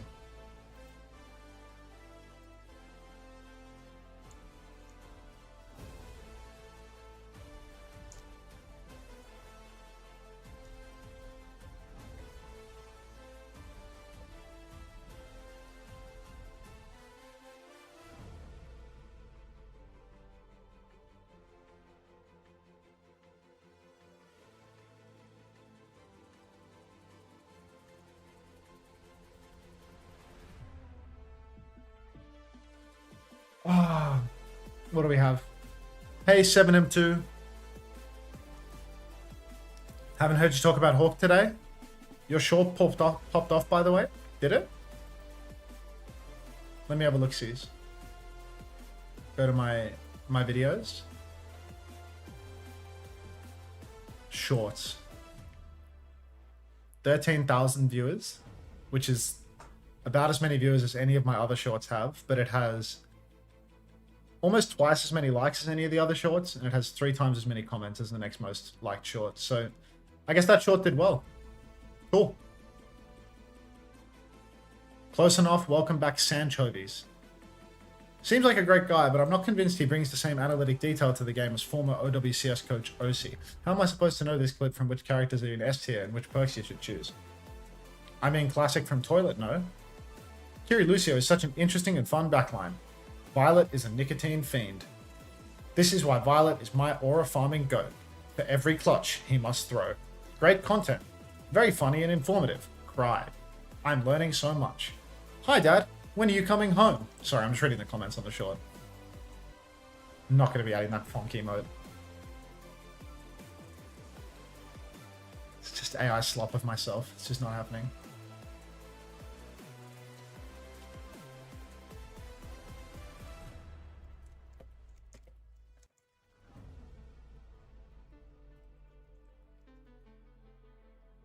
Are you hyped for Vesta Barrel tomorrow?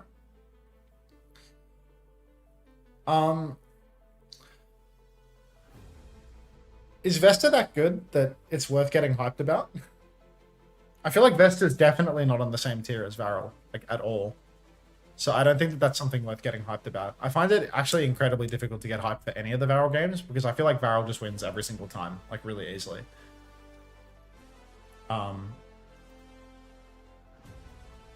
Yeah.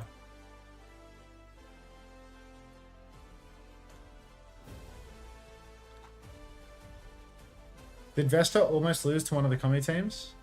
I don't remember.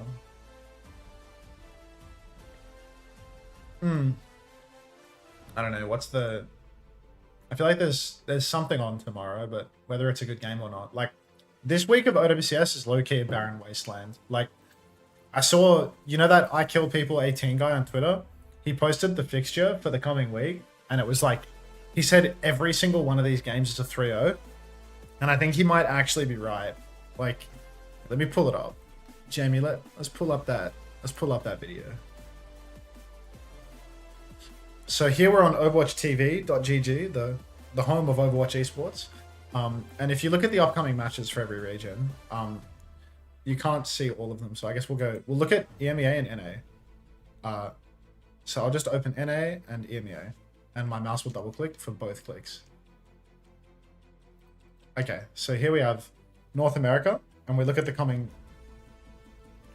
matches. Week 2, GK vs Sakura, 3-0. Extinction Team Liquid, 3-0. SSG vs Team Z, 3-0. Nightmare vs Dilducks, 3-0. So, all 4 of these games are 3-0s, right? Now we go over to EMEA.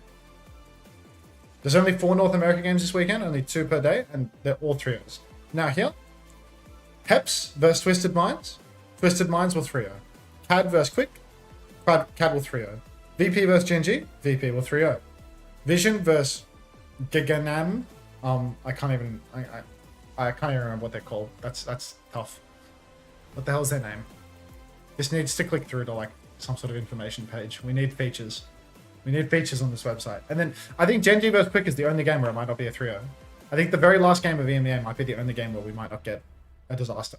The rosters are down here, actually. So if I want to see the rosters, Giganam is Kyo, SXJ, Scrain, Crocs. Okay, so like this is probably still a 3-0. It's the anomaly roster without King. And I think Vision will win that because Vision is good. Are Genji that bad? I mean, is it Genji that bad or is VP that good? You know? I'll be right back. I'm going to give you some marbles to play though while I'm AFK because like it would just be disrespectful to not do that. So, marbles capture can go full screen.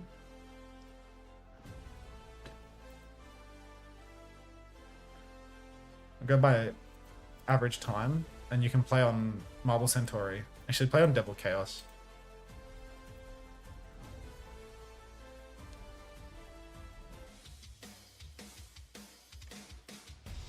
Okay, you have 60 seconds to start the race. Tap in. I'll be back in a moment. Ball jockey.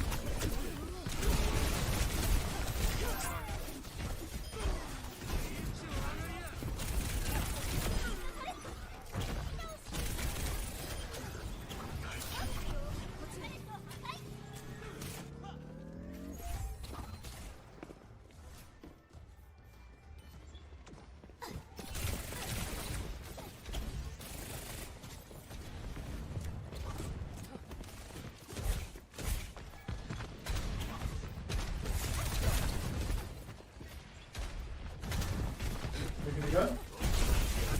Have we invested? Oh, we're in game. I'm sorry. Who won the marbles? Vox won the marbles. Classic. We're back. Sorry about the AFK. Gaga. Anyway, thank you for bearing with me. Looks like Plz Not Hero Ban. They have banned Queen, so they're protect banning Ball over and over again, but it's not really a Ball protect ban at all, because... Oh no, it is a Ball protect ban.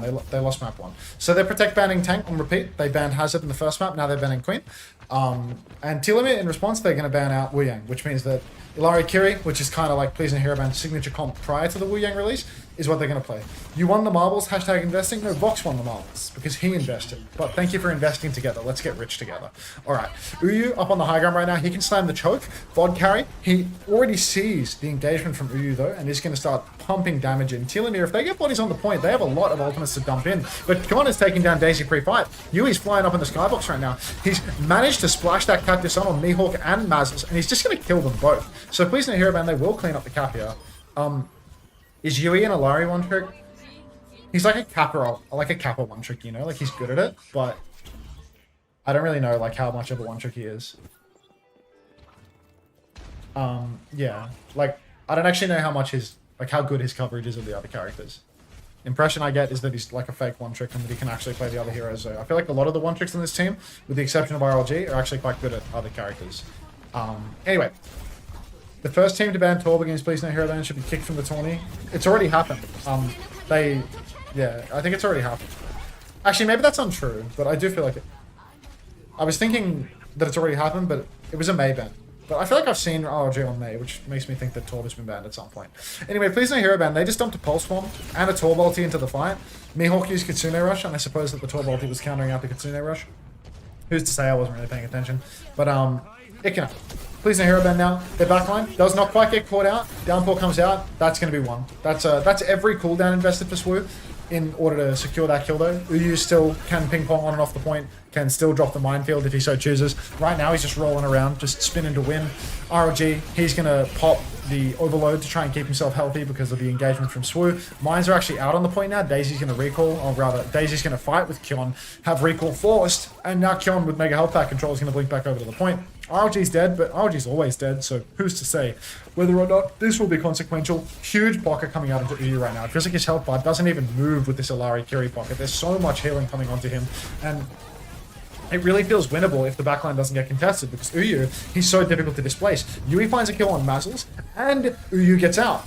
Maybe we're going to see the flip go through here because Mihawk has taken down Kyon, which means there's nobody left to ping pong. But Daisy has missed a crucial pulse bomb, which means that it's still anyone's game. RLG back on the point, trading 1-for-1. His turret's doing bulk work. Uyu had about 10 HP, but once again is being mega healed by his supports. So he's just going to get right back into it. He slams main, forces the Suzu. Still, the Genji looks to have been slammed up. Kitsune Rush comes out now from the back of the point, and Yui's going to use this to walk forward. There are mirrored Kitsunes. You can see Swoo blocking inside the rush, but he's just taking all the damage in the world, and Yui is an absolute beaming demon, so he's just going to hit every shot, and that's going to be all we really need to get over the line. Very nice performance coming out here from Plz Not Hero Ban. This team is insane, honestly, and I think that targeting Wu Yang is such a mistake versus this roster. You need to target something that they're actually like insane at. Wu Yang is like not their specialty, you know? Like, ban out the Illari. Like, they won until Yui was on Illari on map 1. Ban out the Illari.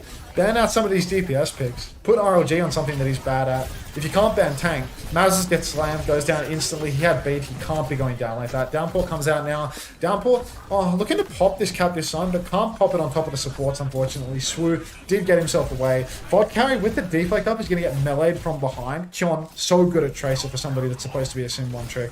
Ban Torb, low-key. I mean, genuinely. How did my goats lose map 1? Insane, right? Like, actually quite a surprise that they lost map 1. There was like an insane recontest from Telomere. Like a really insane recontest. Since when did the fountain do that little animation when the point gets capped? Pause. You're telling me there was an animation when they capped?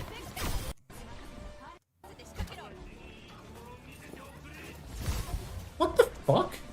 I don't know whether this is new or whether the fountain has always been busting a nut when you cap the point and I just never noticed. Good eye. Good eye. It's always done that? Oh well. It's the things you don't notice. It's the things you don't notice. There's a couple of those on Flashpoint. Every point does. I know there was the Samoa one where all the beach balls would drop. Like on Samoa Beach, there would just be like this random drop of all the balls. And people thought it was a bug. It was so like, it's so funny. Anyway, beat push comes out, but already Mihawk is dead. RLG's got his hammer out. It's hammer time. He's using the keep moving perk and he's just hammering in case anybody winds up in his sights. Torb really is a joke. Torb really is the most piss take of a character ever. That was Coconuts. Close enough. Coconuts, beach balls. Maybe you only want one of them thrown at your head, but it's close enough. Anyway, Plz Not Hero Ban. They're still in control. They're up 2-0 on Surabasa. This is looking much more confident for them. RLG has the Torb ulti for the final fight as well, which is really valuable when the enemy team has to touch and it's overtime and they can't concede the point. So basically, best case scenario for him. Bod carry gets slammed out early on. Suzu's forced because he's so low. And now Mihawk is just going to be under constant pressure. You can see Mihawk's TP'd on, pulses out, lands the pulse, down goes Mazzles. Torb ult all over the point, breaks the hazard wall. Swoo, not long for this world from the looks of it. Blade comes out, actually going to land in the cum and die out of respect to the Molten. But Suzu, not enough to save RLG. Swoo's getting back shots from the sticky turret though. The sticky turret's actually carrying the game. And Plz Not Hero Ban, a comfortable 3-0 here on Flashpoint.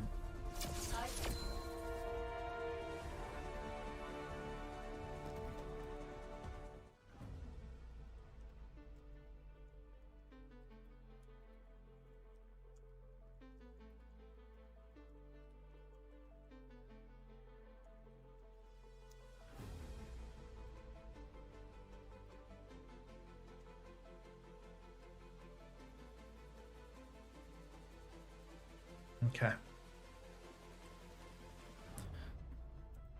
Marbles? Overwatch? What are we thinking? I'm thinking compressed marbles and shooting bots in the practice range. Because we've talked about the fixtures now. Invest.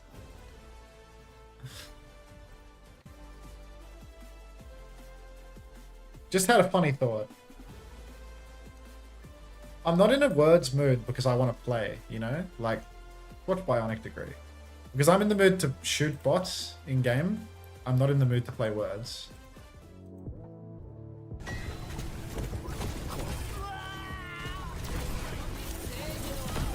Open up a crypto wallet, I'll donate 1 shitcoin, CBA. Does your degree make you an expert on reaping and sowing? Not really. Not really.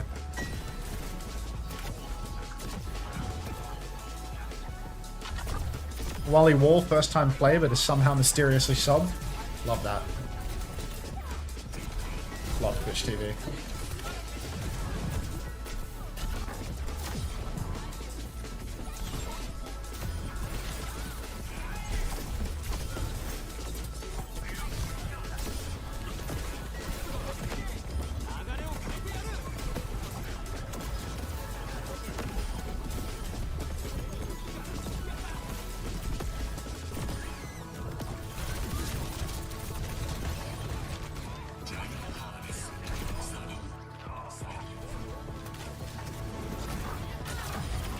Skins showcase? What, like in game? I love how the drops never even work. What do you mean publicly? Can you explain that?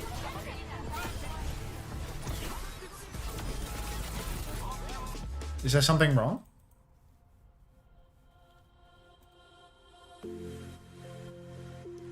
Because if there's something wrong, I can message my guy. Certainly seem to be on the list. Like, go to a participating channel, including Overwatch Esports, Overwatch Esports Japan, Avril Commander X, Unter, and more. I click the more button. And it looks like... How do people search for the Japan-specific drops? That's one thing that I don't understand.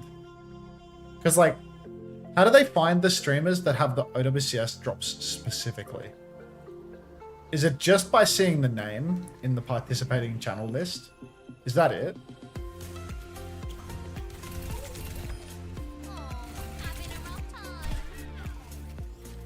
They can't? It feels like so many people find them the second the drop set goes live though, you know? Like...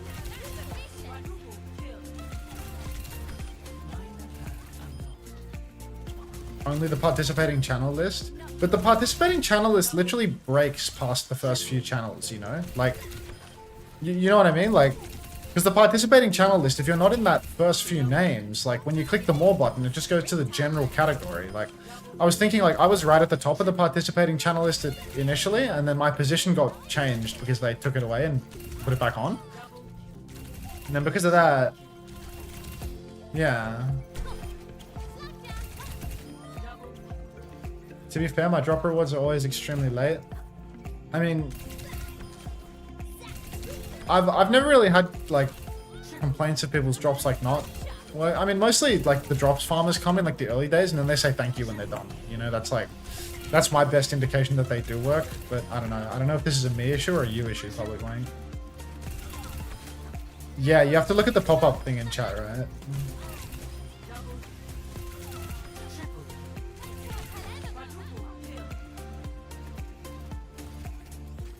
Like, let me go to like Emon right now. And if I look at Emon, does it tell me or does it not tell me because I already have the drops? Yeah, like I can't even like look on Emon's like the details of it. You know what I mean? Like I'm on Emon's channel right now. Wait, how do I show you this?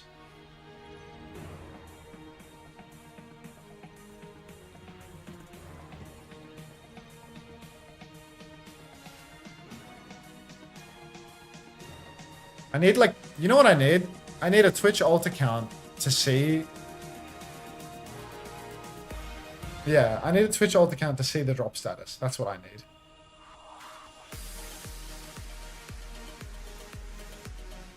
Iman looks like he's about to pass out, bro. Poor guy.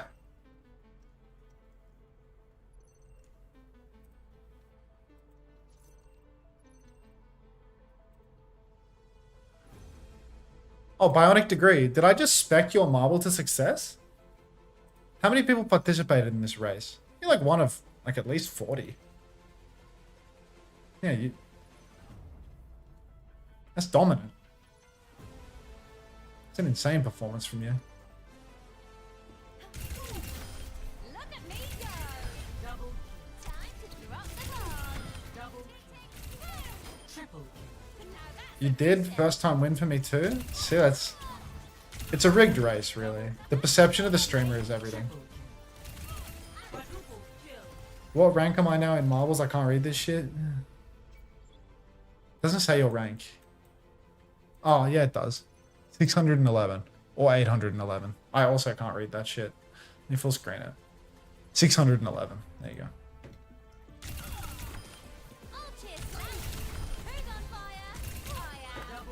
This is an absolute disaster. Oh, this is a dog's what breakfast. the hell? Oh, get out of Exhaustal. there. Thank you very much for the 5 community gifted. I appreciate that. We got a Korean gift as well in this. But thank you very much, Exhaustal. Can we get some what's in the chat in caps? Thank you very much. Welcome to the 5 new friends. Thanks a lot. When DePiss came back third, invested. I swear, you try this every day, Vox. Every day. And never does it work. Like, you're always out here dropping the Aga friends, but it never works out for you. You're like a hardcore chatter, but you're not a good panhandler. I would have thought that the Aga friend would have paid off, to be honest. Like, every time I see that emote, I feel this like almost primal urge to do this. And like, I would think if I feel a primal urge to do that, somebody else should be feeling a primal urge to give you money, but, you know.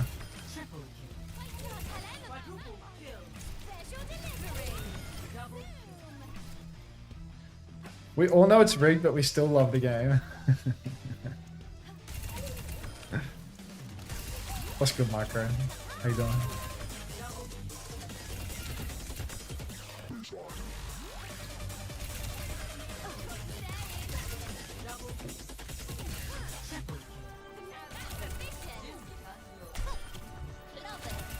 This is an absolute disaster. This is a dog's breakfast. Whispley. Oh, get out of there. I remember I used to know someone called Whipley. So your name's reminded me of that. Thank you very much. Welcome to the chat. Box 3K. I am crying. Hilarium. That is the best use of money I've ever seen. Welcome to the Parasocial Friends Club, Box 3K. Not to be confused with Box 5K. That's just evil, honestly. That's just evil. It's a cruel world, though. It's a cruel world.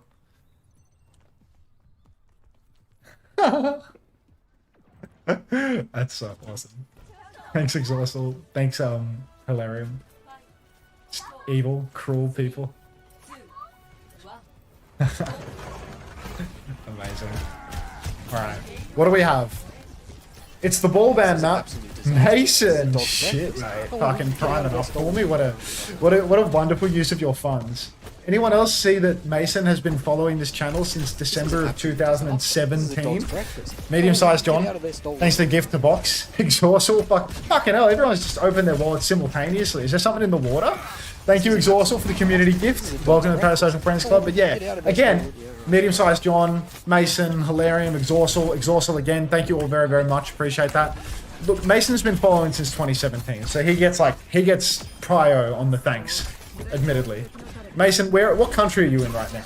Because you, me, Felix, and a big bowl of you, me, Felix, and a big bowl of some of Vanuatu's finest. I feel like there's a date somewhere in there if we can find the time. You know, like it's been a minute, but I'm only here when you drop those pants. Damn it! I'm not allowed to do that. Didn't you see, Mason? I got banned on Twitch a week ago. I got a 1-day suspension on Twitch for something loosely related to that. So I absolutely cannot have any slip-ups. I cannot have any slip-ups on sexual misconduct. But thanks for the sub, bro. Yeah, it cooked me. It absolutely cooked me. But you know what? We're gonna climb back from the gutter. Anyway, let's focus on the game. This is the ball band map. So this is a real hard one for Plz Not Hero Ban. Uyu, obviously, he's a ball player, not a Doomfist player, but they're still seemingly making it work. It's been a minute and a half of time bleeding off the clock, so I thanked everyone for giving me money, but now it's finally time to focus up. As Plz Not Hero Ban, this long stretch is where it's going to be really difficult for them. The Winston has a high ground that he can play on, that archway. He can also push through the choke. Kitsune Rush comes out. Dewey pops the counter Captive Sun, looking for a target. It looks like he's found one in the backline. He hits it in the backline. What's that? That's money. Heard this was the #1 Findom stream on Twitch. This is. Thank you very much for the 6.7. That's 6.7 in another way. Dollars. Thank you very much, Andan. Really appreciate that. I'll double check your name after as well. 3 for Plz Not Hero Ban in the scrap though. Yui finding the target on Daisy in the back early on with the Cactus Sun really blows open the hold in all honesty. Needed some support for Daisy, needed another support back there to actually heal them up. Unfortunately, not able to get it done. Now let's check the stream on this dashboard. It was Andan that gave me the 6.7. Thank you very much for that. Appreciate that. But yeah, 6.7, obviously. two strikes for sexual misconduct is where I draw the line temporarily. Yeah, you know, like, one was already overindulgent. At least we learned something. At least we learned something with one. I feel like there's no lesson to learn with 2. The lesson to learn with 2 is, like, quit streaming, you know? Like, that's all. Kitsune Rush on the card from Navis, and Plz Not Hero Ban, they're just trying to get as much meterage as they can off the back of it. Unfortunately, not able to displace anybody from main, and Swoo with the Primal Rage has matched and blocked backline. So no kills coming through just yet. Pulse comes out from Kyon, goes wide. He's trying to trace a Pulse, so it's a little bit of an ego move in all honesty. You're not going to be reliably able to find much with that. Fod carry now, goes forward. He's all over Uyu. Bowler shot landed on Uyu, but Uyu's countered with the, no way. Countered with the Meteor Strike. Actually finds not just one, but potentially more kills as he's in deep. It's only going to be one, and he will be traded. 3 for 3 trades, but the trades massively favour the defenders here. So Plz Not Hero Ban, they're not going to be able to close this one out. 6-star LG on the cart now. Looked really good for quite some time for Plz Not Hero Ban, but unfortunately Uyu going down there, that's what it ends the push. Maybe if the chat is good, Owen. Maybe if the chat is good. 6-7. Ha. No, you're allowed to accidentally do it? Oh, oops. But no. Did you see that Flack was begging Tomathan to drop on stream? Bro just did not care. To drop what? to drop what? His pants? Like, unreal. Kitsune Rush comes out from Mihawk. Captive Sun from Yui in response. He's playing the rooftop to perfection as not to get caught out. He splashes the Captive Sun on Mazzles, drops a pylon in the sky, but still goes down. Massive punch from Uyu has thrown poor little Daisy into the open though. Kyon pressing this advantage, but he can't finish the kill. Somehow, some way, Daisy's still alive, but Uyu runs down Fod carry. So now Plz Not Hero Ban, they're in pole position. One-man advantage. Respawn advantage, obviously, for Telomere, so Uyu's going to have to back off. But still, they can repush this one. Fod carry is still dead. Swoo jumps top, but he's not going to drop into them. Just a little bit of a contest on the high ground for Uyu, but Daisy picked by RG spam in main. There's a rush in main. Plz Not Hero Ban, such a good position right now. Tidal Blast comes out on Mazzles, but it only stuns Uyu. RLG's traded out by Swoo, but Kyon finds Mihawk. He's in the back. Now you can see Uyu swinging for the fences. One more shot. He's looking like me on Doom. That's a lie. That's very disrespectful. Unfortunately, Plz Not Hero Ban. They're still fighting for dear life. Swoo's popped the Primal Rage on cart. Bod carries found Navis. Swoo goes down to the Meteor Strike, but both DPS for Telomere are back on the cart. The respawn advantage is so huge. Telomere punched into the wall, but still they will recontest. Whoa. Midas get what he wants. Didn't Speed do that? New VOD. Daisy getting dropped next stage. Flak time me out in Thompson's chat. Not cool. What? For being my nutsack or what? It can happen. It can happen. Swoo up on the high ground now, poking away. Just going for as many right-click zaps as he can. Uyu goes for a big slam up top as well. Looking for more, but end of the day, can't do much if Navis is going to push the flank and not go down in that scene. That felt like an easy kill, a real slam dunk, and it has gotten away from him. Pulse comes out, FOD carry, I think he's landed that on Uyu, but no kill converted. FOD carry is actually going to be the one to go down, so there's a one-man advantage for Plz Not Hero Ban right now. Daisy has to be very, very careful. He's face-to-face with Uyu. Kitsune Rush comes out, just trying to play life a little bit, but Daisy's dead regardless. Just trying to stop the bleed right now, Telomere, looking for a trade, looking for anything, but they're taking so much damage. Su has to jump cart. He nearly has bubble though, and Navis is picked. Pulse is out for kill, no kill converted. RLG is going to cover the point in hot, sticky goodness, and that might be all they need at the end of the day. But Yui really wants to ult to throw this one in. Oh, no way Daisy finds a trade. He snipes you out of the sky. Mazzles finds a trade as well. And Plz Not Hero Ban, they failed to capitalize on all of these picks. Unreal. I thought that when they had the Torbolt on point, that was going to be the difference maker. But they need more. Telomere, they might just hold on. Suzu on point. Navis gets one last touch. But, I mean, there's going to be more touches. Hainu's been popped. Uyu has ult as well. Uyu, now he pops the Meteor Strike. He's going to land it on the cart. He does not find a trade. Pod carry takes down Kiln. So still huge advantage. Yeah, no, that'll be all she wrote. Plz Not Hero Ban, they're not going to get it over the line for second point. Insane recontest though. Felt like every fight, they're just constantly getting it done. Again and again and again. Let's run some ads in the halftime. Did somebody say, I would like to watch advertisements? I think so. The respawn advantage is nuts. Like, genuinely nuts. Defender's advantage, tired. Oh, I need some more water. Let's invest in some ads. Let's invest in you watching some ads.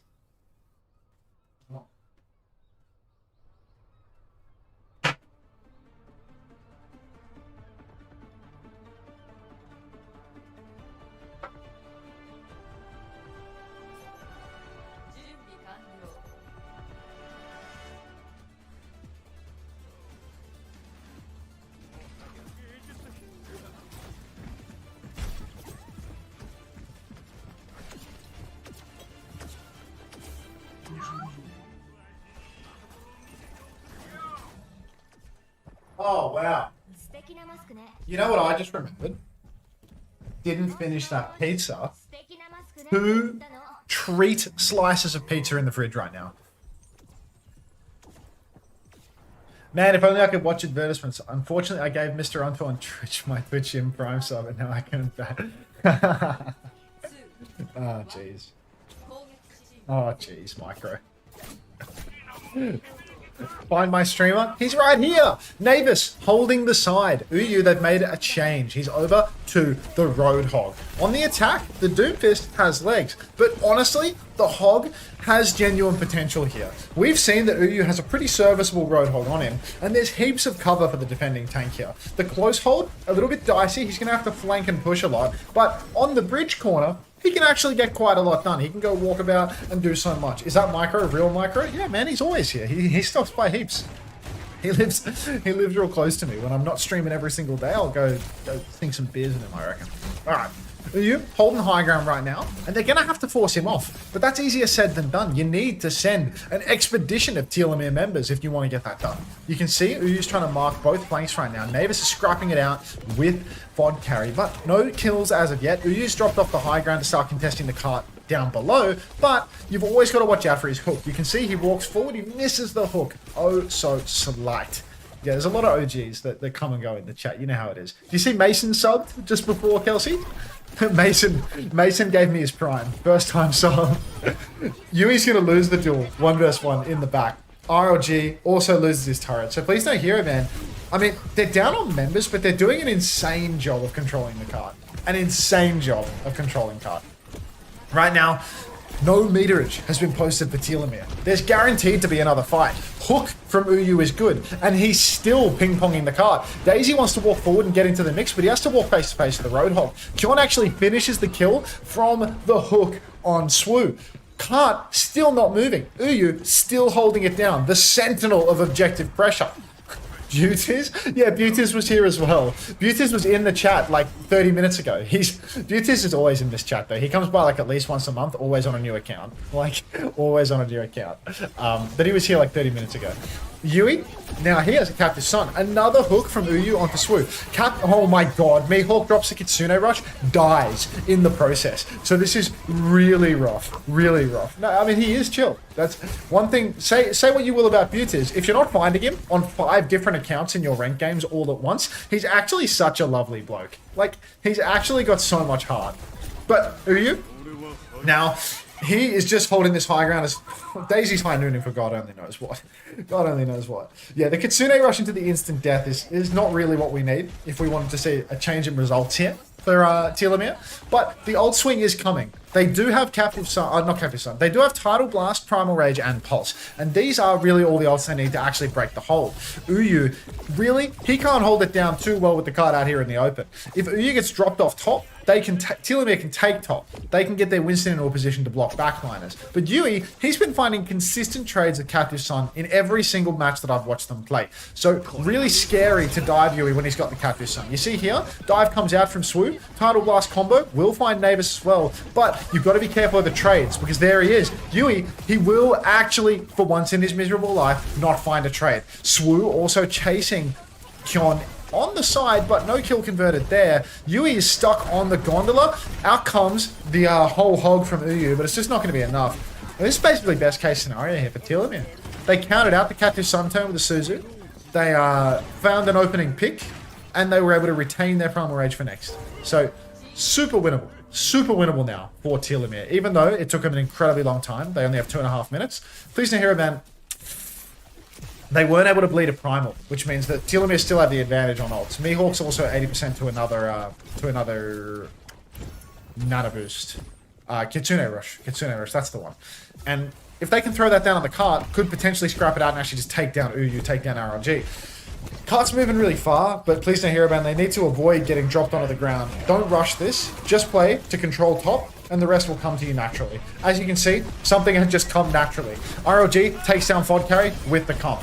Drops into main now, and they can clean up the kills. Swoo's pulled the Primal Rage. Greedy, in my opinion. We know how overwhelming those respawn defenders' advantages are. Swoo has found 3 kills, though. Looks like he actually Primal Kyon off the map, and that's basically a full-blown team wipe. There's only Uyu remaining. But with the respawn advantage, Swoo's just going to get traded, and all that work could very well be for nothing. Even though he just got an absolute highlight reel 4-man Primal. Look, Telomere, half of their team still isn't here. Plz Not Hero Ban, they're already back in. We did that. We did that, folks. So, Kitsune Rush for Navis now, and I mean, it feels like an insane clutch carry. You just killed 4 with Primal, but you've done nothing because of where the card is, because of how your team was already traded. It just doesn't work. We can swoon for Swoo, but he's trolling.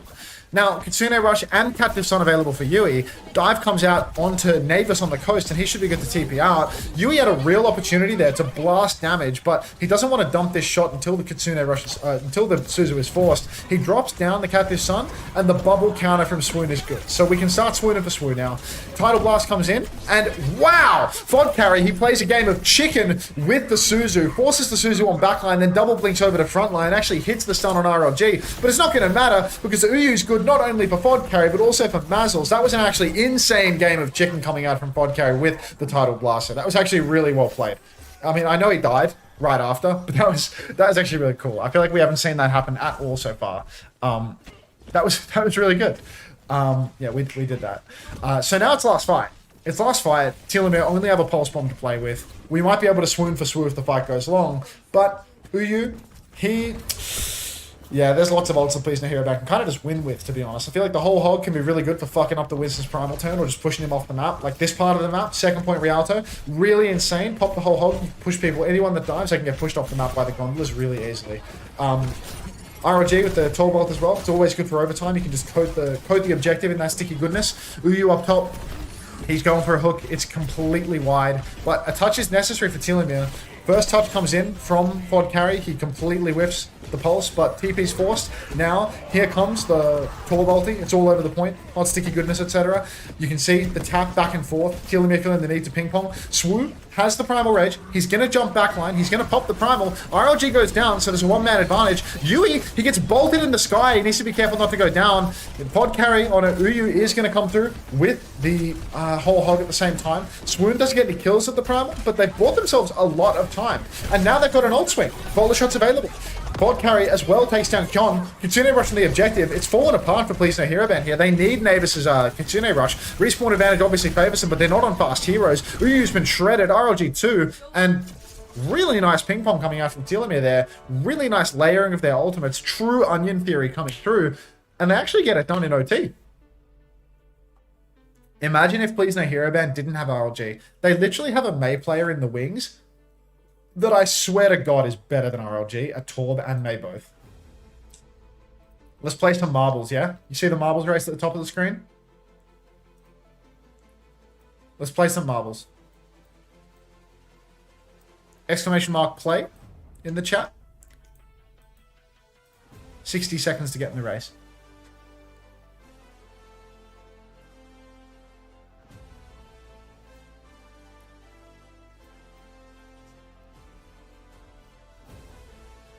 A lot of decent matches today, honestly.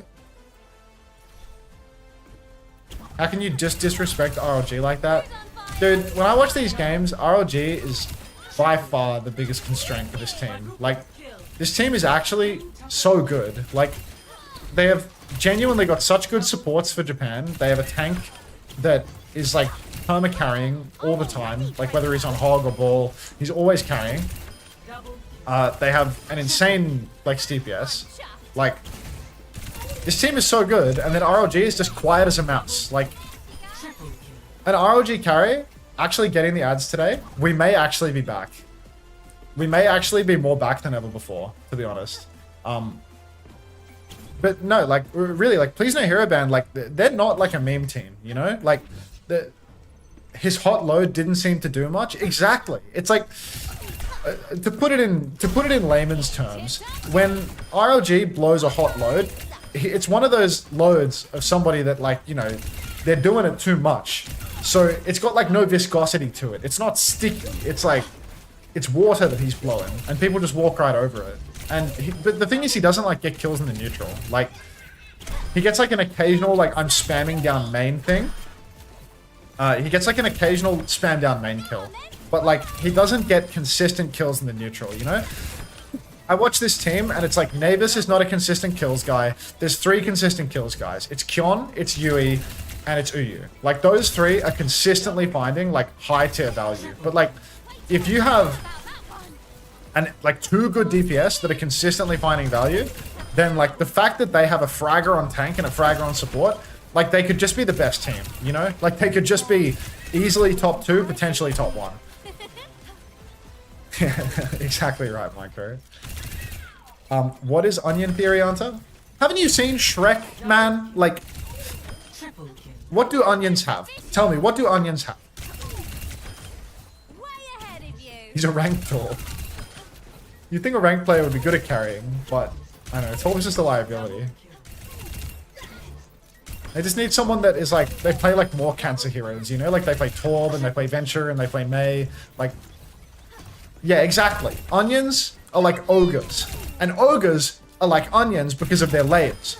So, onion theory is that you need to layer your ultimates, you know? Don't dump all of your ults at once. Don't drop one, and then drop another, and then drop another, all in the same span of time. Use one ult to force a skill exchange, or to force an ult exchange, and then use the next ult to get all of the kills. Don't just open up with an ult. The sequence of fights should be, unless it's a surprise fight, it should be skills, then ults, and that's it, you know? Make them use skills, and then use ults. Layers. There are layers to fights. But if you just eat the whole thing like Tony Abbott, and you just bite through multiple layers at once, then you look a damn fool. Because you're eating a raw onion. Onions get peeled, so you should play a tank that can peel, otherwise you're throwing short. I'm more familiar, like, with donkey theory. Force out Suzu, then Queen ult. Exactly, Ank Gamer. You understand onion theory. But it's not just that, you know, like it's not just for skills too. Like it's everything, you know. It's like ult to ult to ult to ult. Because often you'll see like there'll be a skill exchange and then people will get all excited and they'll all ult at once, you know. You'll see a rush and a clock and this and that and the other. But like just keep layering, just one after the other, you know. Don't over ult. Or if you are gonna ult before the skill exchange, do it fast and surprise them with the ult and kill them. Like, have we had a marbles victor yet? Queen's Farah has won the marbles race. Wow, Hunter's game is so good. Why doesn't he play? Or at least coach? Another marbles race, folks. Can we fit one in? First time chatter as well. Love it. Just wait until this person sees me playing Doomfist. They'll reconsider their opinion. Got time to drop the bomb. Triple kill. That was wicked. I need to do like some off-season like Doomfist like unranked the GM that I'll never ever hit because I just can't. Like I just don't have the strength. I don't think I can even do a support unranked the GM at this point. Like I'm a bum. Starting the race in 10 seconds. You taught Hawk everything he knows? Exactly. Like, last time I coached Hawk was in Overwatch 1, and I pre-taught him Overwatch 2 Doomfist. Would you believe that? You should believe that, because I would never lie to you. But yeah, the reason that Hawk is the best Doomfist in the world is because I taught him everything he knew in 2021. And he was given all of the ingredients required to cook the perfect meal in 22.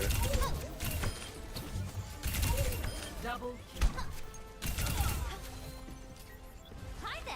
Present for. Ah. Pretend to do it, but have Hawk actually do it. Oh yeah, I do like an unranked to GM, but it's actually just Hawk playing the whole time. It's just Hawk's gameplay.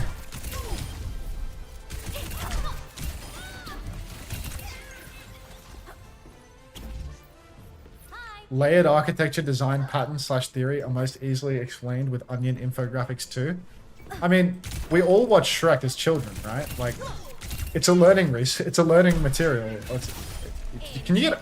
I wish Blink Melees gave you over ammo. Like, you know what would make this Tracer perk actually feel kind of low-key worthwhile? Over ammo. It might be the most broken thing ever, but like, imagine if you could like Blink Melee a tank, get over ammo, and then go one-clip someone with 60 bullets. Like,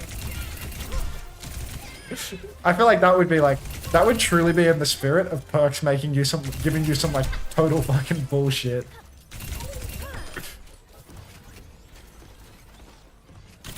Low-key, might have to pass that on to the devs. Next time Blizz Winter is in the chat, let's tell Blizz Winter that the ammo perk just isn't good enough for high tier players because the health pack perk is so broken, so we should balance it out by granting over ammo on the melee. Do you like Top Dragon? Do you like Top Dragon did with that one coach where Top Dragon plays and the coach talks? Oh yeah, Top Dragon did like an 8-hour series with Wizard Hyung breaking down Top Dragon just like shitting on Plz. It's like, yeah, and you can see here that his movement is better than the enemy, and his cooldown usage is better than the enemy, and his aim is 100 times better than the enemy. So once again, Top Dragon has one-clipped a plat player. Like, can we exclamation mark summon Blizz Winter? Like, they should make the perk increase Tracer's damage to 7. True, you don't get a refund, but if you blink melee, you get 7 damage per bullet for 5 seconds. Transient. He almost lost to a match in plat, by the way. I mean, it can happen. Zeta coaching. I mean, Wizard Hyung is just a typical genius.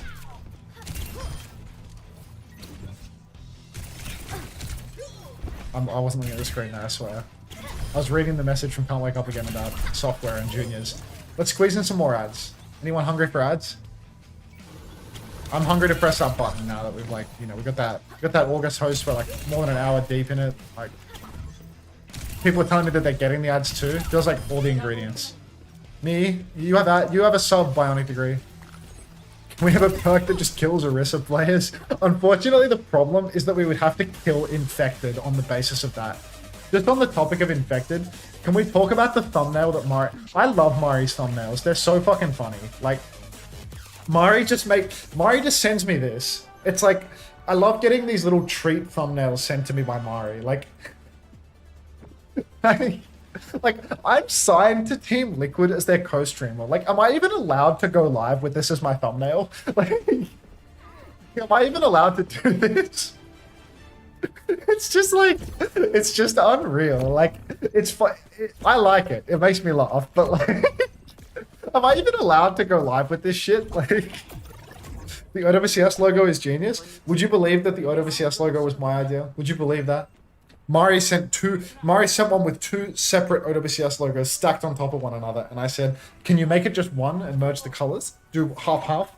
And then Mari, being the genius that she is, did a color gradient in the middle. With like a pretty alternating trim. Mari's so great. I'm a Mari head through and through. Bushy Brigadier with the shock.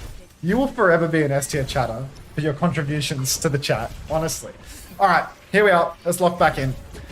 We're on map 4 now. Bans used are Hog Ban from Telomere to enable Winston, and Farah Ban from Plz Not Hero Ban. Exclamation, appreciate. Yeah, I love a shock too. I think it's great. I think having the chat full of like slop spam always works for me.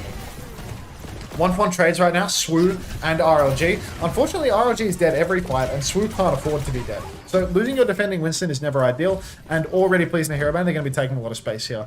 King's Row is an awkward map for ball, but not an impossible one. Absolutely not an impossible one. Thank you, Cruz BB8, as well, for the monkey smoke in the pipe. That also, you know, quite entertaining. It's not Japan without some fucking ass crosshair. True. ROG's dead again, though, would you believe, to me, Hawk's Nade, and, you know, perhaps a little bit of help from elsewhere. But Plz Not Hero Ban, even though they've got the 2 ticks, they're not going to be able to close this one out just yet. Especially... Well, no, I was going to say especially, but, it actually looks like they're totally fine because Mihawk and Fod Carrier both just died to Uyu. So Uyu is really getting it done now. Uyu's going for a slam on backline, but Plz Not Hero Ban, just start touching point and you should be delivered victory at this stage. It's going to be so hard for them to recontest. Mazzles is the last man standing by way of support, and Uyu's just constantly hamming him up. So there's not enough healing in the world to keep Swoo alive. RLG's turret is going to clean up Fod Carrier on the point. Unter, I'm down 2k. I mean, just stop gambling in crypto. Unter, you're my favorite slop streamer. Thank you. I appreciate that. Slop spam, farmer ads, less than bets. Yeah, I mean, my chat actually has like turbo cancer in terms of the stuff that gets spammed, but I find it quite funny. As a man that's, you know, pretty much 28 years old, like 30 minutes off 28 years old, I still find this shit hysterically funny for no reason. I also hear my laundry's done. I heard the machine go beep boop. I'm thinking about just running it again with no detergent, given that the clothes were soaked in vinegar. But I don't know. Swoo gonna go for a deep jump here, but the counter ult is actually quite good. Yui pops the what is it? He's popped something. Yui's popped the tidal blast, and it's actually just going to completely shut down Swoo. Uyu's traded out though. Symbol up from Kyon on the point means that they're going to get a little bit more push. And the huge nade coming out from Mihawk is actually just going to completely cook Plz Not Hero Ban's attack now. Even though they had the symbol up, the symbol was only on the objective for the initial slice. So now Telomere is going to push right back in, sleep onto Kyon. Damage comes out, but the Suzu is really good. Guardian Wave, heal amps, everybody for Telomere. They have great ultimates to keep this hold going though. And Mihawk, another nade splashes. Navis dead again. 2-1 lead here for Telomere. Plz Not Hero Ban might need to lock in. He was such a good Sombra. How does it feel to nearly be 30? It hurts. I'm 29. When the aunt reads your chat message, hashtag invested. How am I older than you? Yeah, I don't know actually. Any other 40-year-old fans? Why'd you dip your clothes in vinegar? That seems bomb. I took them on a hike and they got wet 2 weeks ago. I dried them while I was away, but I wasn't confident that I dried them perfectly, and I left them in a plastic bag for 2 weeks. So I dipped them in vinegar, so if there are any mold spores that have grown, hopefully the vinegar killed them before I put them in the machine and contaminate the machine. So the vinegar theory was essentially that the vinegar would kill mold, and then the mold would not contaminate my machine. And if the mold has contaminated my machine, well then GG's go next. But yeah, it's essentially just to sanitize the clothes that I don't think are moldy, but just in case, because I mean I did dry them at the time, but yeah, I'll try my best. Mold theory, yeah. I mean I could just have destroyed my washing machine, but who knows. So vinegar theory is like poker bombing the other team so they can't poker bomb you back. Yeah, pretty much. Pretty much. I missed the fight, but I mean, apparently ROG got a hammer kill. Minefield is out from Uyu. It's close to the objective, but you can see Fod carry. He's scrapping down in the back right now. He's going to die to Navis. Not ideal for Telomere. Tidal Blast comes out on Swoo. He will be healed by the back jump because of the old pops, obviously, but he had the back jump because he was so incredibly low. Plz Not Hero Ban now. They're going to press forward. ROG, he's going to pop some of that hot, sticky stuff with discussed at nauseum. He's blocking off a lot of the backline angles this way, so it's really, really hard for Plz Not Hero Ban to, or rather for Telomere to peak, and they're completely reliant on their front line to contest the cart. Uyu slams cart. Pulse bomb comes out for Fod carry, but it's a miss, and now Swoo is glued to the objective. No more come on the cart though, so Hainun comes out. Kyon with his mega-sized crosshair, plus-sized crosshair rather. He's going to step forward on the side. He has to contest with Fod carry, but he can probably win that duel. Suzu comes out, nice TP from Navis, but Anti is really good onto Yui, and not good enough, rather, Navis' Kitsune Rush is not going to be good enough to save Yui. I'm completely lost at the source. Actually fucking hopeless doing this solo. My sub will buy you a new one. I don't think that your sub will buy me a new washing machine. Do they just ban out a player each map or what? Dude, half the time they're just banning out like nonsense, to be honest. Like, I'm just not a believer in like half of their draft. Like, they ban out Kiri on a map where they can just play like on a Wu Yang or Ilari Wu Yang, and it's just like Wu Yang is so good too. So I'm not a huge believer. Uyu contesting the side now. 30 seconds left for Plz Not Hero Ban. They're actually down to their last coin. I've been gassing up this team so much. They need to win this for my ego. Tidal Blast comes out onto Kyon, and he's just going to run down the back line. He's fully torqued now, but Navis has been traded in the back. Kyon's good for 2, but so are Telomere. Daisy incredibly low, finds the trade, pops the high noon. It's Swoo and Fod carry versus only Uyu. 20 seconds remain. Uyu's going to make the judgment call. He's going to get out of dodge. He does not want to die here. He's going to run back to his supports. Navis should be good to TP onto him. Uyu should be good for one last touch, but it's going to be dicey. Plz Not Hero Ban. They have a tall one trick that is such a one trick he won't even swap to a fast character for the last fight. Uyu gets the first touch. He has mines available, but he doesn't want to use them early. He rolls on for a second touch because I think his first touch was a little bit too soon. Now, Kyon should be good for the next touch. He's had overhealth transfer as well. Uyu's rolling in, but he's drunk, so he misses his first roll. He gets hindered. He has made a huge error here. Pulse comes out, but somehow he's alive. ROG, 8 damage from that pulse bomb on the ground, but Kyon has found a trade. It's a 4v4 at this stage. Again, overhealth transfer onto Kyon. Slam from Uyu onto the cart. It's an absolute masterclass in ping pong from Kyon and Uyu, but Kyon goes down to the nade. Navis has the Kitsune Rush. Navis TPs into the backline, finds a kill on Mihawk, and pops the rush from behind. Now, Yui does huge damage, Uyu as well. And Plz Not Hero Ban. I mean, maybe I'm going to have to make a series breaking down God tier recontest, because that is another one from Plz Not Hero Ban where it's really hard to overstate how difficult that recontest was for them. How incredibly good they are to get that done. You can get mold out of your washing machine pretty easily if you yeet a washing machine cleaner in there and run on us the highest temp cycle there is. Really? Okay, cool. Well, I guess I'll know if my stuff is moldy, but yeah, thank you for... That's reassuring, the German sheep, to be honest. That's reassuring. So, if there is a problem, which there shouldn't be because there's no mold, hopefully we're fine. Hello, homosexual! Won't swap to a fast character, he can just pull out a hammer. Don't you think that it would be faster to come back on, like, surely it's faster to come back on, like, Genji or something, where you can dash, or Sombra, where you can throw TP and have a faster base move speed the entire time as well, compared to just having a faster base move speed. Is that delusional? Just mold max, I'll pass on that micro. I'm too old to have mold. Uyu and Kyon, they are both, I'm mold locked in, and Plz Not Hero Ban are just like outrageously clutching. Like, what am I doing? Yeah, of course. Don't burn my clothes simultaneously. Just use the cleaning agent and 90-degree temperature. It will be fine. It will be fine. Maybe, like, even without using the cleaner, I'll just run a 90-degree cycle regardless in the hopes that that can be, like, lethal to the mold. Maybe some vinegar and maybe some of that, you know? Who knows? I feel like vinegar is the secret sauce here. Plz Not Hero Ban just capped the map, by the way, with time. Like, I'm gonna rewatch this. I was talking about mold too much. I'm not doing respect to the players. Okay. Navis is actually dead first. There's a minute on the clock. Cart's rolling, but it feels like Telomere should be in a position to recontest right now. Like, they should be able to get on cart. Spam up onto the high ground. They're blocking cart. They're 80% to nano. They have Tidal Blast. 60% to primal. They're still... Cart is blocked. Cart is not being pushed.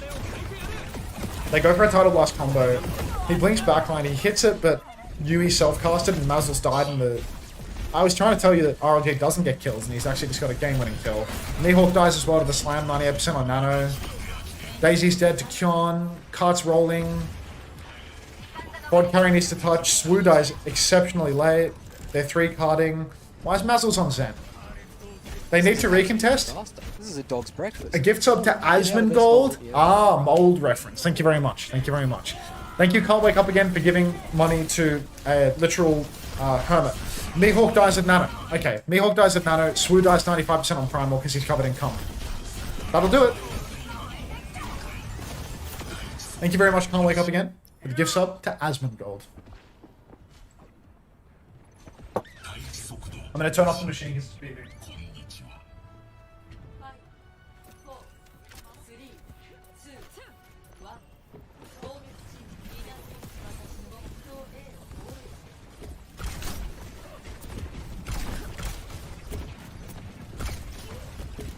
Okay. Yeah, a 10-month-old bread, that's totally fine. It was frozen! Do you not know how a freezer works? The moth theory is a more reasonable take. The moth theory is a more reasonable take, I'll be honest. The moth thing, it's hard for me to get a pass on that. But the 10-month frozen bread is nonsense. I don't want to hear anything about how my freezer food is unhygienic when it's frozen. But the moth thing, I will concede, that is disgusting. Anyway. Swoop jumps backline. He does have backline blocked right now, but he has to exist behind, which means that if they just mark him out, they just start poking him, he's not going to have any healing. Please Not Hero Ban, they've taken a remarkable amount of the high ground control, or rather, they've maintained a remarkable amount of high ground control. Swoo's actually jumped into the back high ground, though, and he's completely isolated RLG. Navis is down as well, and this is a quick attack for Telomere. One fight, one win. Maybe a recontest on the cards for Plz Not Hero Ban, though, just because they have all these fast characters. Sim TP can help Taxi. Uyu's obviously going to get a touch. Navis can TP on. So, John will die early. That's not ideal. But you can see Uyu, he's rolling right behind, immediately controlling that mega health pack to prevent Telomere from forcing him out. Now, Uyu gets another roll through, farms up a little bit of support ult charge, reassesses the situation. God, this guy's uptime is so high. Navis strapping it out on the high ground, but Bowler lands on Uyu, hinders him, prevents him from continuing to roly-poly through the back, and Plz Not Hero Ban, they have lost first point. We did that.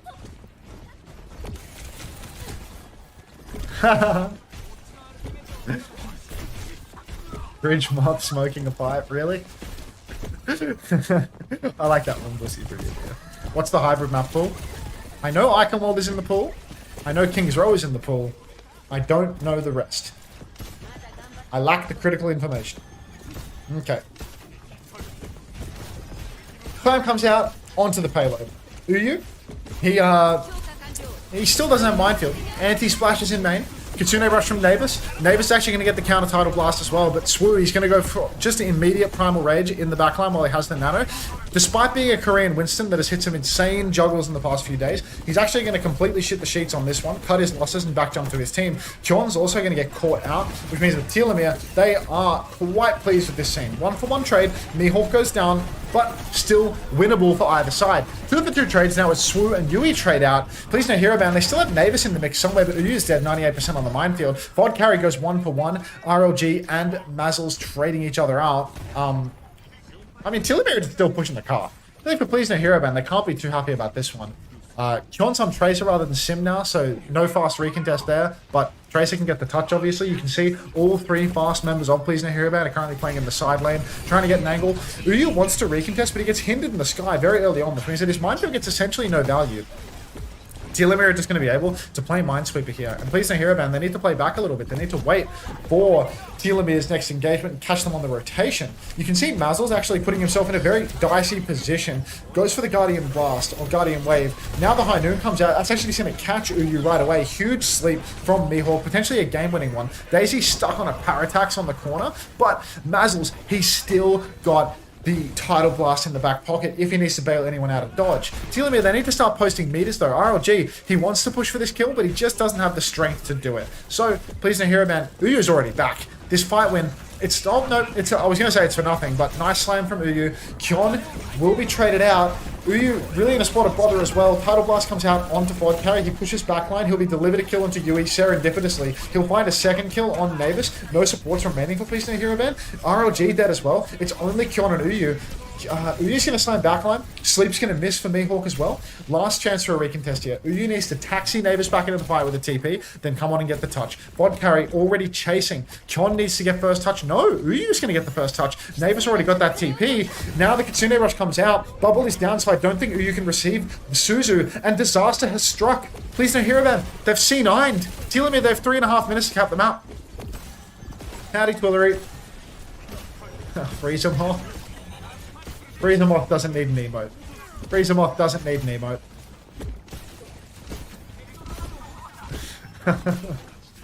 You look like Bubble Man from Osu. I don't know what Bubble Man looks like, so I'm just going to assume he looks like me and assume that this isn't a horrific insult. Can you do an IQ test on stream? No. I'd wind up below the center. A couple of standard deviations below mean. Anyway, Daisy. Daisy and Mihawk both go down. What's going on here? I missed another fight. Please no hero ban. I feel like they won the scrap on point eventually, but they gave the cap, so it doesn't really matter at all.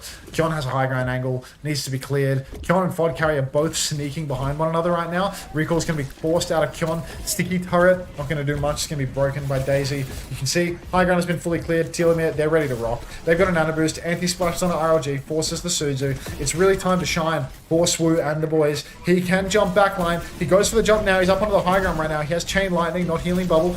And RLG, his sticky turret's being broken. Minefield comes out in the back. Uyu is hindered. Uyu is antied as well, but he's not slept, so he should be fine. Primal comes out from Q. That's Swoo, not Q.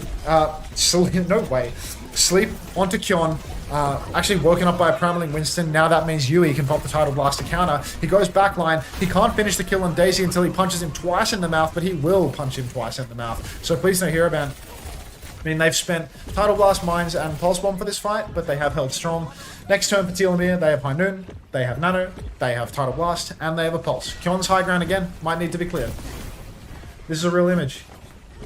This Nano is fermenting. It is a slow cook. It is a slow cook. RLG is low-key getting impact frags. It's true. It's true. But keep it low-key, because it doesn't work with my narrative. Kyon in the backline right now, being pushed. You can see Tidal Blast comes out. And there is going to be a Suzu onto RLG. Swoo will go down as well. Navis, Kitsune Rush on point. Uyu trades out Swoo. Really? I feel like this is do or die at this stage for Telomere, but Mihawk is still slow cooking this Nano to perfection. Maybe that was another turn where they could have used it, but, you know, here we are. It's a freezer Nano. It's a freezer Nano, that's right. It's just frozen cold. RLG, Core Bolt could be huge right now. He could throw it down on the objective. He could potentially zone Telomere off the cart, but I think it's best to wait. It's best to save that one for last. Really an ult that is, you know, ideal for overtime. Diving RLG with this every time and it just never works because the hero has 400 HP. Yeah, and they can counter with the Tidal Blast as well. This is a really rough one for Telomere right now. Daisy has just been slammed in main, in line of sight of Mihawk, and he's gone down to nothing. Mihawk will trade Kyon though. Nano comes out onto Swoo. Feels a little bit desperate, to be honest. It's 4v5. You're attacking third point. You can't afford to ult 4v5. So even though they found this trade onto Kyon, how much is this actually going to buy them? How much space can they actually get from an early ult? Already, Kyon's back in the mix. Telomere, they're still waiting for their 5th respawn. Swoo has high ground control. Swoo's now going to jump backline. Suzu from Navis is a little bit late, and he does take the jump back damage, but Yui will go down. Please no hero ban. If they lose one support, if they lose two, it suddenly starts to look awfully winnable for Telomere. But if they can get out, if RLG can survive this turn, which he has, if Uyu can get behind, pick up a mega health pack, heal himself up a little bit, there is a real chance for a recontest here for Please No Hero Ban. But ultimately, Telomere, they've got some very nice ultimates for the final turn. They've got a High Noon to zone cart. Out comes Uyu onto spawn. He drops onto the high ground. He actually doesn't get himself hindered on cart. He baits and goes high ground. Now RLG pops the Molten Core on the objective. He gets triple stunned and will go down. But Telomere, they need to touch. They need to touch through the cum. And Swoo is dead. So it's a 4v4. Mihawk is closing on a nano boost as well. You can see desperation. Daisy pushes onto the cart looking for a flashbang kill, but Uyu finds a kill. Navis as well. And Telomere, there's only 3 members of them remaining. Mihawk 98% on the nano boost. He's so incredibly close, but he will go down. And please no hero ban. They're going to bring us to a map 5.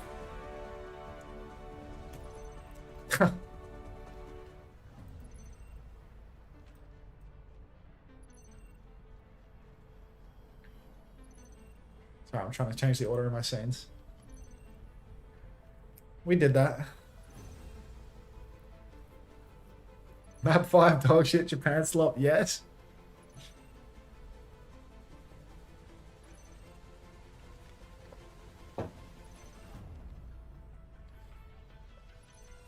Why is infected on my screen?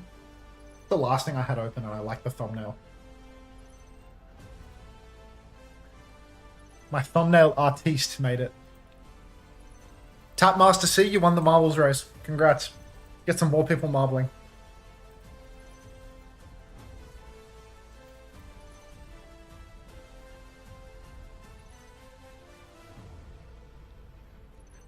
"60 seconds on the race, folks.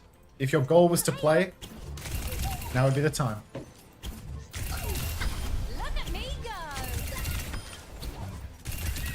Double kill. Winning it. Detonated. Detonated. Double kill. Triple kill. Now that's efficient. Quadruple kill. Have you played Silksong, Mr. Unter? No, Micro. I haven't the time, I'm afraid. Maybe after the season, but I don't want to play too many video games when I finish the streaming because I'm spending so much time on the computer. Am I a quality chatter, Unter? Validation is all that matters to me. You're alright, Public Wank, but I feel like you'd be a whole lot better if you had a sub badge next to your name. There's layers to this stuff, like an onion. Blink, smack, repeat. Double kill.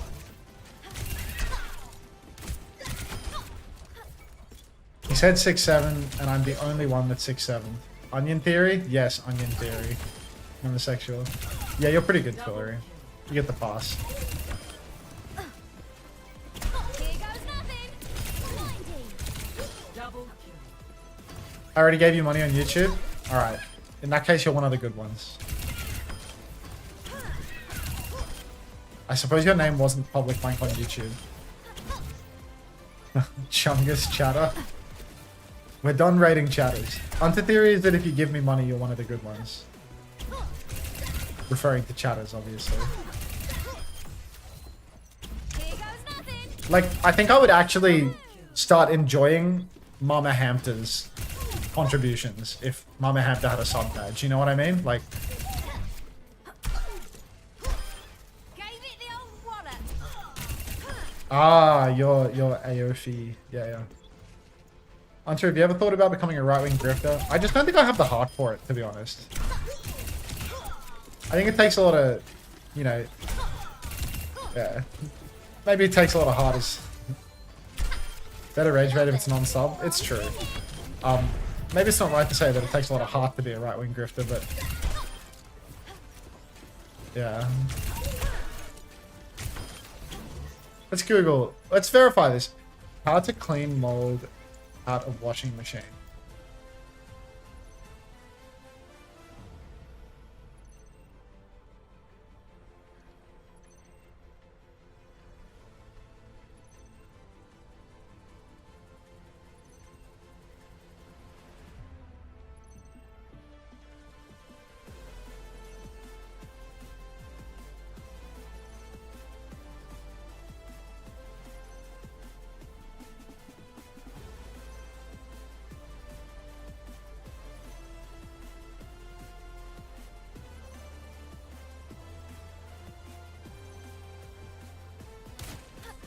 Honest thoughts on tennis suit? Who's on fire? Tennis suit.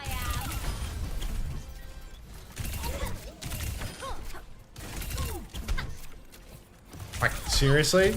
And I mean it when I say this. Tennis suit.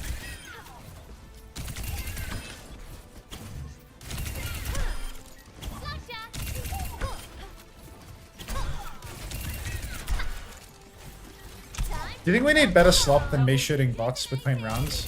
This has been a good go-to for the past couple days. I got a little sick of like just queuing up words and being like uninteractive. I guess words is like inherently interactive, but I don't know. Double kill. I don't like Baxter. It's too hard. I don't like shooting. I don't like shooting bots because it hurts. Have you done the Wordle for today? I don't do Wordle. I don't do any of those games. I only ever did the New York Times mini on stream to like expose that I'm a moron to people. Watch your own shorts for more views. This Right. is an absolute disaster. This is a dog's Head to meme. breakfast. Thank you very much for the Get gift out sub of to this Public dog. Wank. Yeah, you're Thank right. you so much, Head of Meme. Welcome to the double Parasocial Friends Club, Public Wank. YouTube and Twitch both. You should get on Among Us. It's an interesting game choice. Thanks, Sediment.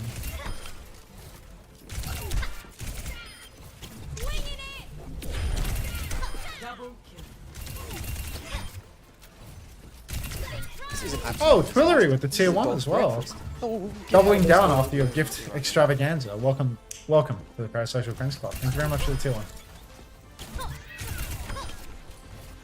Huh, now you can have fun here, yay. No problem, it's almost your birthday. Yeah, we're working on it.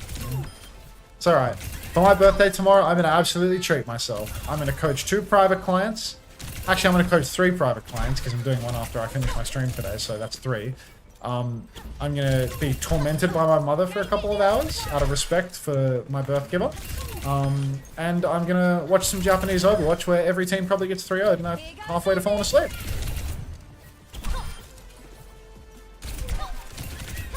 Sounds like a good time to me. But to be honest, the birthday celebration thing just isn't... I just don't really care about it that much. Have you tier listed every skin? I don't know the skins. Which would probably... Maybe the fresh eyes would be better for it. But, yeah. Honestly, the birthday thing doesn't mean a lot to me, you know? Like, I'll go, like, see my friends and have dinner or something, and they'll be like, happy birthday, dude. But, like, that's about it. Like, me and my mum don't buy each other Christmas gifts, you know? Like... I'm not big on all the gifts and stuff, you know, it's not really like, yeah, doesn't like mean a lot to me, I suppose. Just raised in like a cold, loveless household, I feel. Same mate, it's just a day, yeah, but you know what, I mean, like if people want to give me money for it, like go right ahead. But you know, I don't like, I'm not gonna be like streaming in the title, like, you know, birthday boy feels good man or something. Like I remember I was watching someone who shall not be named stream last year, and he's like, oh, it's my birthday coming up, and I never used to have birthday parties as a kid, but I can have a party with chat now. And it was like, this actually is so upsetting to hear this sentence come out of somebody's mouth. Like it actually made me so sad to hear that sentence. But you know, it's like, Jesus. It wasn't a flat state. But the party with chat comment, like that stayed with me. That stayed with me big time. I'm gonna like run ads with chat. It's my birthday. My birthday gift is streaming at 22.5 for a day again, you know, like going back to the old times. Oh, I mean, that's not a reflection of me. That's a reflection of the streamer I'm talking about. That's not me. I do stuff for my birthday sometimes. Yeah. Did not grow up lonely, I'm afraid. But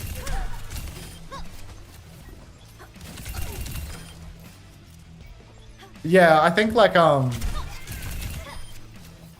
think there's definitely like an element of that, you know, like there's a bit of I guess apathy about it, where it's like, I know that some people like care about their birthday, and there's also like, there's definitely something to be said for like, it's nice to be, you know, like treated a bit special for a day, you know what I mean? Like I think that's the appeal for most people, you know? It's not like that the birthday actually matters to them. It's just nice to like have the, what would you call it? Like the gift giving and the acts of service and the affirmation, like I think it's just people's like willingness to express that for you, more so than like I think there's the meaning behind it more so than like anything inherent about the day. What are you gonna do for your 6th, 7th birthday?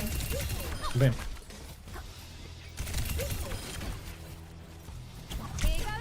Yeah, 6, 7. Birthday's like getting your favorite food. I'm an adult. I eat my favorite food when I feel like it.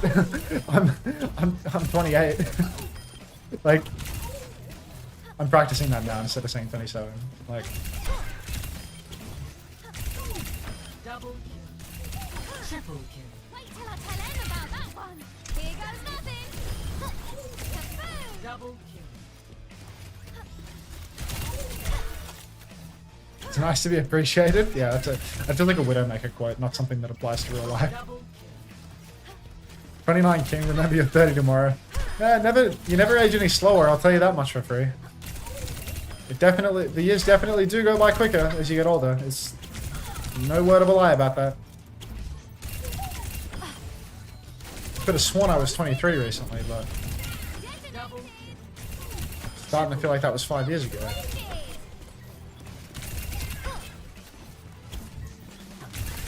Oh, game sounds?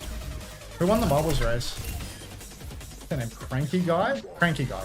Marbles race.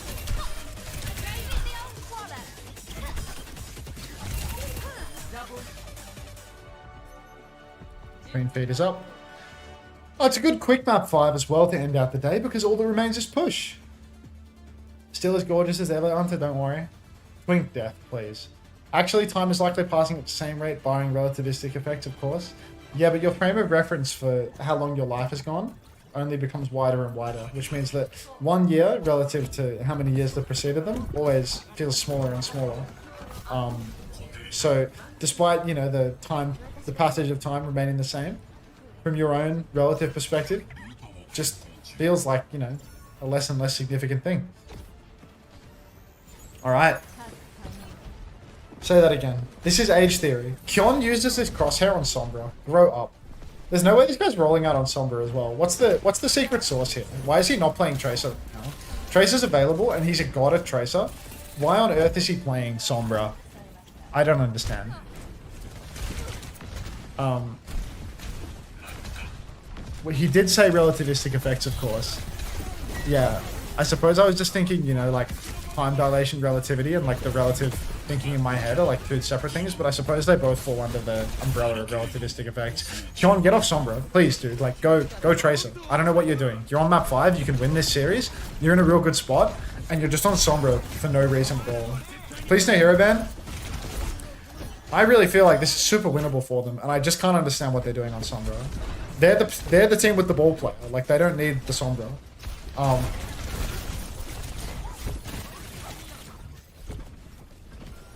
Okay, this is just really bizarre. Like, I don't know what he wants to kill. With Sombra, your card control is weaker. I really hope he makes it work. Like, Sombra can sometimes make things a little awkward for Hazard, but like, Tracer's just so important on push. Tracer's so incredibly important. And you need to have high uptime, and he's not having high uptime. This guy plays Sim and he plays Tracer, and every time he does either, I feel like quite impressed. Kitsune, rather Suzu forced on the high ground already. Backline's under heaps of pressure though. Mihawk has the nano, can use it to aggress or to counter. Looks like all the damage in the world is currently coming out onto Mazzles, but despite that, no kill. So all the damage, but no kill for our kingdom. Mazzles is not... Oh, wait. Mihawk is actually going to go down. The Guardian Wave might have been cut just the tiniest bit short. And this could hugely cost Telomere. They had double support ultimate there. Now the Kitsune Rush comes out from Navis, and Swoo is going to be under so much pressure. There's a Tidal Blast on Navis right now. Maybe he doesn't realize that he's playing very far behind. He didn't pop it until quite some time. He TP's up onto the high ground now. He has the Suzu. He might have used the Suzu, because it looks like he's been hammed up by that downpour. Kyon still doesn't have the EMP. Uju trying to control cart, trying to fight high ground, but this is rogue. Really, there was a huge advantage for Plz Not Hero Ban there. RLG, he's back in the mix. Still no DPS ultimate to speak of for him, but Plz Not Hero Ban, they should be contesting the checkpoint here. Kyon goes down to Vod Carry. Absolute disaster here. Double tapped out of stealth by Vod Carry, and that's going to be checkpoint almost certainly conceded here. RLG can't do it. Uju's not even going to touch. Oh, just put the Tracer in the bag, man. What are we doing?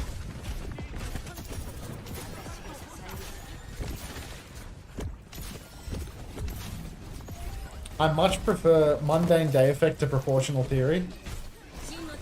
Makes much more sense. My days are never mundane. I'm watching OWCS Korea and Japan. There's nothing more thrilling than this. That's 3 for Telomere post checkpoint. No ultimate investment from Plz Not Hero Ban at all. Kyon is continuing to be on the run, but Telomere, I mean, they're rapidly stealing this one away. I feel like Kyon has done so much good work throughout the series. To see it all undone with a rogue Sombra pick on map 5 breaks my little heart. Okay. EMP turn coming up. Kyon looks to have been scouted again. Oh, he's dead again. Kyon setting up for the EMP, gets scouted out by the Pharah and the Tracer. He's going to go down. We needed that EMP yesterday. 87 meters on the board. Come on. Oh, no. All right. Barrage comes out. Uyu manages to find Daisy through some sort of miracle, but Uyu is traded. 92 meters on the board. RLG taking heaps of damage. Yui about to have the Tidal Blast. He can throw it onto RLG to save his life. We're over 100 meters. Oh my god. What I need, EMP is out on the cart. Tidal Blast is out as well. Mazzles is dead. What we need is for this match to involve a Tracer swap and to then subsequently involve a disproving of Avril Theory. Avril Theory is in effect, right? But this is the moment that needs to disprove Avril Theory. It needs to be the series. If there was going to be one, it would be this. It would be Plz Not Hero Ban to buck the trend. Alright. Double support ult available for Plz Not Hero Ban. Pulse Bomb, Downpour, and soon a Nano Boost available for Telomere. If the fight is fast, Plz Not Hero Ban can leverage this advantage. Otherwise, Telomere, they're going to have a lead. Flank from Bod Carry takes down Navis. Navis has completely buckled this kill. He gets Suzu off on himself, but dies without using the TP. So, Avril Theory looking to be alive and well for the moment. Kyon didn't make the swap over to Tracer as well. He's staying the course. Sleep comes out onto Uyu. He gets Tidal Blasted, but he might be going down before it can pop. So Mazzles... Oh, no. Yui, bet you want a refund on that one, in all honesty. Feels like you could be begging for a refund, because that is, oh, just painful. Just painful. We want this? Oh. We're still talking about time in my chat. Don't do it to me, guys. Don't do it to me. Don't make me think about my age. Don't make me think about any of it. Kyon is getting Thanos snapped out of the server. Still, 104 meters, up to 9 now. So Plz Not Hero Ban, they've disabled the 100-meter lead, but Avril Theory is still in effect because the lead existed for some point. Suzu comes out onto RLG. RLG's just hammering right now. He's only playing with his hammer. How is this guy supposed to carry the game if he's just running around with his hammer out for the entire nano time? Like, it's just not going to happen. You need to be able to shoot back. Kyon almost has another EMP, so there's no way he's going to swap at this point. Uyu's trying to contest card, just praying to God that Kyon swaps to a hero where he can do something now. We don't need to Brazen Bull RNG because at this point, we've just accepted the reality that he does nothing all the time. Thanks, Fox. Continue to rush on the card. ROG, he's going to pop the Overload, and he's actually going to take down Fod Carry before Fod Carry can get any kills with this barrage. That's a Barax in the back. Mihawk's down as well. We do have an EMP for the next turn. Kyon's going to heal his Wrecking Ball with the manual hack. Telomere, they are going down. Let's disprove Avril Theory. Let's disprove Avril Theory right here. He wants that 20% seed, but he forgets he needs to shoot his gun, and he gets there. It's like, what are you going to do with 20% speed in a 1v1? You know? Like, just shoot back. Imagine Kyon swaps here. I mean, imagine Kyon gets a game-winning EMP. They get a 5-for-1 wipe. They somehow get checkpoint in one fight. Kyon comes back on Tracer to get back faster. They win the series. They disprove Avril Theory. The crowd goes wild. Thank you for the birthday wishes. Triple ultimate available for Plz Not Hero Ban. RLG, first mover, pops the cum shot. He's controlling the high ground angles. This is free meterage for Plz Not Hero Ban. No kills just yet, but Swoop taking a lot of damage. Kyon on his heels. Mihawk is going to get a lot of nano boost charge for this. Kyon is actually behind his team right now, playing very, very far behind. Oh my god, that's a grease. RLG pops the overload. What is that? That's a Tidal Blast coming out onto RLG. Counter Tidal Blast, casted by Mazzles. Downpour is out on RLG, but the counter EMP looks good. Daisy's hand up. Swoo is dead as well. One-man advantage for Plz Not Hero Ban. Slam cancelled by the sleep from Mihawk, but Kyon in pole position up on the high ground. We need to chase and get these backline frags though. Bot Carry could turn with the nano boost, and Telomere, their supports have escaped with their lives. Uyu playing up on the bridge, still checkpoint being threatened. I think they're just going to get it actually. It looks like this... Worst case scenario for Telomere, they've allowed the checkpoint to go through. They nano Fod Carry, but it's a 2-for-1 trade. Yui and Navis both go down, so Telomere, they're right back in control of the cart. We need Kyon off Sombra. We need it, folks, and I don't think we're going to get it. Still, checkpoint regained for Plz Not Hero Ban, and close spawns for all members of the team. It's winnable. It's winnable. Don't even think about Avril Theory. Yeah, it is. Alright. Daisy's had recall forced. Has to roll backwards. You can see, Daisy's actually gone down to RLG. He stays the course in main, but he will go down 1-for-1. A couple of back shots from the sticky turret, but close spawns enabled for Telomere. Kitsune Rush is great for Navis. These kills are good too, but the bad news is every single member of Telomere is going to get a close spawn. Kyon, stuck on the Sombra, needs to do God's work. Plz Not Hero Ban, they're clearly not interested in changing comp. everyone for Telomere is close spawn. They're going to be able to fight here on the low ground, only just now with the close spawn's disabled. But ult snowball could be huge. If Uyu gets a big slam here in the choke, if they find some value, could be a winner. Fod Carry has scouted out Kyon. He's popped him in stealth very, very far away, but Fod Carry seems to be completely out of the fight. Down comes the barrage. Suzu from Navis is late, will not save him. Fod Carry takes down not only Navis, but also RLG. No close spawns this time around for Plz Not Hero Ban, so a bit of an ugly fight for them in all honesty. They get no engagement. Kyon is out of the fight for the entire turn, and the same man that forced out Kyon kills the entire backline. Why are we pulsing a guy getting barraged? You'll have to direct your complaints to Daisy directly, because I can't answer that question. 20 seconds left on the clock, folks. Plz Not Hero Ban, they need to win every fight from here on out if they want to win the series. RLG, another magic pre-fight pick on a Mazes. So, no close spawns either. Pinch onto Mihawk, Virus goes wide, potentially game losing. RLG catches Swoo as well. Suzu will save the day. Plz Not Hero Ban have won this turn without using a single alternate. Don't call it a comeback, but, I mean, we all know LL Cool J, right? Don't call it a comeback, but I do feel like if somebody was going to not only have a comeback in OT and disprove Avril Theory once and for all, it would be Plz Not Hero Ban. They need to win 2 fights. If Telomere's card management is bad, 2 fights. Close spawns are on. We are posting meters post-checkpoint. Telomere have a little bit of an ult disadvantage right now, but their macro is bad. Downpour comes out, counter Tidal Blast onto Navis is perfect. Fod Carry receives the Tidal Blast, EMP is out on Fod Carry on the cart. 1-for-1 trades on the objective right now, but Plz Not Hero Ban, they've blown an enormous load. They used every single ultimate that they had. Navis has gone down, which means that he can't farm up that Kitsune rush, but the push is on right now in this 4v4. If we can find some more kills, Plz Not Hero Ban could very well turn this scene. Virus goes into the wall for Kyon. Uyu unable to find that scalp. And Telomere, they're going to come back still with no ultimates. But it's last fight now. Navis, 20% off Kitsune Rush. Kyon fighting for dear life. He's in stealth. It's the last turn. Uyu takes a beating in main. Suzu is out. It's so close to Navis' Kitsune Rush. But Plz Not Hero Ban, they can't leave the cart. Pulse is a miss. Kyon finds Mihawk. Slam onto the cart for Swoo. It's looking like Plz Not Hero Ban might just be able to do it. The rush is available. All we need to do is push forward and throw at the rush. There's only 10 meters remaining. We're holding the rush. Fod Carry has barrage. He blinks in. He goes for the barrage. The Suzu looks to have saved the day. RLG is traded, but it's 2-for-1. Spawn is good, but Swoo is incredibly low. Slam comes out. Kyon will find the kill on cart. And Avril Theory is disproven. Plz Not Hero Ban. They complete the series 3-2. They disprove Avril Theory. A 3-2 win. 4-0 in OWCS Japan versus Telomere. Delete the Avril Theory command. Avril Theory is no more.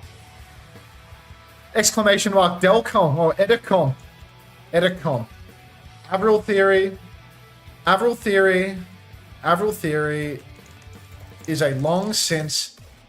Exclamation mark Avril Theory. Okay. Exclamation mark Edicom. Exclamation mark Avril Theory. Avril Theory is a long since disproven theorem where it was once believed, once bracket falsely believed, that if a team gained a 100-meter lead on push, it would be impossible. PDRL Theory broken. A true way to celebrate your birthday. Okay. Edicom Avril Theory. Avril Theory is a long since disproven theorem where it was once bracket falsely believed that if a team gained a 100-meter lead on push, it would be impossible for the losing team to recover. This theory was proven wrong on 10th September 2025 by Plz Not Hero Ban at 12:05 p.m. AEST. There you go. That was my birthday gift from Plz Not Hero Ban. Thank you, Cruz, for the 100 biddies. Avril Theory broken, a true way to celebrate your birthday. No, genuinely, there's no better birthday gift than Avril being wrong. There's no better birthday gift than Avril being wrong.